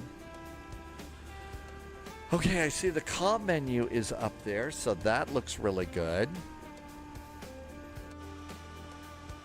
Let's not squash Wabi.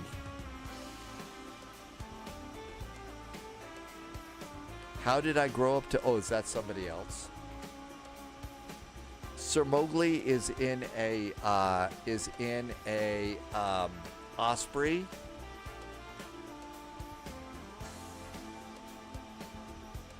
All right, I don't seem to recall ever doing anything with our flaps. And I don't remember, did you give us a flap setting over here, Mr. Flight Management Computer for takeoff? Anti-ice, V1, VR. No, you didn't say anything about that, did you? Okay, that is a runway. I don't think we want to be over there. Let's not be on the runway. Oh wait, it's multiplayer. We can do anything we want.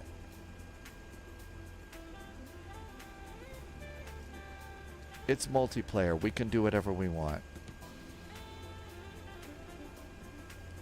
Okay, flaps are over here.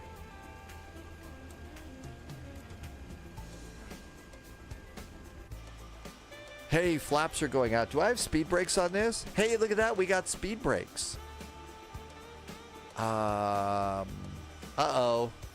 I think we're going to have to go four-wheeling. I think we're going to have to four-wheel this thing. That's okay. It's meant to do that, right?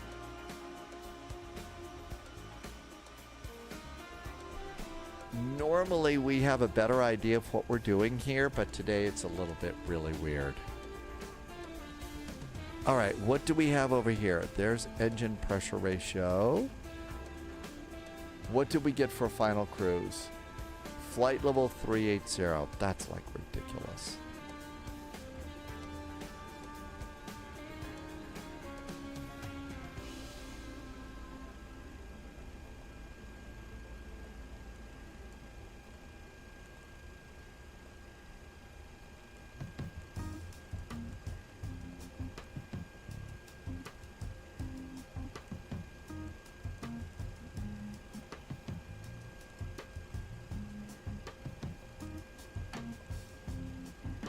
Well, let's start at 9,500 and see what happens.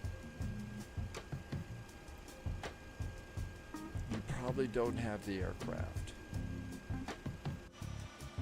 All right. That's a taxiway. Come on, airplane. Don't stop. Uh-oh, there's Chris. We don't want to run into Chris over there.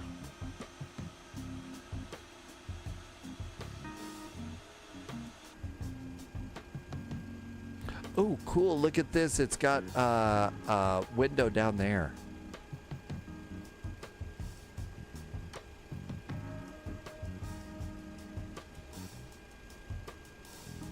Departure heading is 259 degrees.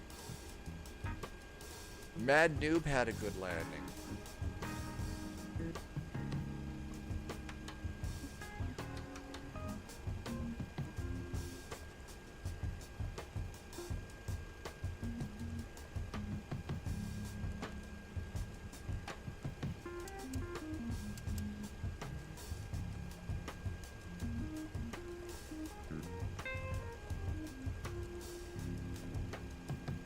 $259. Hey, we got that setting correct. So if you're planning on flying this thing tomorrow as your first flight in Microsoft Flight Simulator and PlayStation 5, this is going to be a hard flight. Explain why he was in the James Bond jet. We were in the James Bond jet to fly through the hangar and try and land on the roadway so that we could get the blow up the hangar. This is a C-17. Hi, Maloney. And if you came in and you said hi while we were in the rabbit holing this airplane, welcome aboard. Thank you for coming in. We're trying to learn a new airplane today. A few of us, like me, are largely clueless. I mean, pretty much completely clueless. But we'll see what happens. You ran out of fuel while you were doing orbits. The runway is long. I know, that's what blows me away, that we're supposed to have this ridiculous takeoff speed. So I don't know. Could be we're gonna go auguring into the volcano here. Mike, yeah, we should have taken the A400 out. I think that's one of the cargo plane. That's the military cargo plane we've flown before, and it's very much like it's an Airbus.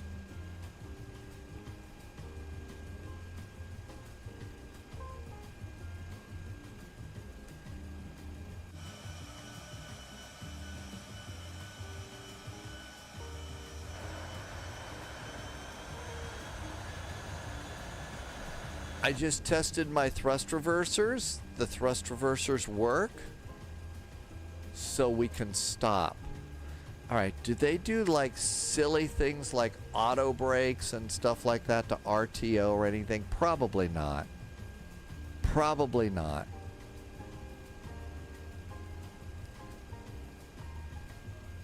We are on the West USA. Thank you, Irvi.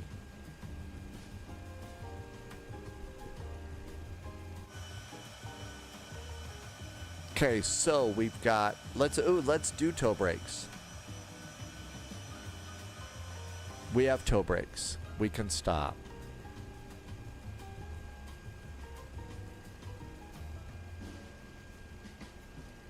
I guess we could put on the headsets.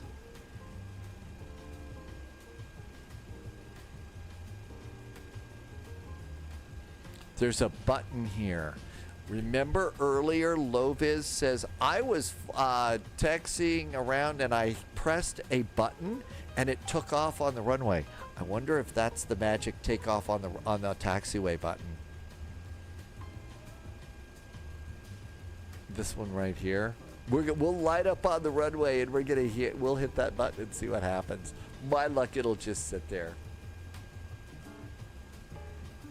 I still don't know what button I pushed. Oh no, really? Okay. But I did fly a visual into Lanai. I did make it, and thank God it had a HUD to help me get to the runway. Lovish uses the HUDs in the in the Boeing jets too, and said that's like a secret weapon for putting butter on the runway.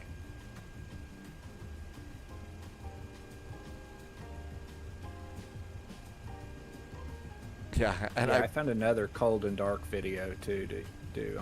I'm gonna watch those before I get back in this again. It seems to have good optimization.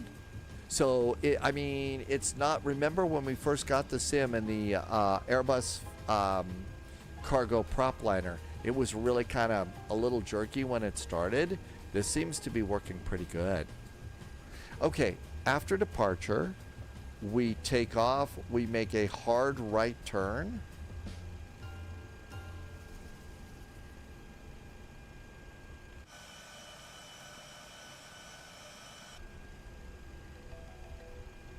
I like the buffalo on the tail.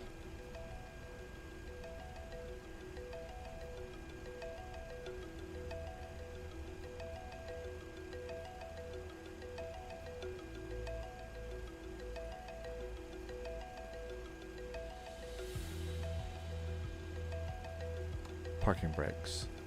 We had lights up here. Anti-collision nav. I never did these. Do we have?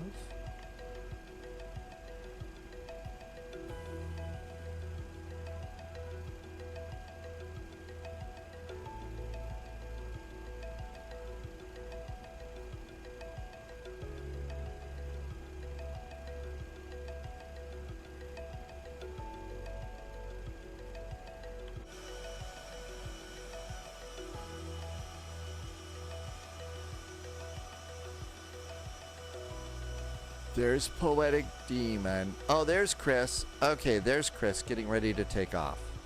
Happy landings. Watch out for snakes. Clublander. Yeah, these are. There goes Chris. Let's line up and wait.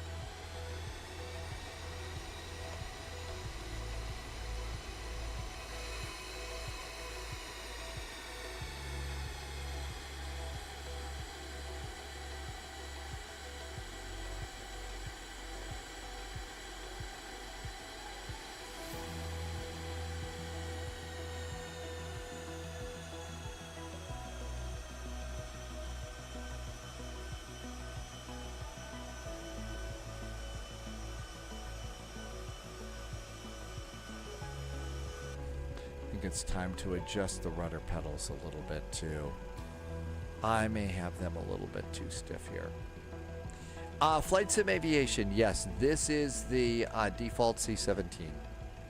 Do I have a night rating or an IR with a PPL? I was able to fly at night, so I was set to do that.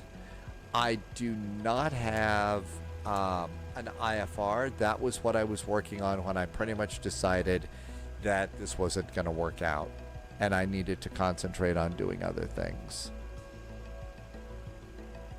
All right, are we ready to give this a shot? What could possibly go wrong, right? All right. Throttle's up halfway. Engines are stable. Let's see if that button... Oh, where is it? I don't see the button.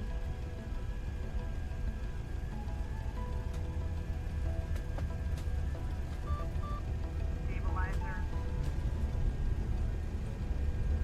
Is that Betty? Stabilizer. Stabilizer. Stabilizer. Stabilizer. Subscriber confirmed. Top clearance granted, Agent. Loyalty noted.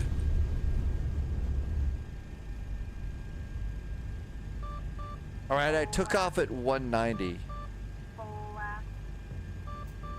Full lap. Okay, Betty's really upset.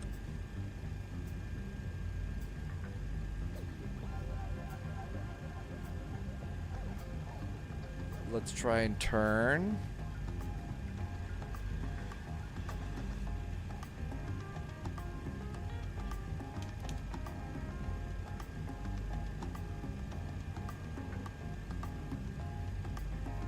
Okay, that was nowhere near 270 knots.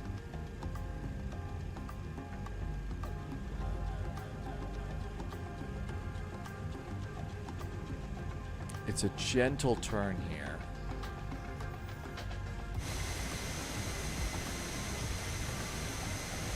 All right, landing gear did not make the landing gear lever go up. Did not make landing gear go up. And the landing gear will not go up on the airplane. There, maybe that'll do it.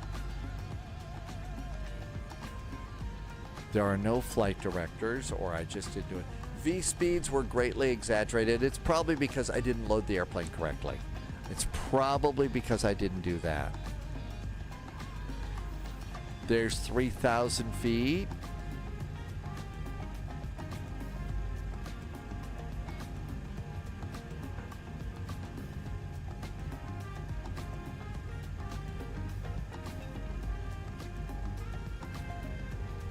There's our turn over there.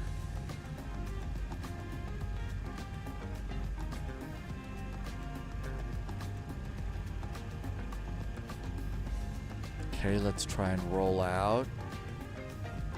I think any idea that I'm gonna actually fly with the autopilot or anything else in here is ridiculous.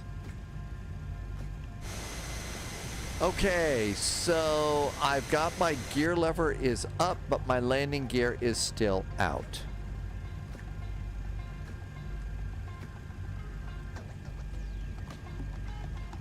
It says my gear is down. I did, so it's upset with me about that. Good evening, Mr. Jazz.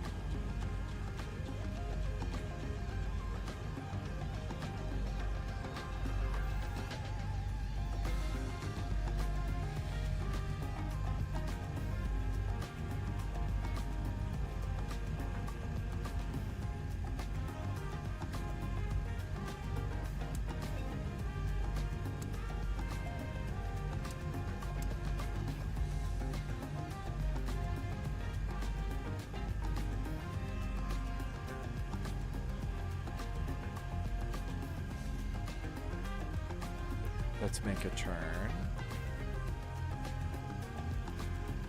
Maybe I overspeeded. I'm only at 210 knots. I can't imagine that we can't put the gear up at 210 knots. Okay, airplane. I don't want to go down. Do I have a climb and descend?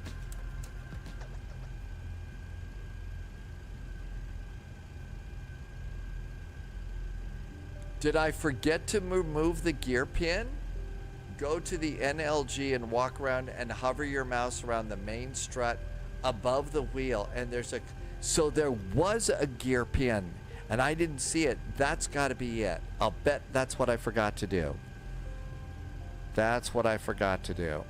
Okay.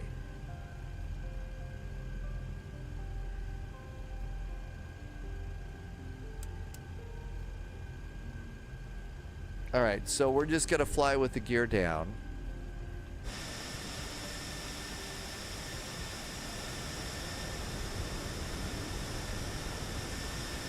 Well, we got the airplane up and we have not scratched the paint. That's usually a good indicator of, you know, relatively success. That's right. There's a special member of the crew that watched Tom Cruise crawling around an airplane in the Mission Impossible movies, and they are uniquely qualified to be able to crawl around outside the airplane, right?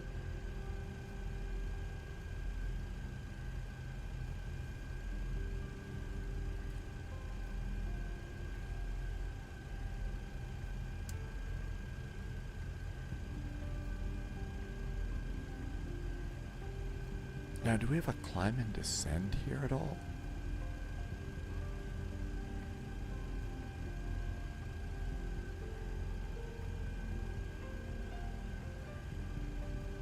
That's right. We don't want to just drop the pin or something like that. That'll make somebody angry. I'm going to add just a little bit of throttle here.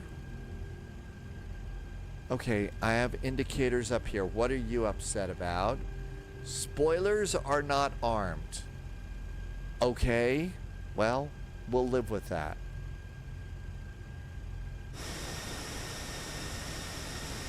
Yeah, I wouldn't exactly say that we're on the highway to the danger zone right here.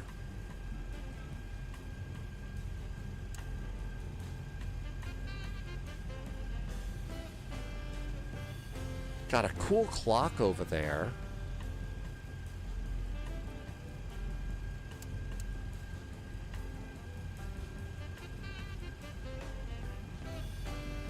I'm just kind of tapping. The little click that you hear is me tapping the trim. I'm going to try and just stop at around 5,000 feet. We'll see. Lova's got LNAV working, but that was about it. I haven't even tried to do anything with this. Haven't even tried to do anything with this. Yeah, haven't done a thing. I guess this is going to be fly by the seat of your whatever.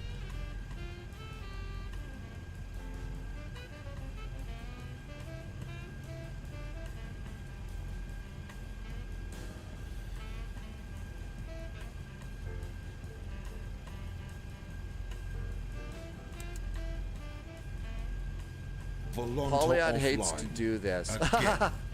Spy, do you need a checklist? Spy needs all the help he can get. Volanta. Did I even... Yeah, I think I did.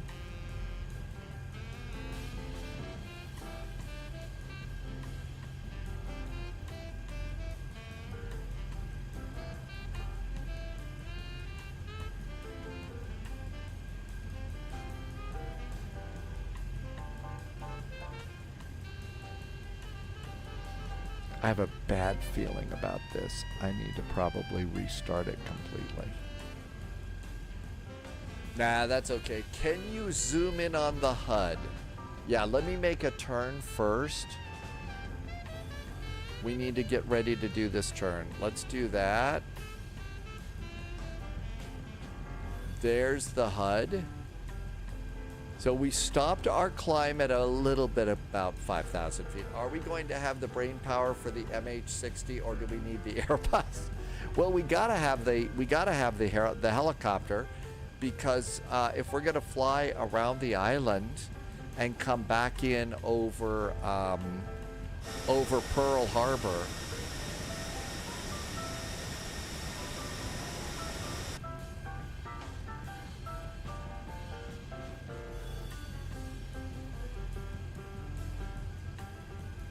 Maybe we could fly this around the island. I kind of want to see this scenery. I mean, you know, we always fly by Pearl Harbor, but they've actually modeled the Arizona Memorial and the Arizona. So I kind of feel like we ought to do something where we can fly the helicopter. Maybe can I fly the BD-5J, or is that disrespectful?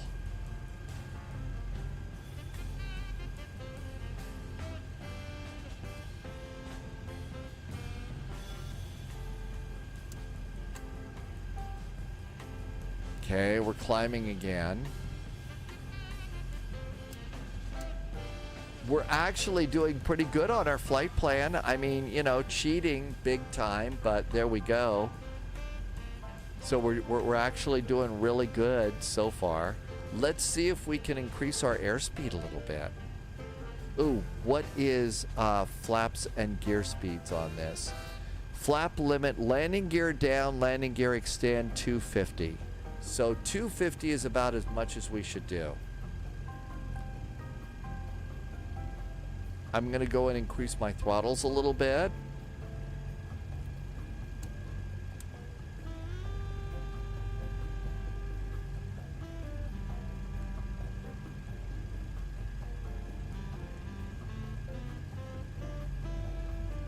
I don't know if that's altitude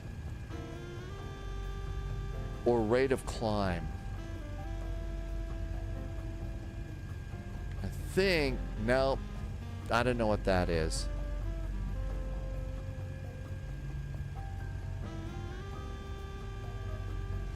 Crispy says it's bumpy at flight level 170. It's below 250 flight level like Europe. Okay, that was somebody else.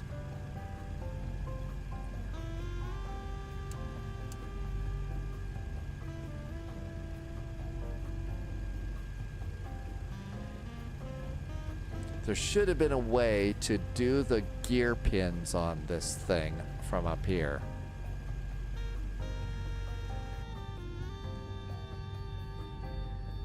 It's got quite the whine in there, doesn't it?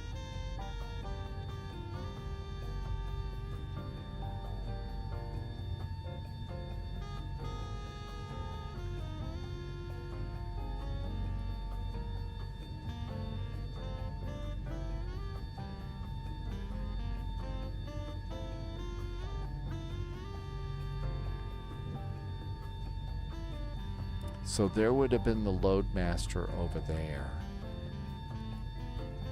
Oh my gosh, we have a lavatory.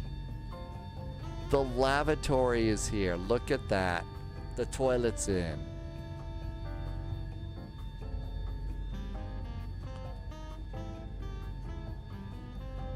Well, if we've got that, can we flush it? Oh my gosh! You can flush the toilet in this airplane. All right, well, that makes it a complete success.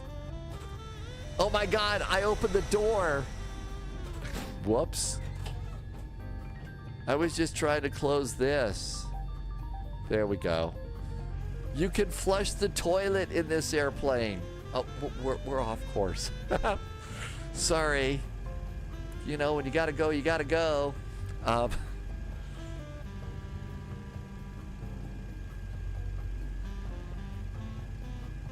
I know, yeah. Well, I don't think you would have jumped out on that door. So that door is close to the, as they said in the movie Twister, the suck zone.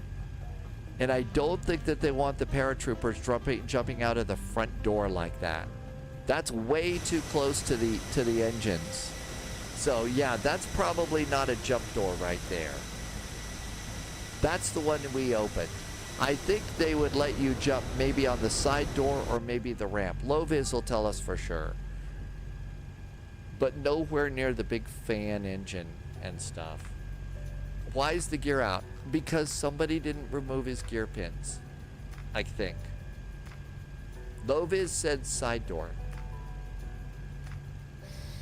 So you would jump from the side door and not the ramp.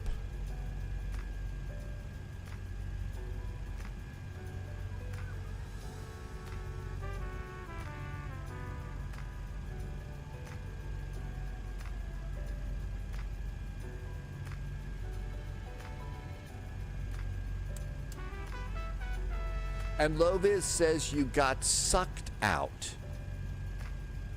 So you didn't like jump, you would just get sucked out the door. Because again, this is going really fast and it's a jet. We don't make mistakes. We have happy accidents. Yeah, that's what we got right now. Boy, we're doing all sorts of happy accidents today. A319 American Airlines, welcome aboard on YouTube. And again, if you came in on YouTube while we were rabbit holing this flight, welcome aboard. We were learning an airplane for the first time ever without actually going and, you know, trying to figure out what we were doing. That's why, you know, doing things like this definitely requires, you know, watching a video first or something like that. So that will be my, when I have soup and noodles tonight, I'll be watching that.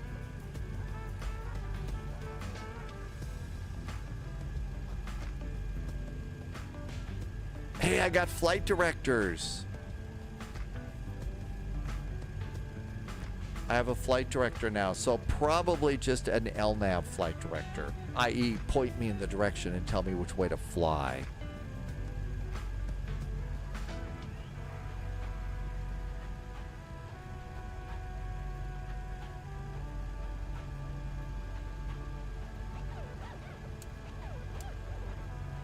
Still climbing.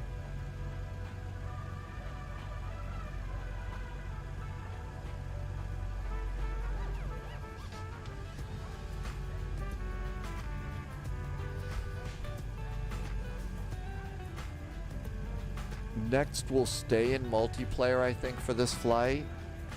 I do have my M88, my cold and dark start for the helicopter.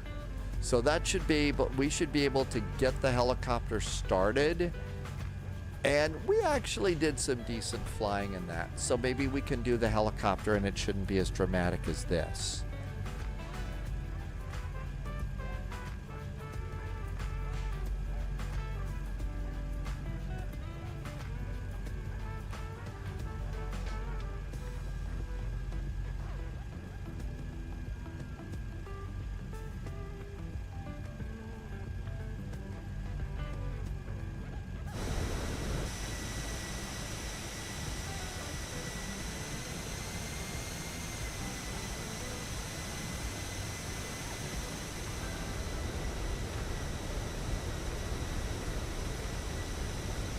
I was just looking to see if I could find this infamous gear pin here.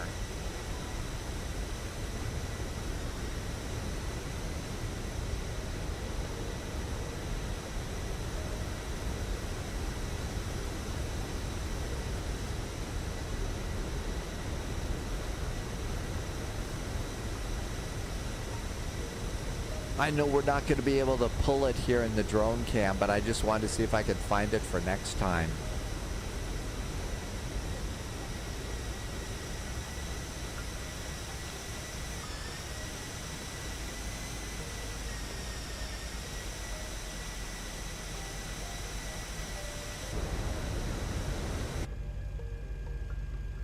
We're going at about 2:15.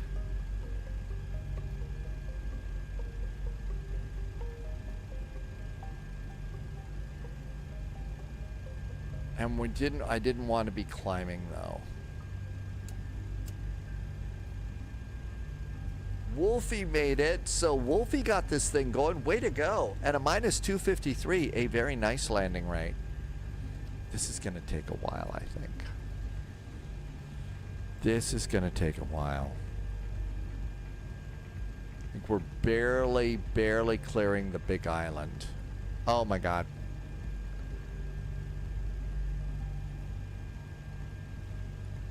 But according to the placard, it says you're not supposed to go above 250 knots with the gear out. Or maybe that's just gear retract, and so maybe we can.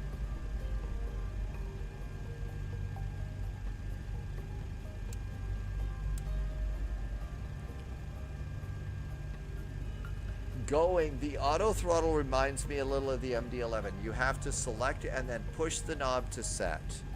I don't know how I got LNAV working. Loviz got LNAV working too. So Loviz got LNAV working as well. So that worked out.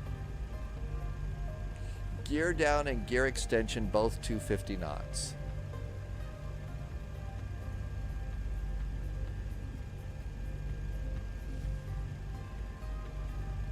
Well, at least we made it past the volcano and didn't go splat in that one. Loviz says they slow it down, but you head to the door at an angle, and you can also exit. So this is how you get out of the plane. So you hit the door at an, there's the, okay, so this is going to be, this looks like the right side of the airplane. And Loviz has done this for real. So there's the wing, there's the engine. So it looks like you kind of come over here, hug the door, and then it kind of pulls you out that way, right? And it looks like, is that a little air deflector there, just a little bit to help? Is that what that is?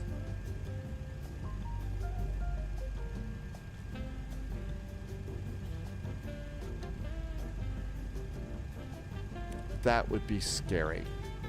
That would be just scary. I think it's not scary if you train for it, but still. I could land, but I'm not getting much speed.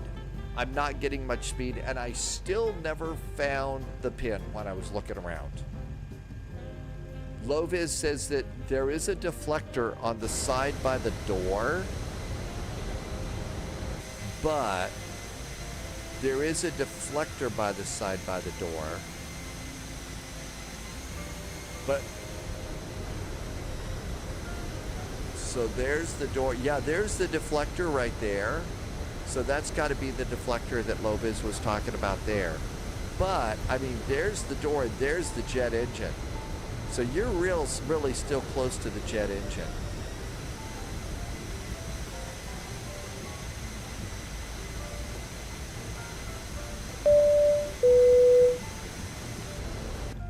Loviz says it's easy to get tangled up when you're coming out of the jet.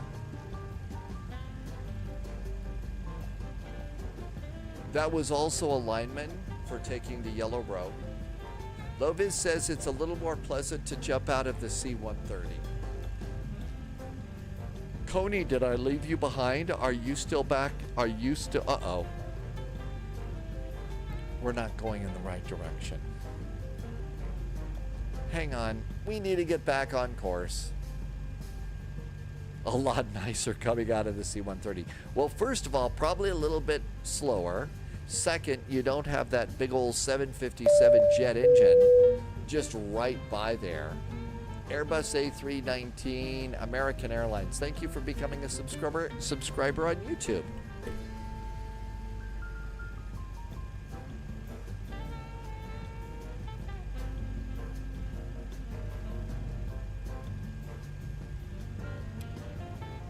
I'm going to go ahead and try and see if it'll speed me up a little bit.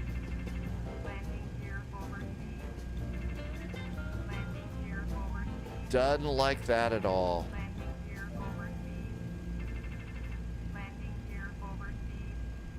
So we got to do this at 250 knots.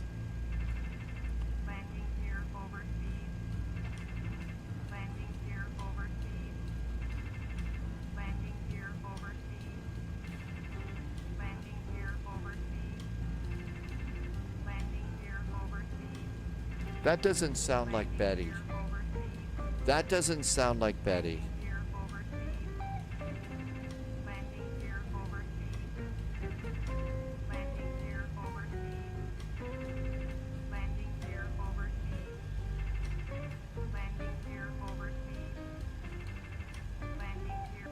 There we go.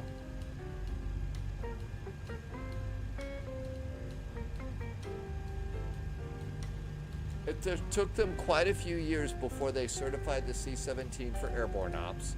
We still had the C-141, which was not fun to jump out of. John, welcome aboard. Alt-X.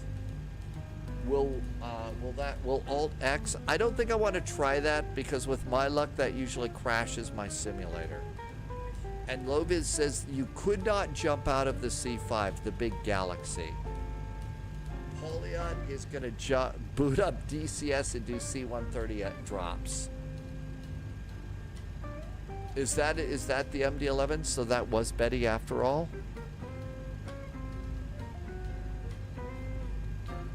Okay, so about 250, although that's 244. Add a little more. Coney says it's time to go to bed. Good night, Coney. Thank you for coming in. Have a great evening. Next time we fly this, the goal is to know a little bit more about the airplane. Dead Game Time says that the C-141 was the Star Lifter.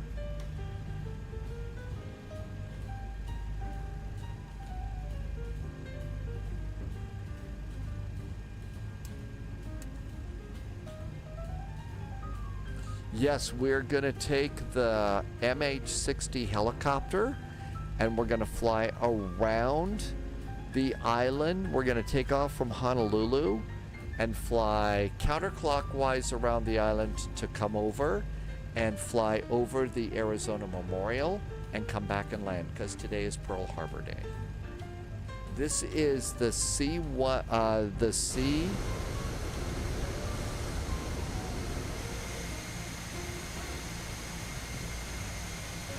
The MH-60 is a helicopter.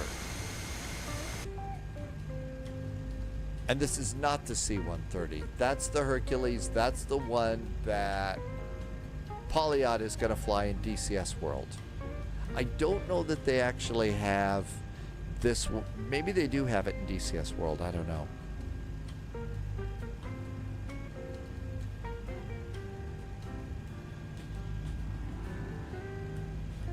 This is the C-17.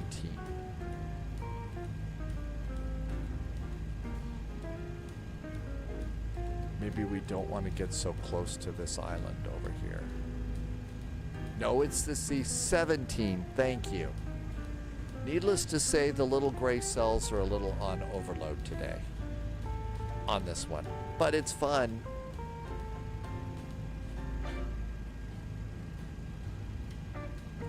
Poliot says this is too big for DCS because the maps are kind of small there.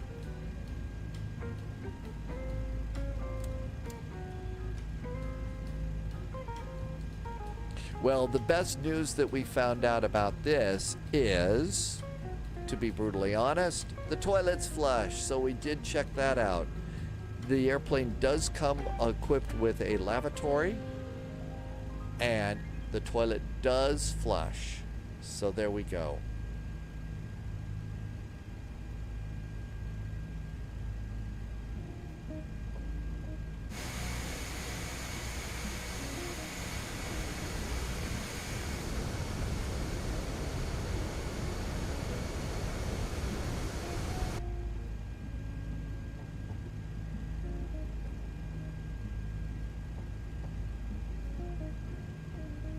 CT Aviation, that's right. If you have an airplane that includes lavatories and they flush, then we're good. Yes, it's the lucky toilet. Holy moly.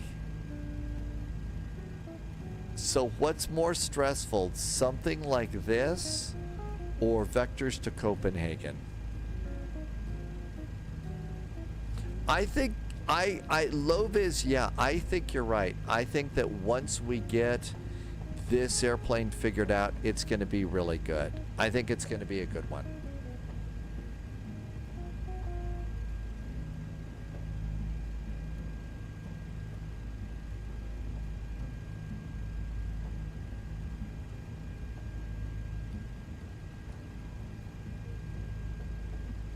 It looks like the voice channel thing has gone away.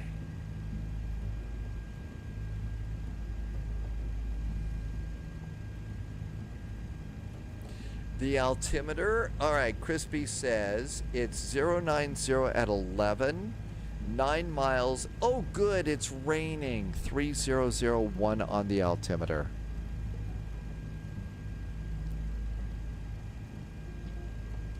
All right, we can handle that. Vector, well, see, that's just it. Vectors to Copenhagen, you're absolutely right. It's not that stressful.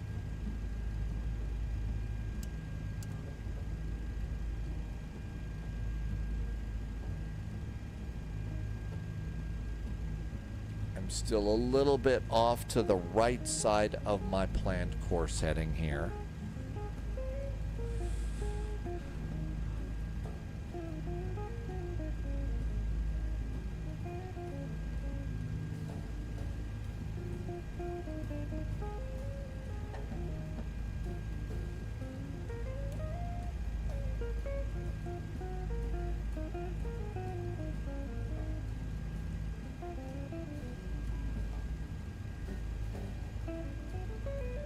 Is there a chance that maybe you'll at least let me load in 111.7?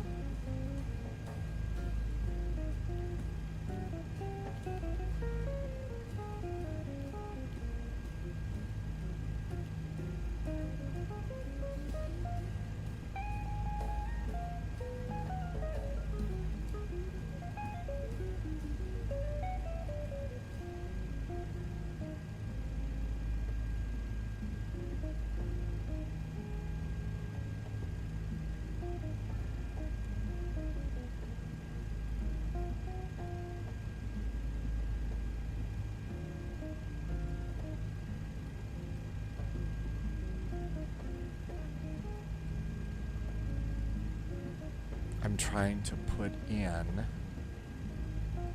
that standby frequency.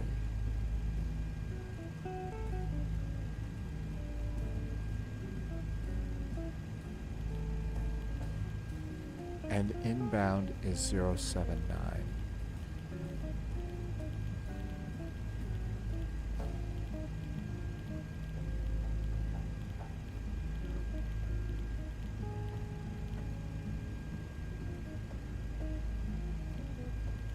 Okay, well, I've got an inbound course set. Now I need to be able to move this over. This was also originally a McDonnell Douglas.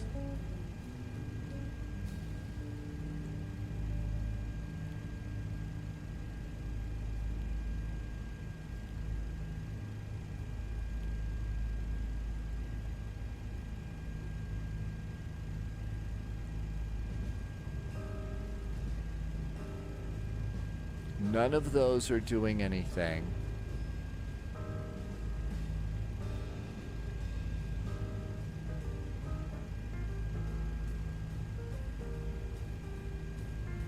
I'm trying to, since there's rain and stuff, hi drama. Since there's rain and stuff, I'm trying to get this over here. When all else fails, just go push every button, transfer. Hey, transfer, okay. I've got ILS frequency 111.7 and the inbound course. Okay, good. VOR ILS, I think we're set to number 1. So that looks good. That way I've at least got a little bit of guidance going in. So I got guidance going in. We are going to have guidance going into Honolulu. We may survive after all, although with not very much dignity. With not very much dignity. We need to look also, while we've got a second, and see what airports are available for... We have to see what are available tomorrow to go into vectors. So let's see. VATSIM directory. Monday. We've got vectors to Copenhagen. So it looks like Dusseldorf and Nuremberg. are the only ones that are normal for us. Turn around. Budapest is just a little bit too far away. So is Bratislav. So is Bratislav. Now that doesn't mean we have to fly those. We could also choose just another airport or something like that going into Copenhagen as well. So we don't have to do that. We could do something else. Joseph McCarthy is here. Welcome aboard. So we don't have to do that one. That's just a way to go and get full ATC. Franco just hit sub button over on YouTube. Thank you. Welcome on in. We're just learning this for the first time. Don't know the first thing about this airplane. It goes up and down. That's about it. It used to be a McDonnell Douglas, but now it's a Boeing. All right. Hey, we're actually over Lanai. So we're over the Lanai VOR. Joseph is a 777 pilot, and you will analyze. Too bad you didn't come in yesterday. We were doing 777 ops out of Ontario over to Oakland. Airline Gamer, your Airbus throttles won't work with the CRJ. Mine work just fine with the CRJ. It should be fine for you, Airline Gamer. It acts like you don't have any throttles plugged in. Oh. Okay, so Airline Gamer, here's the thing about the CRJ.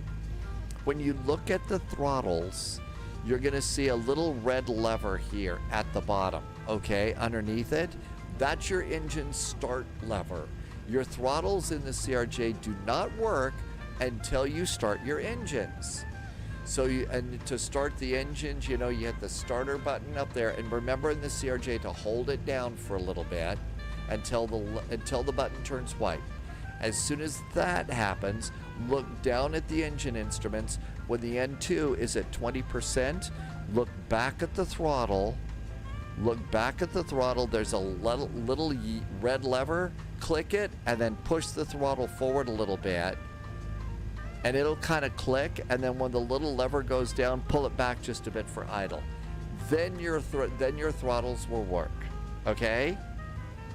But they're not going to work right now because you've got the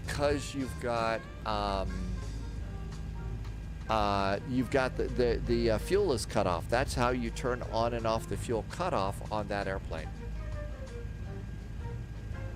Let's try and do Volanta again, because we certainly want, a record of what will be a, historic landing.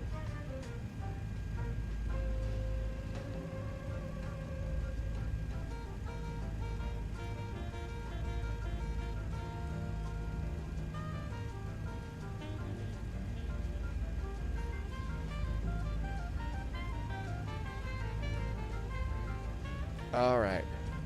There's Volanta, and I think Volanta is starting to work. Let's go and refresh that, and now Volanta will work. Maybe. Okay.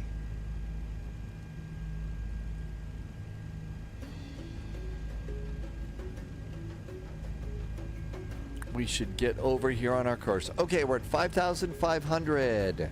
We are coming in on the Shaley arrival. We need to go down to 4,000 feet. Okay, so let's do a gentle descent.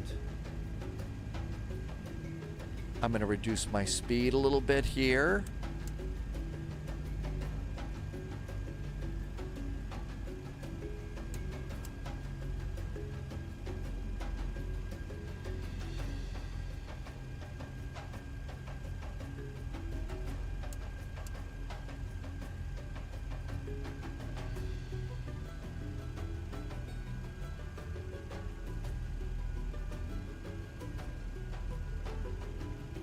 Probably a little much.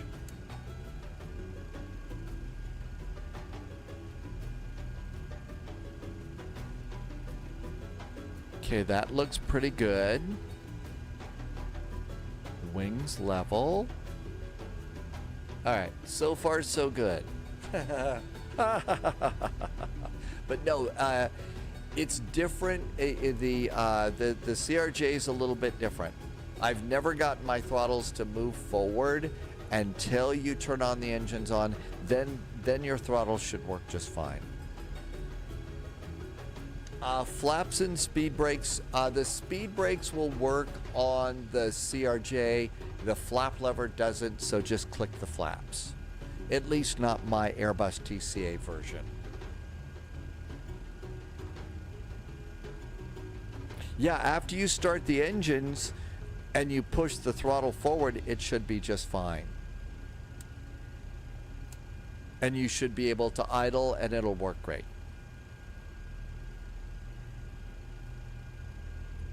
Okay, there's about 4,400. Let's just leave that there and navigate to shale. After shale, the heading should be 304. Let's get a little help over here. Somebody just did something nice. Hang on. Let me put in 304 because that's going to be the heading that I need to follow. All right, good. Let's see. Brooklyn Brolick. Did I say that right? Brooklyn Brolick, thank you so much for a resub. Dom MGY did a resub. It was only 40 minutes ago, Dom MGY. I bet my head was down in this crazy airplane. But thank you for coming in. I really appreciate it. And thanks for the great support. Welcome on in. Sorry it's so nuts here today. Maybe not. It's kind of fun. Yes, I have a very, very interesting definition of fun. Now then, can we change this out a little bit?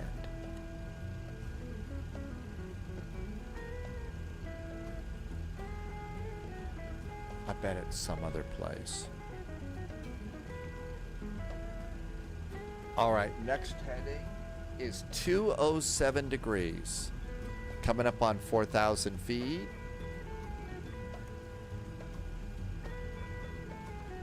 Yes, that's the plan. Whether we actually land on an actual runway is still a little bit, up in the air. No pun intended. Sorry.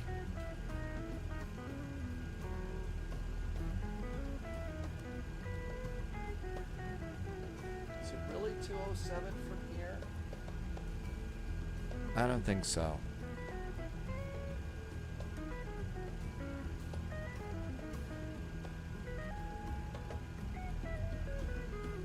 There we go. That looks pretty good. Polyot is in a hold. This was one of the interesting things that we learned recently.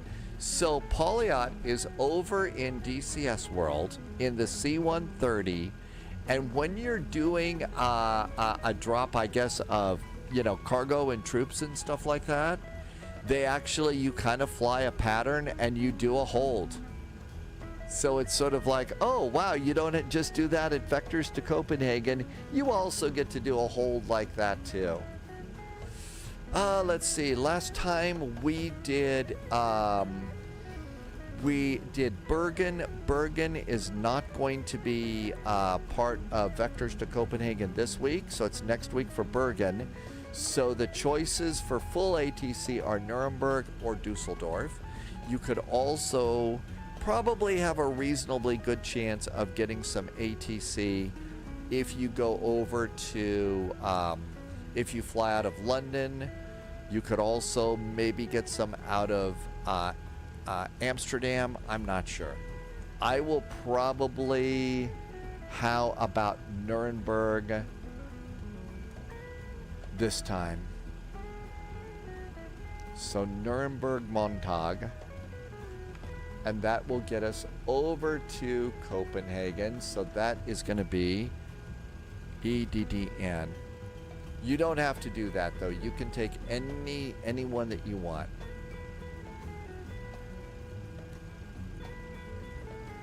And I should put that in there. After Nuremberg, I'm not sure. I've been flying the bigger bus on that one. And then we're also doing Tromso to Rovaniemi for our first flight on Thursday for Flyin See Santa.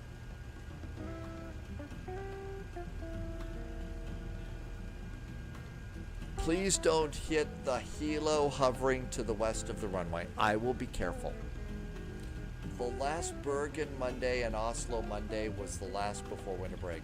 They'll start up after the new year. Lucas, thank you for telling me. So Bergen and Oslo are going to take a break for a while. All right. We're supposed to be at 4,000 feet. We're at 3,900. And Wabi says there's gators on the runway too. Of course there are. Of course there are.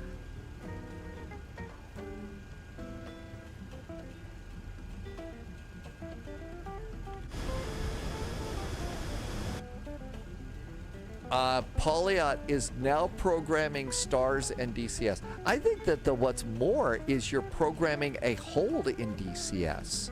I mean, seriously, if you wanted to program a hold, you'd come over and fly, Microsoft Flight Simulator with us. That'd work just fine. But, you could do that in DCS World too. Okay, we're at about 180. So, flaps. Slats are 280. I should have slats out. Fortunately, this airplane's cutting me a lot of slack.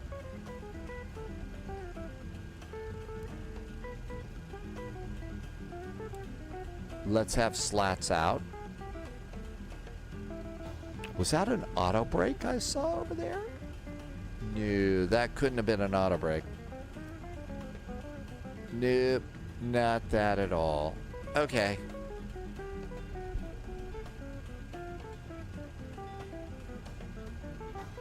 Shogun, this has been really crazy, but then again, I kind of feel like it does make a little bit of sense to do something like a hold. I mean, it's airplanes, and you want to, put those airplanes over the drop zone at a certain time.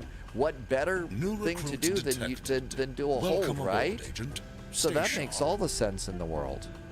In a world that makes no sense at all. Okay, we're looking really good there. There is our heading. And that's going to be about straight up there. And that should get us all set in to come in and do our arrival. Now then, can we... oh, look at this. Ground spoilers. We can arm our spoilers to land. New recruit detected. Welcome aboard, Agent. Stay sharp.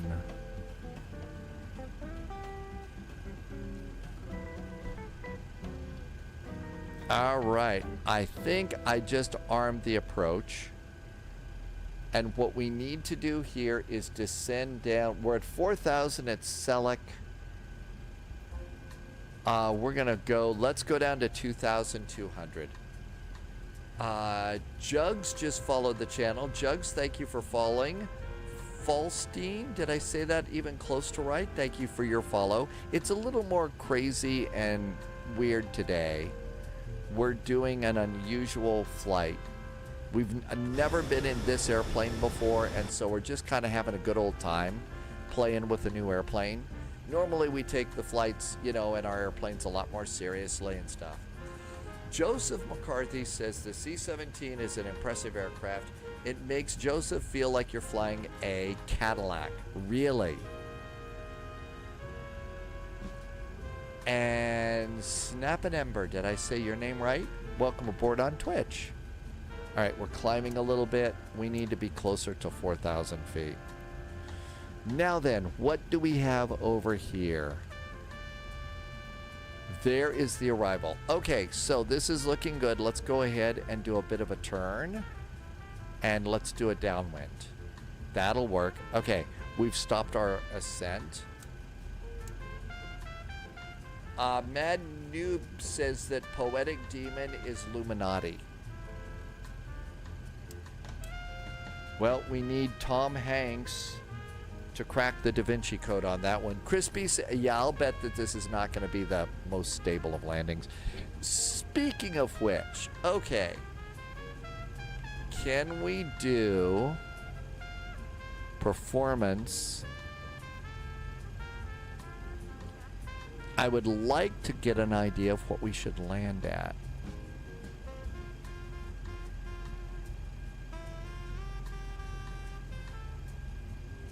There's progress.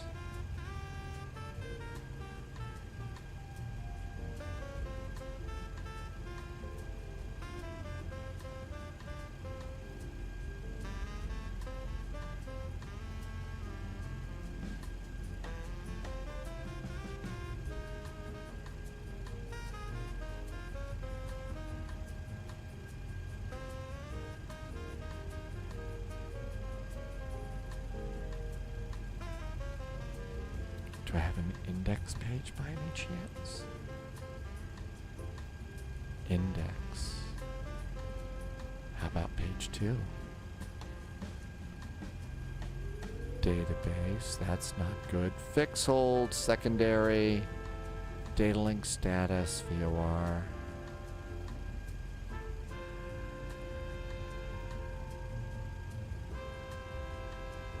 Nope. Okay. Well, the next thing to do is for flaps out. Flaps full is 175. So 175, and that's actually what we're at right now. Scary. Let's see, Joseph, you did the flight today? Well, happy tailwinds to you. Thank you for coming in. It's been a little bit crazy and disjointed, but... All right. There is a very nice downwind for the airport. We're still climbing.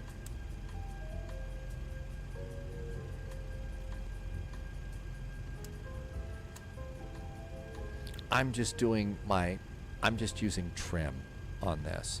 Okay, I do have glide slope. I have localizer. I don't have glide slope yet, so we got that. That's great. How about one more click of flaps here? I'd like a little more power. I don't want to fall out of the sky. Trimming down.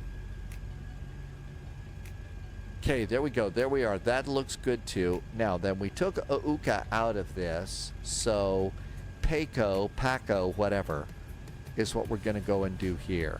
And then come in. If we let it go down to 2,200, we can come in at Fig Tree. So we'll give that a shot.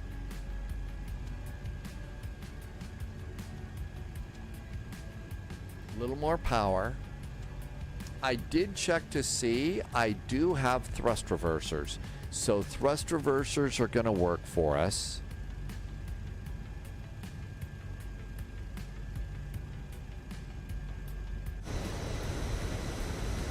At least we don't have to worry about whether or not the landing gear is down. Airline Gamer, so there was another switch. It just wasn't setting it up, huh? That's really weird. Okay, a little bit tight there. I'd like a little more room.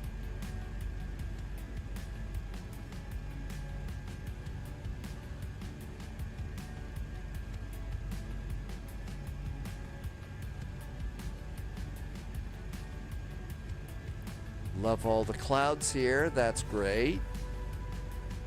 Next is a helicopter flight around Oahu. Nicholas, we're in a PC for this flight, but there are people that are going to get the PlayStation 5 tomorrow, and this is one of the airplanes people were mentioning. So we decided, hey, let's take this airplane on a flight and see what happens. We haven't scratched the paint yet, but uh-oh. What's this? Low fuel. Oh, good. We'sa gonna die. Do we have a fuel gauge here? We'sa gonna die.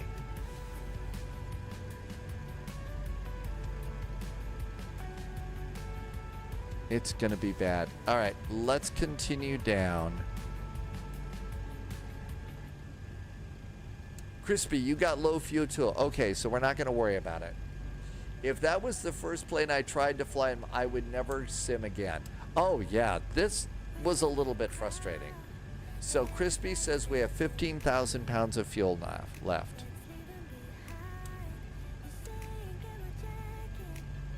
All right, let's get ready to do... Okay, there's 5,000. That looks good.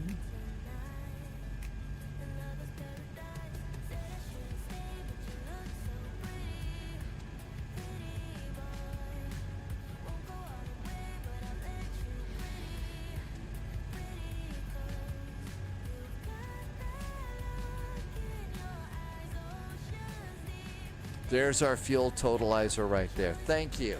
Okay, 15,000. We're not going to die too soon. There's a nice descent. I say let's make a gentle turn.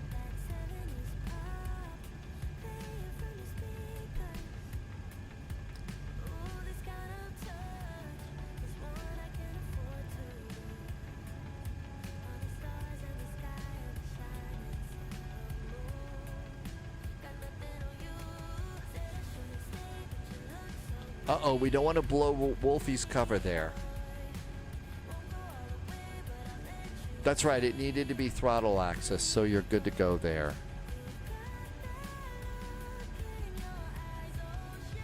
Okay, there's 4,000 feet, looking good.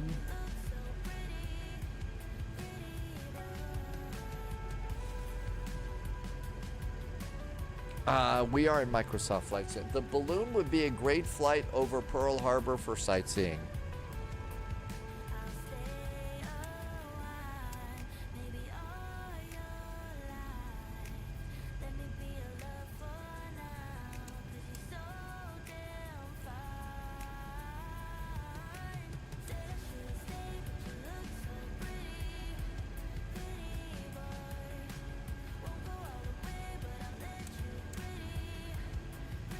What's that? Master warning, that's because of fuel. Leave us alone.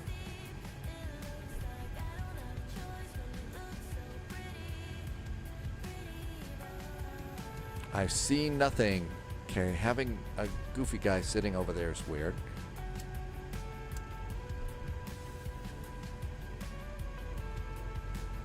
Okay, this is actually a pretty good speed. It said 170, right?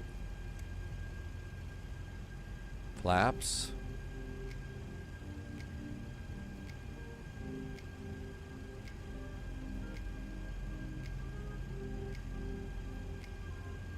That's a good descent rate. 170.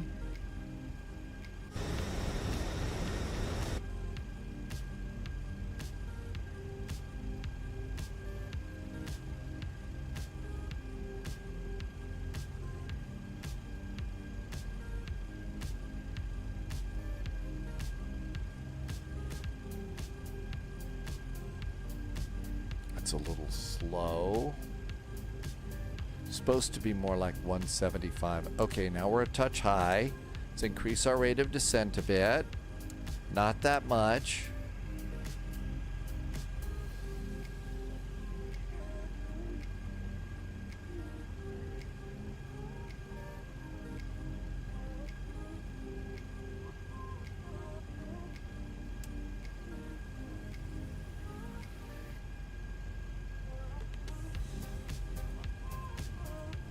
Okay, I see the ground.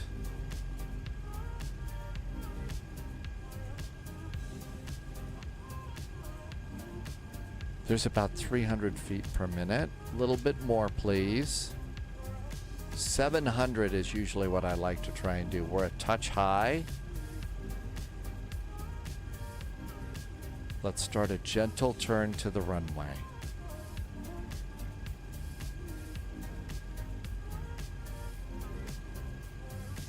What a nice day to fly around Hawaii. Wow. Beautiful weather.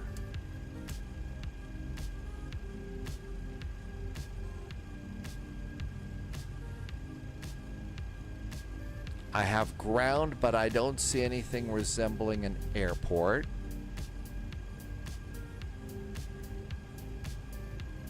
I have more ground. Yeah, how about that scenery?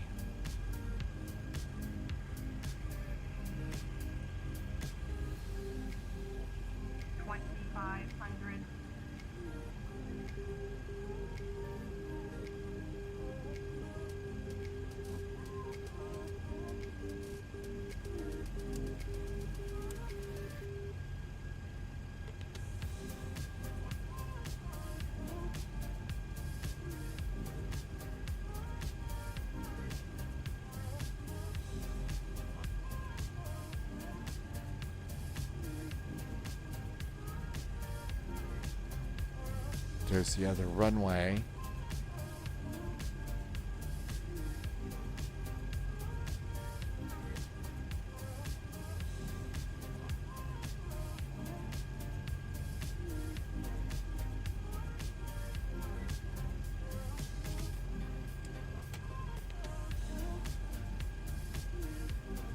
I couldn't see my runway. It's also kind of hard to see it here because I've got all the other name tags out there.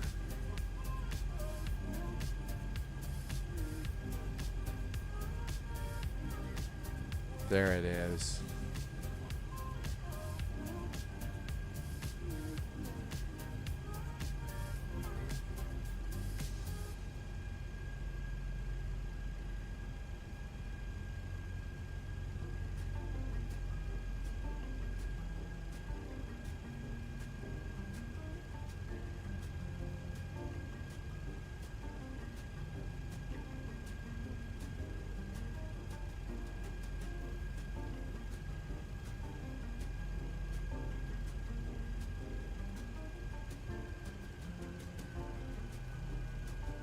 I think that's Wolfie and the Balloon.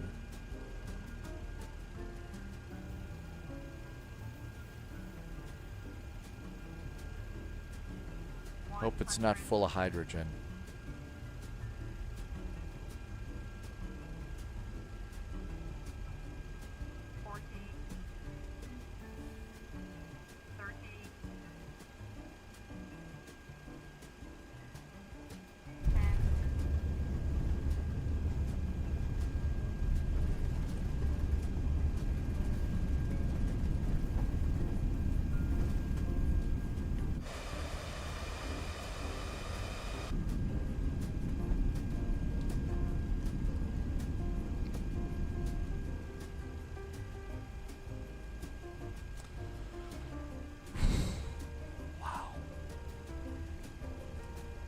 Let's go get our helicopter. I was aiming for a 175. I was hoping to have 175 for my landing.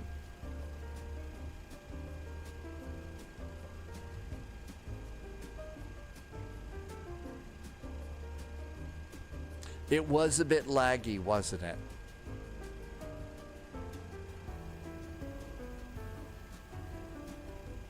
Yeah, often you'll get that with the default airplanes, I'm afraid.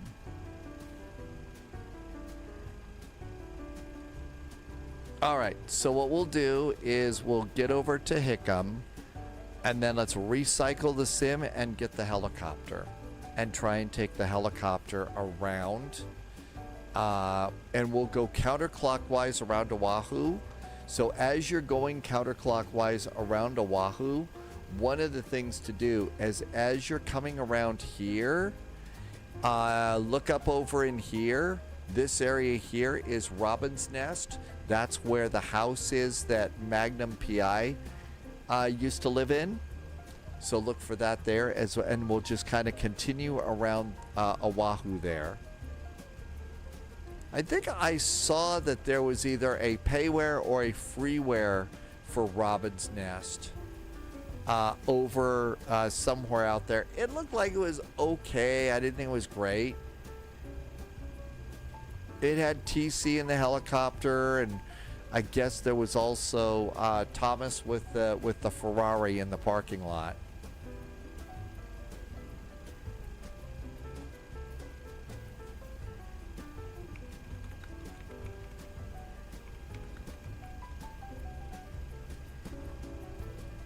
It's a payware.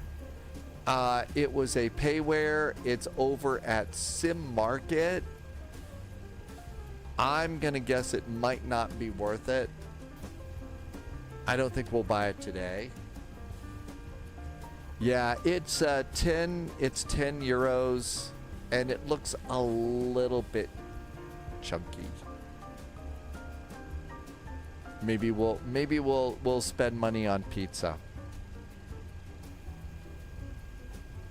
They have a Delta Airlines livery for the C-130 and DCS. Really? Well, I mean, now I'm guessing that probably... There's Wolfie over in the blimp.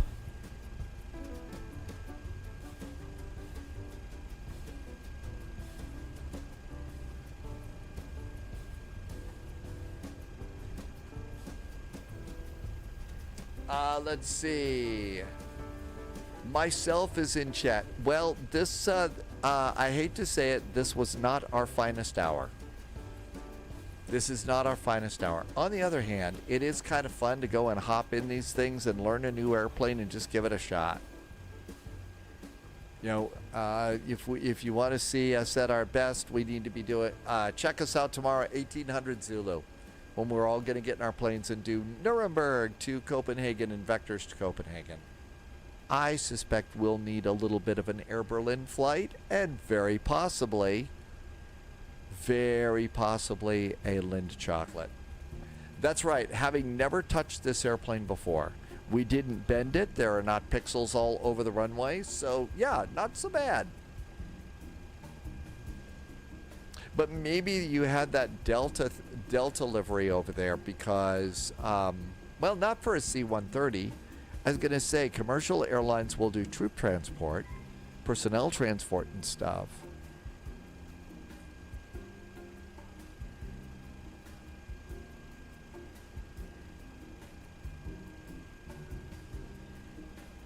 And I'm going to guess a big heavy airplane like this, they're going to want you to park on the on a pad, a concrete pad.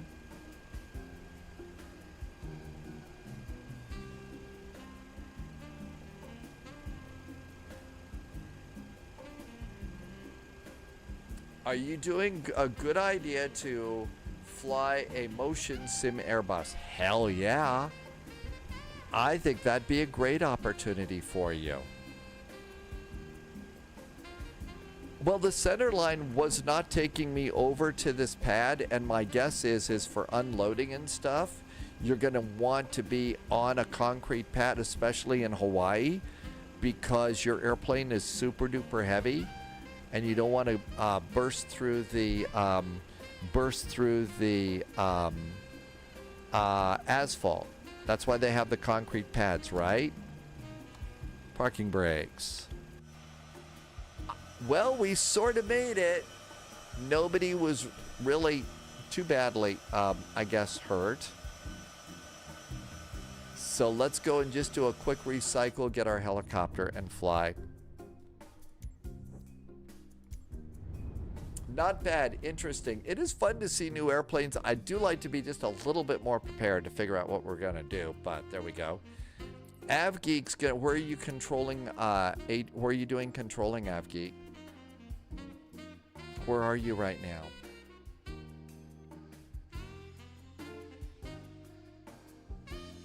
Okay, so MH60. Let's see. I think we're all set. We don't need to load anything. You're over in Nashville, right, AvGeek? Nobody's flying in Nashville today? What's going on in the exciting world of VATSIM? There's a little bit of ATC today, but like I said, we're not going to be flying, doing a bunch of flights. We're kind of doing other stuff. Slink for Slink is flying Manchester to Greece. Good night, Danny VDW. Welcome, welcome. Ramsdalen. Okay, so you're flying, my guess is you're flying probably the Cessna 152, 172 in a Caravan, right? The C-130 can land and stop on less runway than Dave needs for touchdown. Well, of course not. I mean, those pilots are also like, you know, hunting for butter. I know I'm hunting for butter. Your pilots aren't, right? We had a very nice flight in Greece today.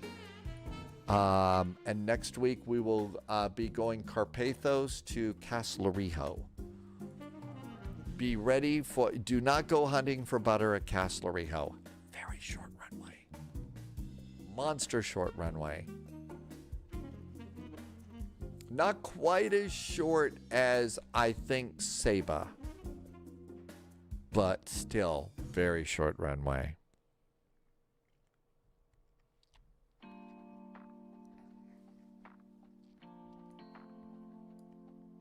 So, on this flight, we'll take off from over here in Hickam, and then we'll depart out, fly around over here, we'll fly past Diamond Head, come around here. There's these two little baby islands right here. Robin's Nest is over in this area here. So we'll continue to go over there. We'll come over to this VOR, and then as soon as we get over this island, then basically we'll kind of cut over here, go over and try and spot Wheeler, and then come back around to Pearl, fly over Ford Island, and look for the Arizona, come back and land. What could possibly go wrong? Don't answer that.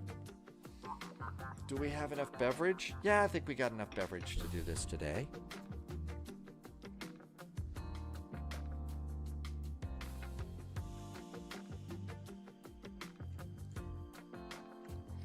It is LG Lima Golf Kilo Juliet. LGKJ. You should know that Captain Sibby can land and stop a 777 at Kefalonia. I got my 757 over on X-Plane into Kefalonia and stopped with just a few inches before the end of the runway. It was just a few inches, but managed to stop. That's right. That's right. That's why we did the flight over in the C-17. Because there's several people that are going to get that PlayStation 5 flight sim, and that's one of the airplanes that I think is going to come with the simulator and one that you're going to want to learn to fly. There are some cold and darks for the C-17 available over on YouTube. Some of us will be watching this video. I just put a link into this to learn. So, you know, doing a complete flight and learning how to actually fly the airplane is a good thing to do before flying it. Fortunately, in Flight Sim, we get to do whatever we want. And sometimes it can be pretty tragic, as it was today.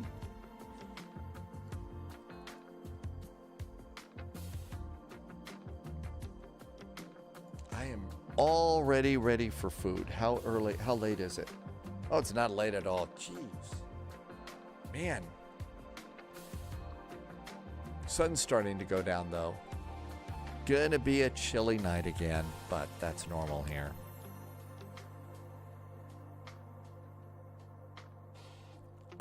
Let's see. I am currently planning... We talked about that. Yeah, the snow's definitely melting, but it gets icy overnight. Right now, the last time that I looked at this, and we don't need that anymore. So did I change it? I've got Copenhagen to Tromsø with a targeted off blocks time of 1810 Zulu. So 1810 Zulu to put me into Tromsø at 2050 Zulu. And I'll need to go and refine that a little bit. You swapped with Polyot. You are not going into Tromsø now. Are you going over to Rovaniemi? Or Kiruna? I think the Rovaniemi and Kiruna are the ones that you can do, right?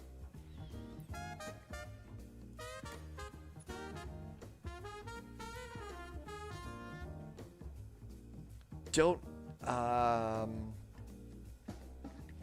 I think we got the new update for the scenery for Tromsø, so that'll be nice. We're also, our first flight on Thursday is going to be Tromsø to the Santa Airport. Ramsdalen, is it considered the Paris of the North? I've heard it's a really cool town. I've heard it's really cool.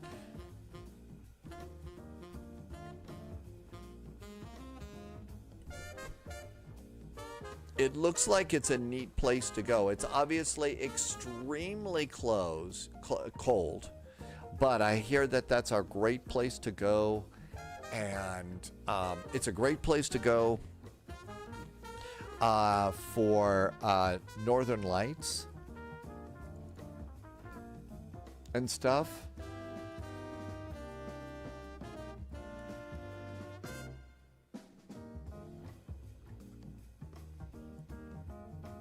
I'm just getting my cheat sheet for the chopper ready to go here. All right, let's try and make this work. Still staying in multiplayer.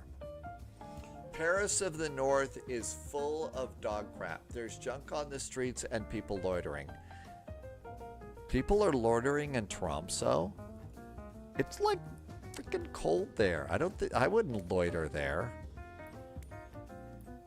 But I don't know. I don't know. Okay, MH60. No.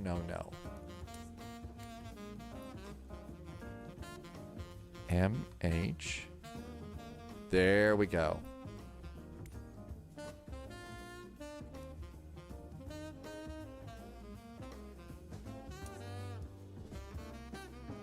Crispy, you booked Rovaniemi Tower for Thursday? Since Welcome to Hell is there too. Yeah, so we were planning to go and do that one on Thursday. And since now I'm doing Low-Vis is going to take the F-28. Not fucking around on that one, are you, Low-Vis? You knew that was going to happen, right? PHNL, Honolulu. Honolulu.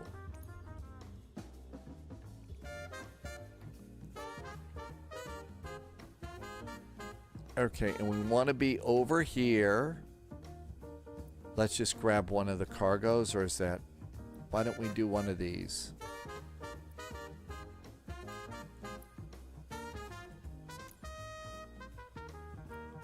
All right, let's give this a shot. That's right, Low-Vis will be meeting the Fokkers on that flight. Tim Dog did EFRO to ENTC offline in the Barren, and it was magical with the snow and northern lights. But I changed the weather because the visibility wasn't great. You know what? When you're offline, you get to change the weather, right? You absolutely get to do that.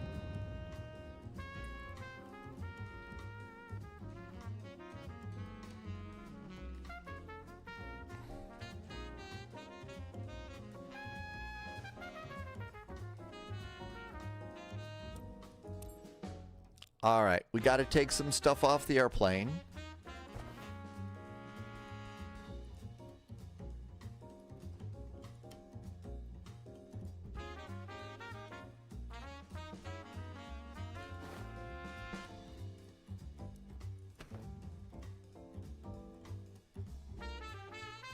It is kind of a cool helicopter for sure.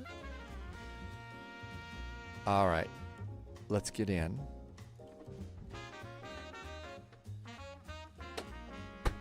And in we go. I see I am Mad Noob over there, and X Mad B4X is over there too. All right, so covers and chocks are off. Next is the battery, and we have the battery up here. Let's see. Remind me where that is. See, when you get out of the airplane for just 10 minutes or so, you forget where everything is. Utility, battery is on the upper panel. That's all I had. Okay, battery right there. There's battery is good. Air source. Air source goes to APU. Air source APU. Air source is APU. Prime fuel pump to APU boost. APU boost, that's good. 1 and 2 fuel boost pumps are down here. There go those. And that looks really good. Okay. APU control. APU control. APU generator.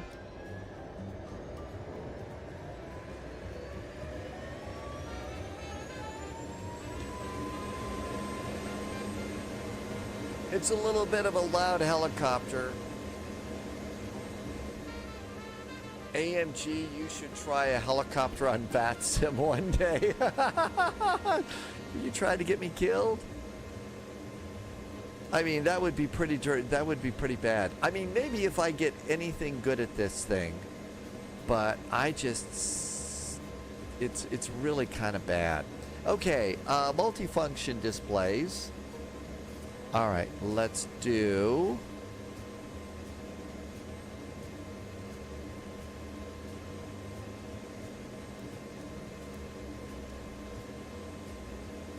We do not need the blade fold master switch. Utility hydraulic pump on. Okay, let's get some backlighting here to make it easier to read.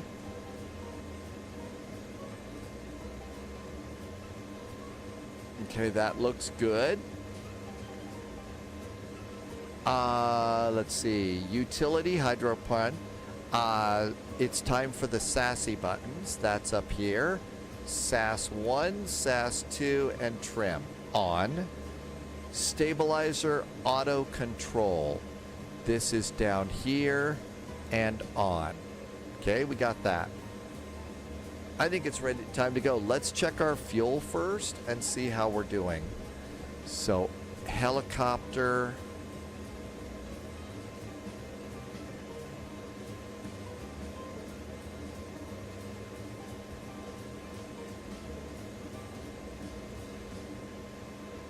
Okay, we're going to get that. Flight performance. Fuel. We've got half a tank. That should be just fine, right? Yeah, last vital. Let's add just a touch. Let's go to 75%. Load. All right, we got that. Now we'll turn on Mr. Map. Okay, we got that in there too. Let's start some engines. Engine ignition switch to norm.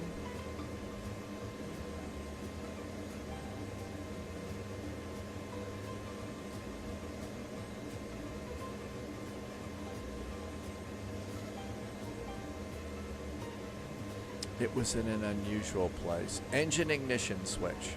Normal. Fuel levers, both to crossfeed. Fuel levers to crossfeed. Engine number 1 starter button on.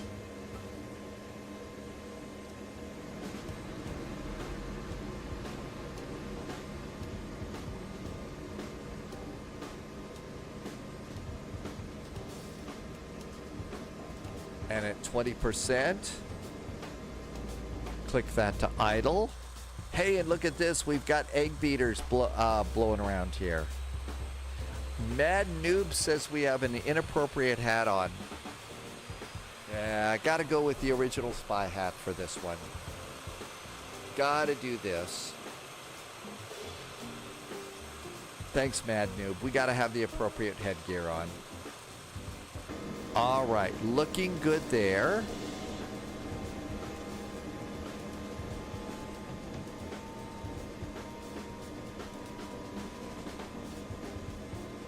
Engine 2.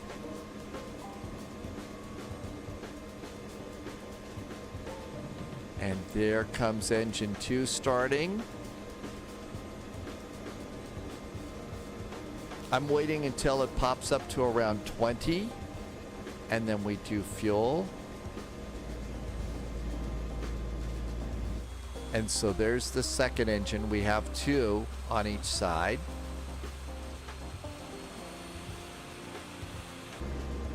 Yep, New Zealand really is nice for sling. Hey Raul, welcome on in. Have you got to go? Thank you for coming in, Raul. Have a wonderful evening. We'll catch you next time. Thank you for coming by.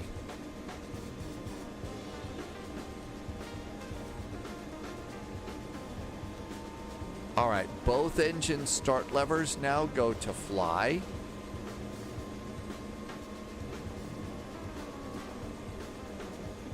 And then the fuel levers go to direct. Generators 1 and 2 on. Air source to engine. APU generator off. APU off. De-icing system to auto. De-icers are auto. Pitot heat switch on. Exterior lights, we don't want to turn on any exterior lights or anything, right? That would just give our position away.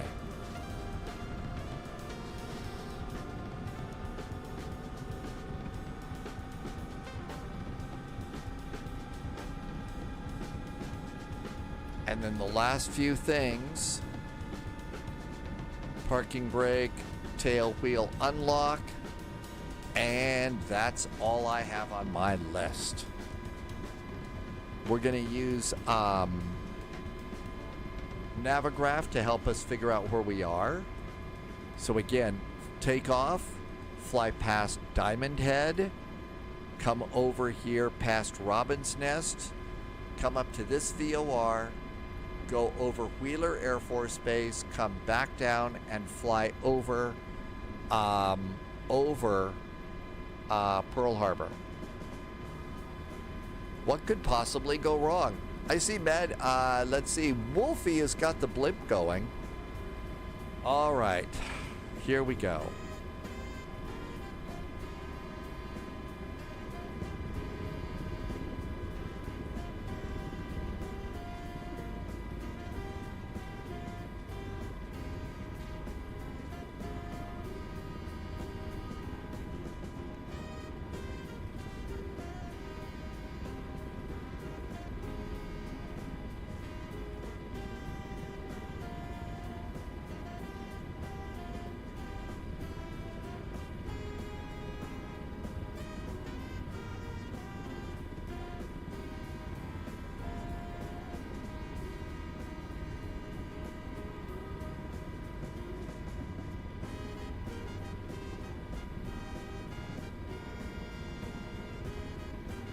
This is why we're not flying on bad, Sam.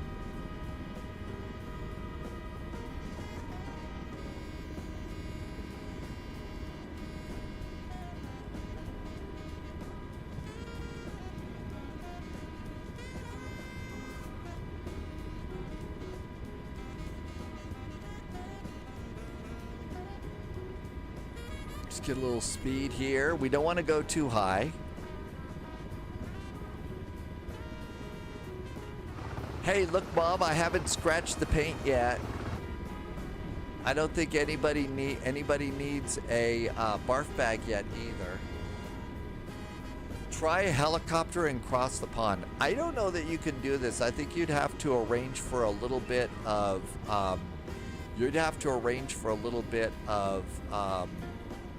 refueling on that.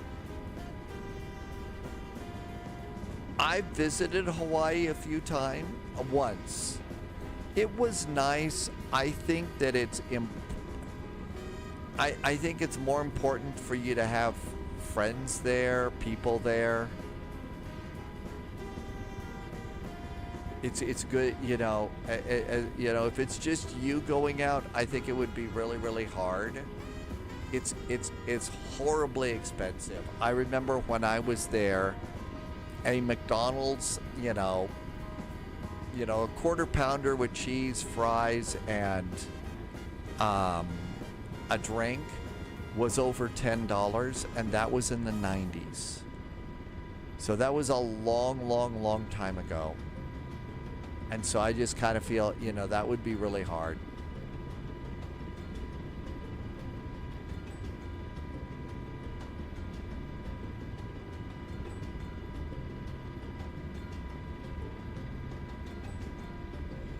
I think that the building that they flew by when they were coming into, at the beginning of Hawaii 5-0, and, McGarrett was on, and did the little turnaround, is still there.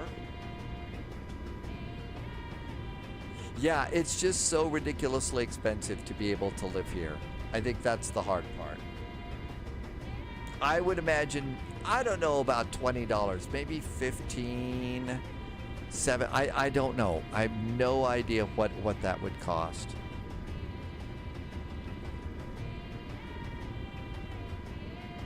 I got to go out there when my mom was, I believe she was a guest instructor at the University of Hawaii, and a special thing that they have out there is called the East-West Center. So I got to go out there for that, and that was really interesting. Mom was also out here. My parents were children of World War II. And so after the war, her dad ended up getting stationed in, Hawaii, Philippines, and Japan at the end of all that. Aboard, so my sister was out Stay here. sharp. Narzi the alien. Did I say that right? Narzi the alien just followed. Welcome aboard.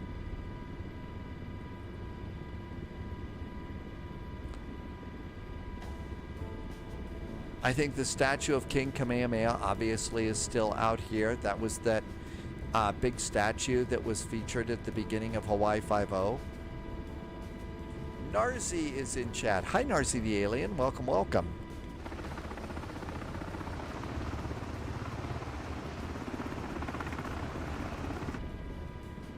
Okay, so here we are coming up on Diamond Head. Diamond Head, inside Diamond Head is a movie studio. And a cool thing about Diamond Head is they will film in there because there's they haven't built up a lot in Diamond Head, so they can do some filming in there.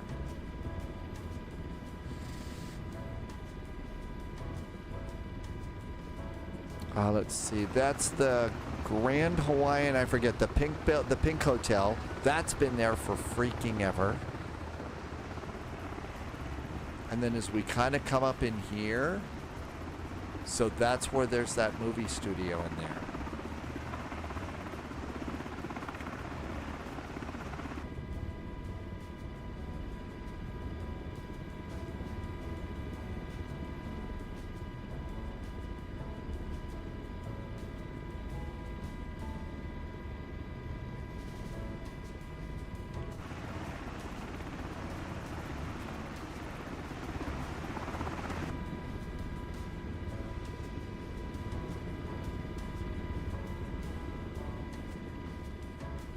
Subscriber confirmed. Top clearance granted, Agent. Dirk Loyalty Jangles noted. just did a resub. Hey, thank you for a resub today. That was a nice Twitch Prime sub. Thank you for a nice Twitch Prime sub and some really nice jet fuel in the flight plan. Thank you for helping me to keep my lights on here. I'm not really all that great at this. I'm really not that great at the helicopter. I've got a lot to learn. They filmed Jurassic Park in Hawaii. At times they were filming the hurricane scenes when the real hurricane hit the island. And in fact, isn't when they were filming Jurassic Park, they rewrote the script because of the hurricane to take advantage of the hurricane and stuff like that, I think.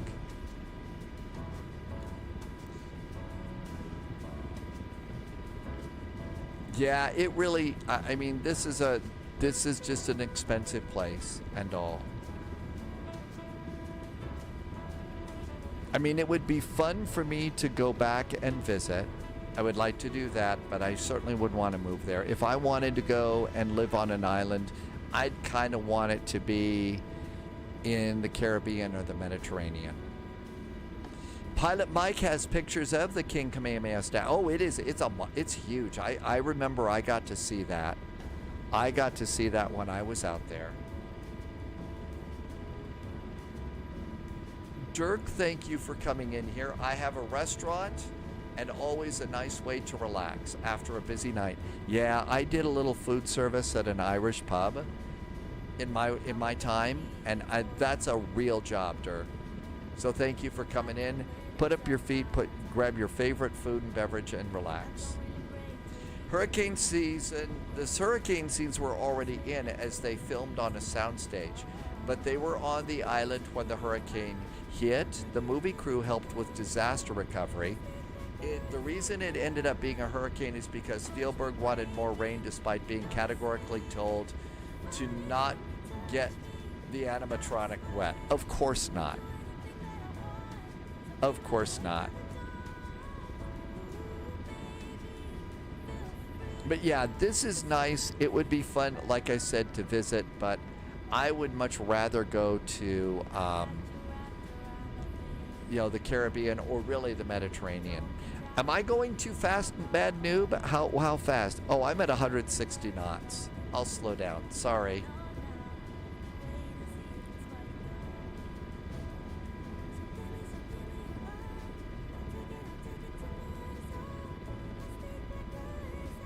The water got into the hydraulics of Roberta. Roberta was the animatronic T-Rex, right? And it almost crushed some of the actors. I would imagine that at some point in that movie, a few brave souls made a few jokes about Bruce.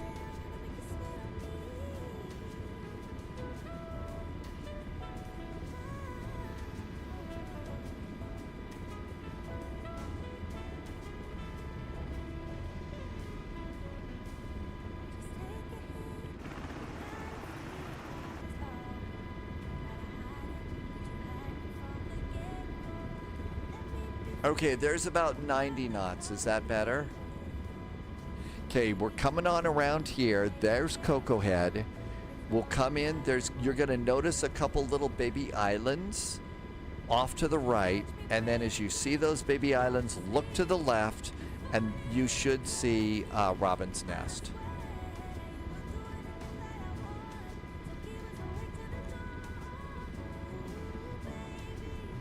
Oh yeah, I'm slowly descending a little bit too, to get closer to the coast here.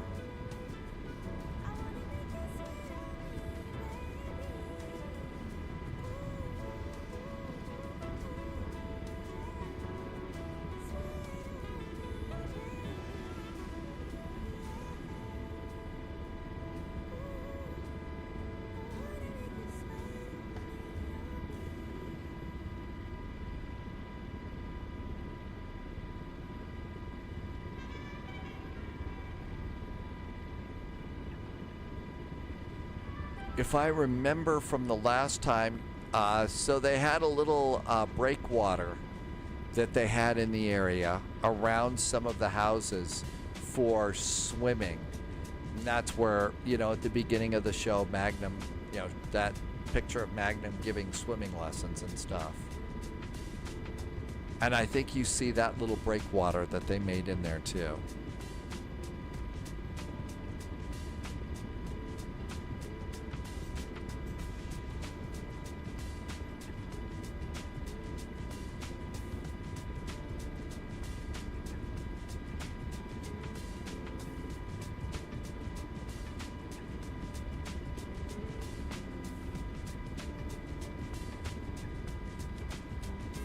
I have never gone to AirVenture, no.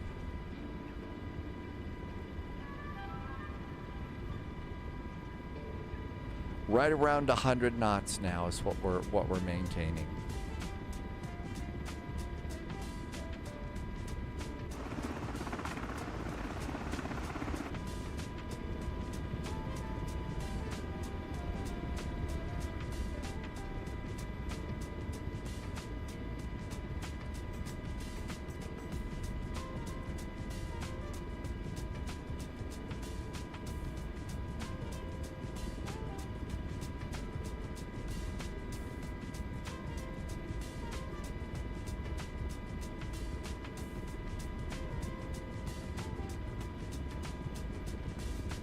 Okay, there's those little baby islands. And we come around.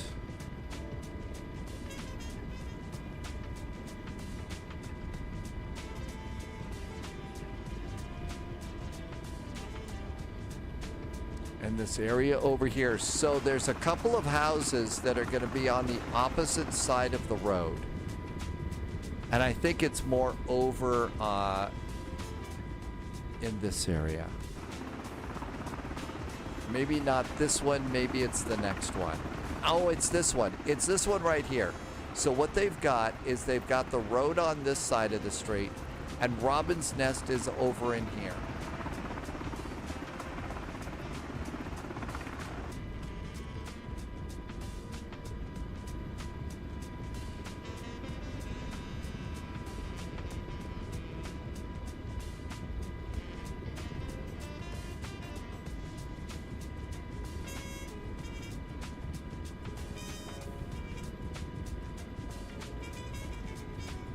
And I don't have the scenery, but I think it's this one right here. One of those two, because you can see some of the little breakwaters out there, and that's it.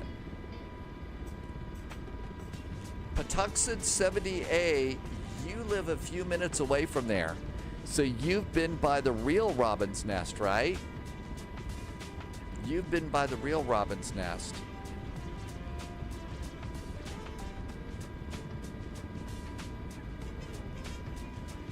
All right, let's come on up here.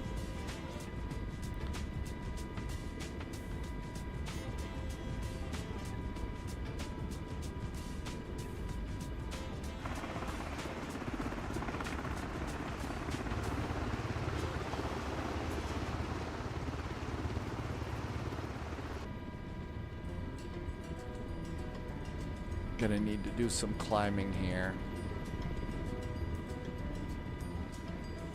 Patuxent says, yes, but it's a new property altogether now. It's closed off from the highways you pass and you can only see it from a drone. So did that, they oh no, you're kidding. They demolished Robin's Nest? Seriously, that was like a complete and total historical place. It was a total historical place. The outrage. I know it was just a silly TV show, but it was Magnum PI. I mean, come on. That show, that's like them destroying the dock where Sonny Crockett tied up the St. Vitus dance in Miami. You've got to have that marina there, and you've got to probably, you know, have a big old, what was it, a 32 or a 27-foot sailboat out there? You know, with his cigarette boat right next to it. And a model of an alligator on the docks. They demolished it years ago, then built a new home. Really? You know a periscope guy that flew a drone over and the drone crashed? Oh, what's Magnum PI? Oh, the pain and outrage. Get a little speed. Okay, we go over this little point, make a right turn heading 090 degrees. You're going to have to climb over the mountains to get to Wheeler Air Force Base.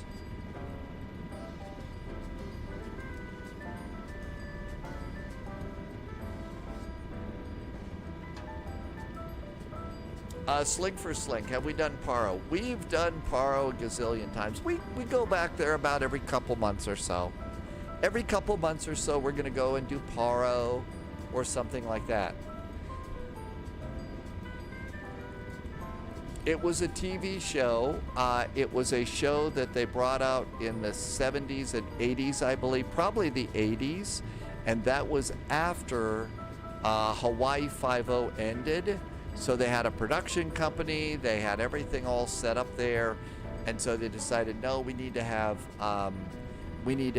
another show for CBS.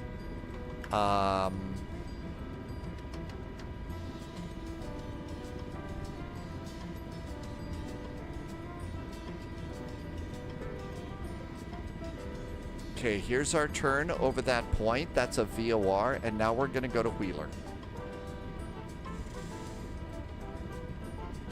Got a little airport out here. I think we've landed at this airport before.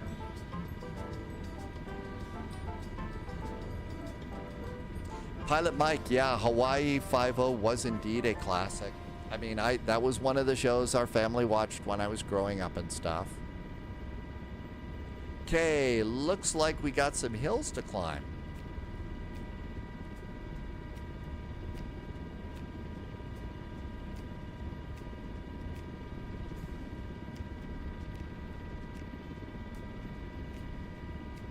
Slippery TTK wants to buy a 9070 XT for your PC for Flight Sim. I'm not 100% sure, but I'm sure somebody will chime in to chat and let you know.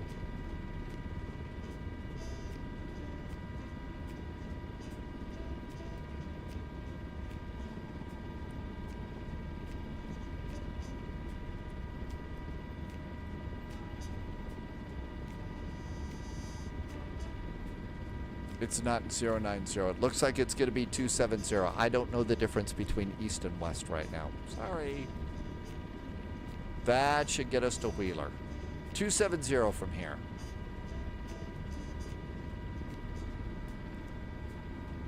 Looks like we're going to clear the hills. Hi, Mikey. Welcome, welcome. Staples at JSG Droid's house were Hawaii 5-0 and the FBI with Ephraim Zimbalist Jr. and 12 O'Clock High. We never saw 12 O'Clock High when I was growing up. I don't remember that one. I don't remember that one. I do remember the FBI with Ephraim Zimbalist Jr. Another big one that was a stable, and it's for your neighborhood, JSG Droid, was Emergency. Remember Squad 51?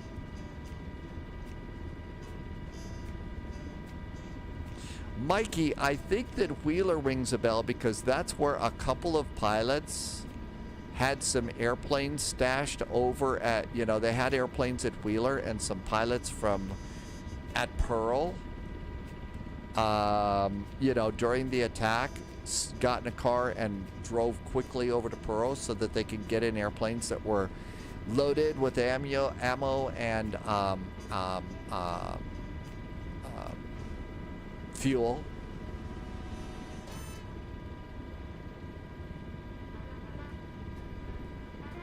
JSG Droid remembers the streets of San Francisco back before Michael Douglas became a major star.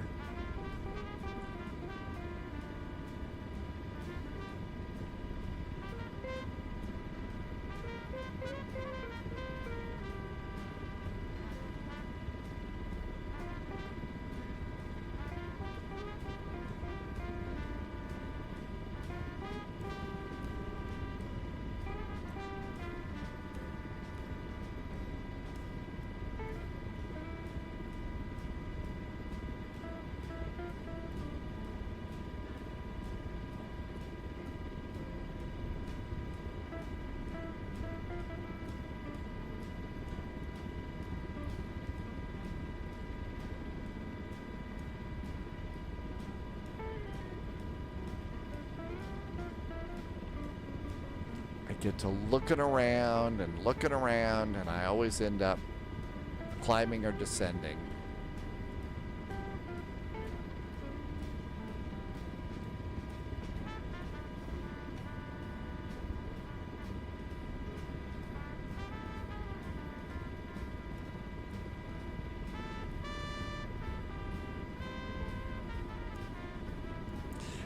Mikey, so that's one of the things after seeing that movie that I saw the other day called The First of the Few. That's why I'm all kind of fired up to try and get back into DCS and see if I can fly the Spitfire. Let's see, tips for beginners in Microsoft 2024. Okay, always like to start the answer to this question with a question for you. Now it's going to sound like I'm being snotty here, but I'm not, okay? I'm not trying to be cute. Question is, do you know how to fly a plane?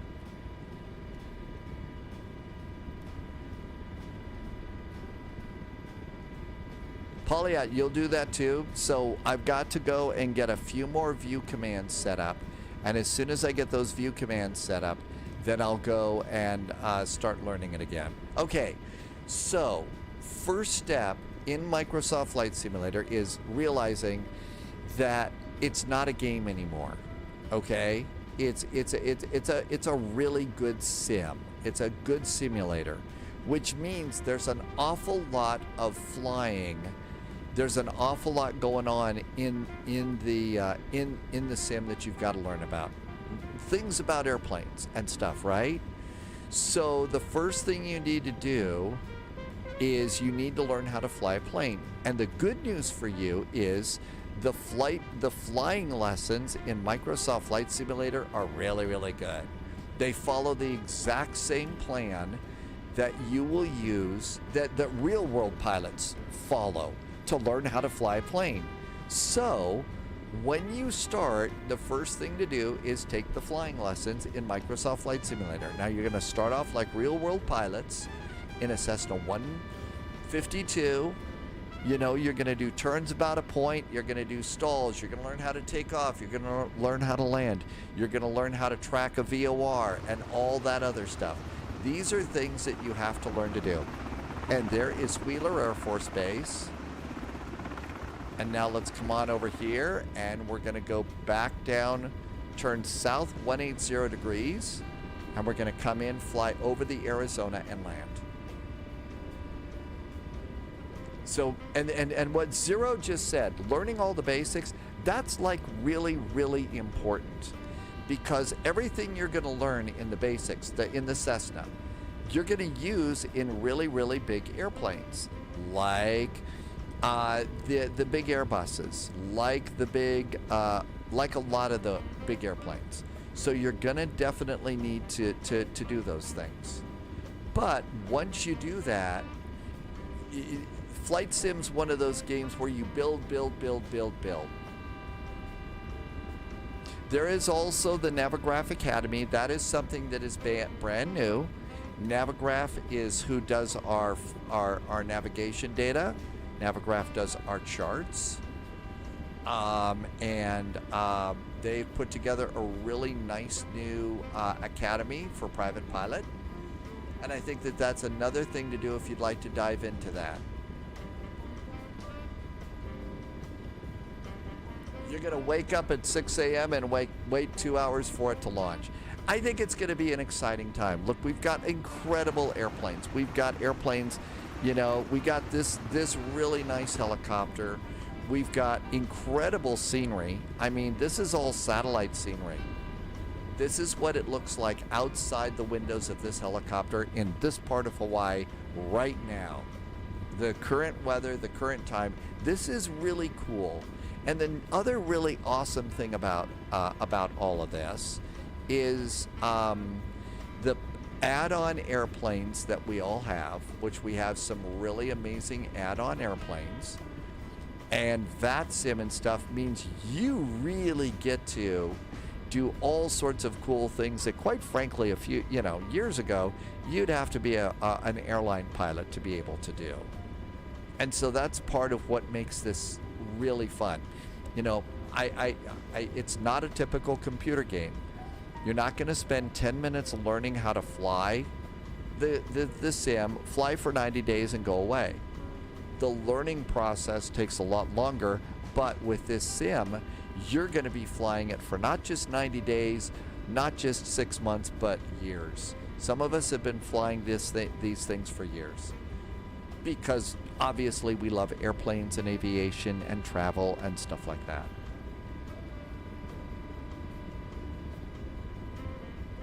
Okay, starting to slow down just a little bit. There is the top of Pearl Harbor. We're going to go ahead and go over Ford Island. And Mad Noob is right. The learning really does. It never really stops.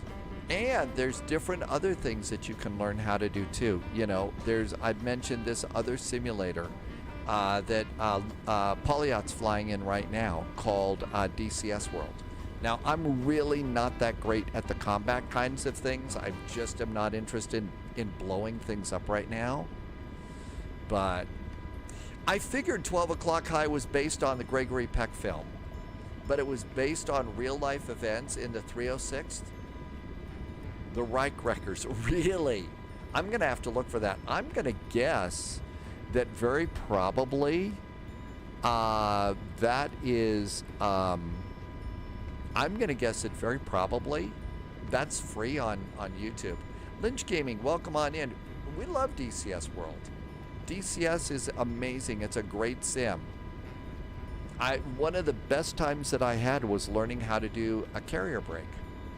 I mean, the carrier brake is amazing. It really is. To learn how, the pattern around an aircraft carrier and be able to fly it in the FA-18 Hornet, it is rewarding to learn that sort of thing. Lynch Gaming, you're learning the C-130. Polyot's in that airplane right now.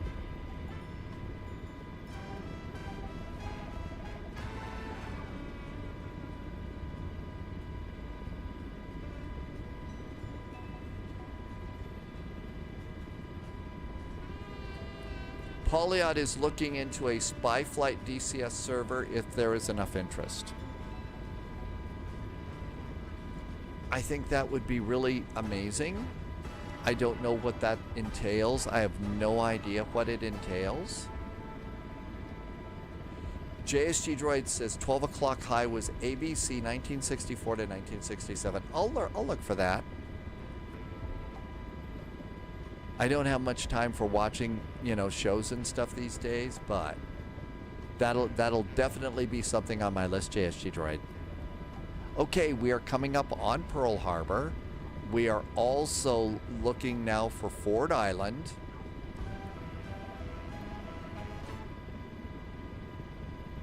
And just on the other side of Ford Island, there's going to be the Arizona Memorial. Ice Cal Geist. I didn't say that right, but greetings back to Germany. Guten Abend. Welcome in. Thank you for coming in today. We're going to be flying out of Nuremberg tomorrow for Vectors to Copenhagen.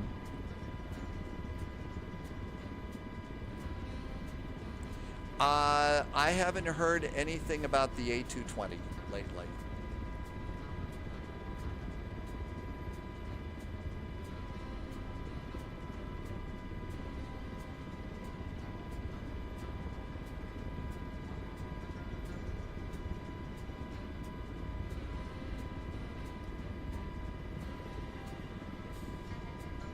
Irby says it's now been delayed till mid next year. CGT, you made it. Welcome on in. Hey, you know what? Real life happens there, CGT. These things happen. Welcome on in. Come on in whenever you get a chance. Okay, so the first thing you'll see as we come in over Ford Island is the runway. It's still, I believe, a grass runway. Trying to trim us up here at about 90 knots of forward airspeed.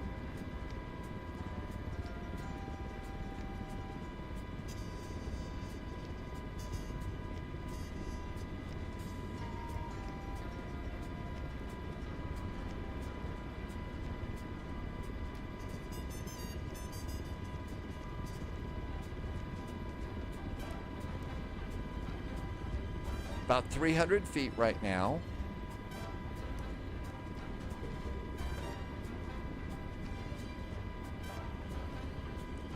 Good evening, Ice Cal. I hope I'm doing the first part of your name justice. I try to get pronunciations as good as I can. It's very weird for me to be a helicopter pilot. I've been doing fixed wing for such a long time. You've been doing the slammers on the Hornet and the data link system. There's so much in there. There's so much in DCS. Okay, so there's Ford Island right there. And you can see the landing strip. And just on the other side,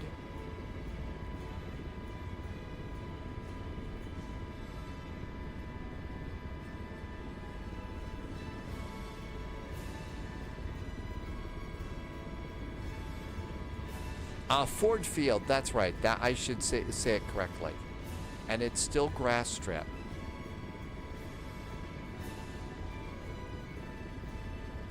Polyot likes the Hornet in DCS World. You have the full wind wing control panel. Some of those look really, really amazing. In English, okay, you are Ice Cold Ghost. So Geist is Ghost. Ice Cold Ghost. Well, welcome in. Thank you for coming in today. Welcome aboard. Now that's the Iowa, I believe. The Iowa battleship is now there as a museum. And so I believe that's the Iowa as one of the museum ships. They've also got a submarine. You can see the Arizona Memorial just ahead of us, and the tie-up area for Battleship Road. Those are still there too.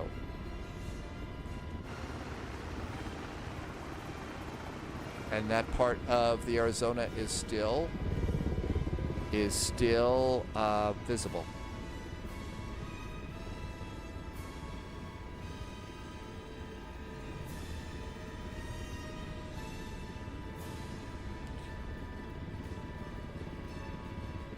And then as you come on over here, some of the dry docks that they built are still here. And what's really interesting about this is the actual passage out of this is pretty narrow. It's actually pretty narrow. Always like to do that. I don't always remember to do that, but I always do like to do that.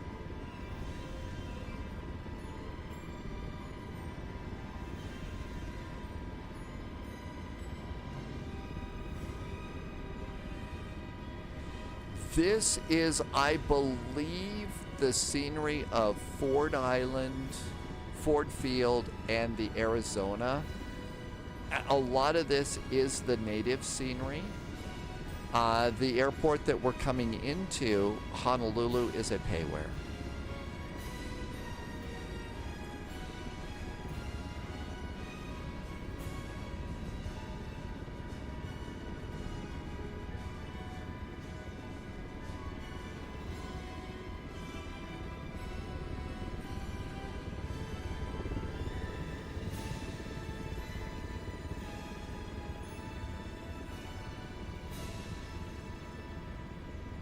It's Missouri that's at Pearl Harbor. Okay, thank you. I always kind of forget some of those. It's Missouri that's at Pearl. Thank you.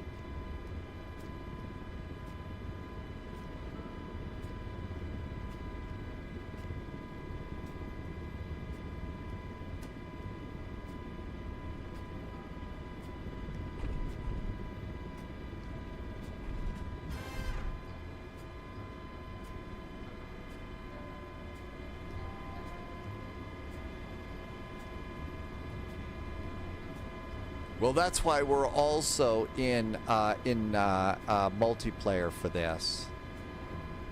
Tail wheel locked. Parking brake is on.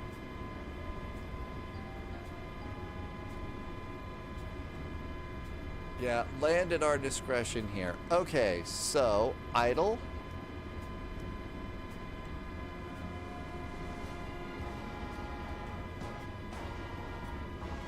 And they would probably do APU controls to shut her down. And the generator can go back on over there.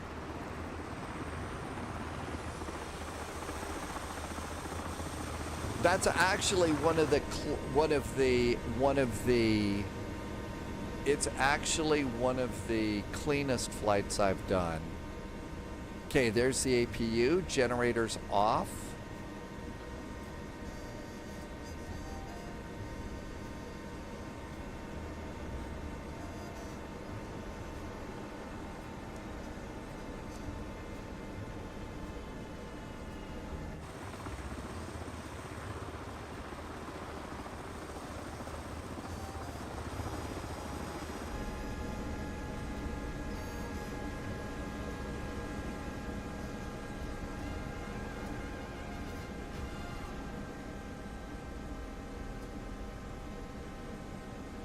fuel cutoffs. Lynch Gaming says it makes you wish that the UH-60 was added as a full module on DCS. I can't imagine that it wouldn't be. I can't imagine that it wouldn't be, but, you know, I don't know.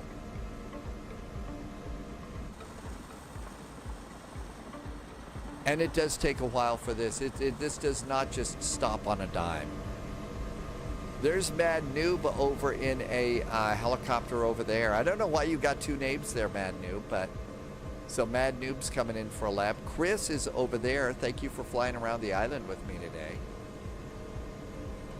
But yeah, landing the helicopters is not the easiest thing to do.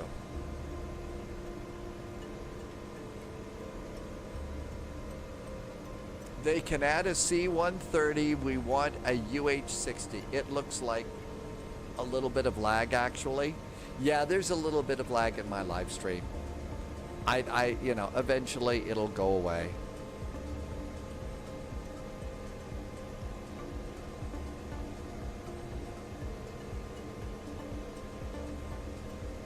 Subscriber confirmed. Buckeye just did a resub. Loyalty noted. Polyot says there is a UH-60 in the works.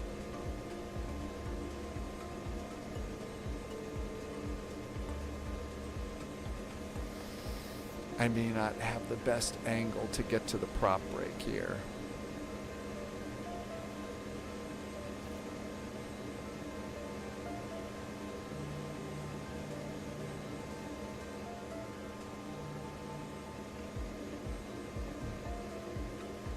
And that's probably pretty good. We've kind of stopped it. So nobody was hurt. That was actually a fairly decent flight. Most of mine don't go that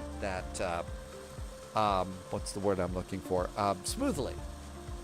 They don't usually go that smoothly in the helicopter. I think this is like the 4th time I've flown this. You're gonna wake up at 6. Yeah, a lot of people are getting ready to get up. You ran out of fuel during the taxi. Really? I added just a little bit, but I think we did okay. But really cool helicopter. And, you know, still a lot more to learn about this, though, too. First flight tomorrow is Nuremberg to Copenhagen. Nuremberg to Copenhagen is going to be our first flight for tomorrow. So I'm definitely looking forward to doing that flight with you. And we'll find some other flights to get into trouble with as well, I'm sure. We can find some trouble. I also need to go and set up a Zoom command over in DCS so that I can zoom in a little bit and give that a try. My gifting, I've got to go and reconnect a text file to that. That's why. But there have been some incredibly generous gifts already for the month of December. Thank you so much. I'm going to work on that next as soon as we get done with the live stream today. Also, a huge thank you to the secret agents, special agents, and double O's over on Patreon. I do a flight video first thing in the morning over there every morning, and I'm definitely going to continue that, but I am continuing that over on YouTube. And that'll be for channel members over on the YouTube channel. If you are on Patreon, the videos on Patreon are all free now, so and they'll be up for another till the end of the month. So you can cancel the Patreon membership as quickly, you know, anytime, and you won't miss anything. They are also up for channel members over on YouTube already. So if you're on YouTube, every day that we fly, unless there's some sort of a technical catastrophe here at Spy HQ, you'll find that over there waiting for you each morning. Crispy crashed like 3 times, and that's after you switched from a helicopter to something you can fly. Helicopters are not easy. They are very difficult to fly around. They really are. So, you know, if you got your helicopter up in the air and down on the ground, congratulations. That is an accomplishment for sure. Thank you for being here. I really do hope that you are doing well. Thank you for coming in. Polyot just put in a link for YouTube memberships. I didn't even know you had that there. Thank you. CGT, thank you for following. Welcome aboard. Thanks for coming in. Our departure time's a normal time tomorrow. We'll be doing our flight at 1800 Zulu, and that's going to be departing 6 p.m. London time, and that is 1 o'clock New York time, essentially. So we're going to go ahead and do that. I'm going to get to work. I've got a few things that I need to fix here that I've broken here into chat, so I got to get that going.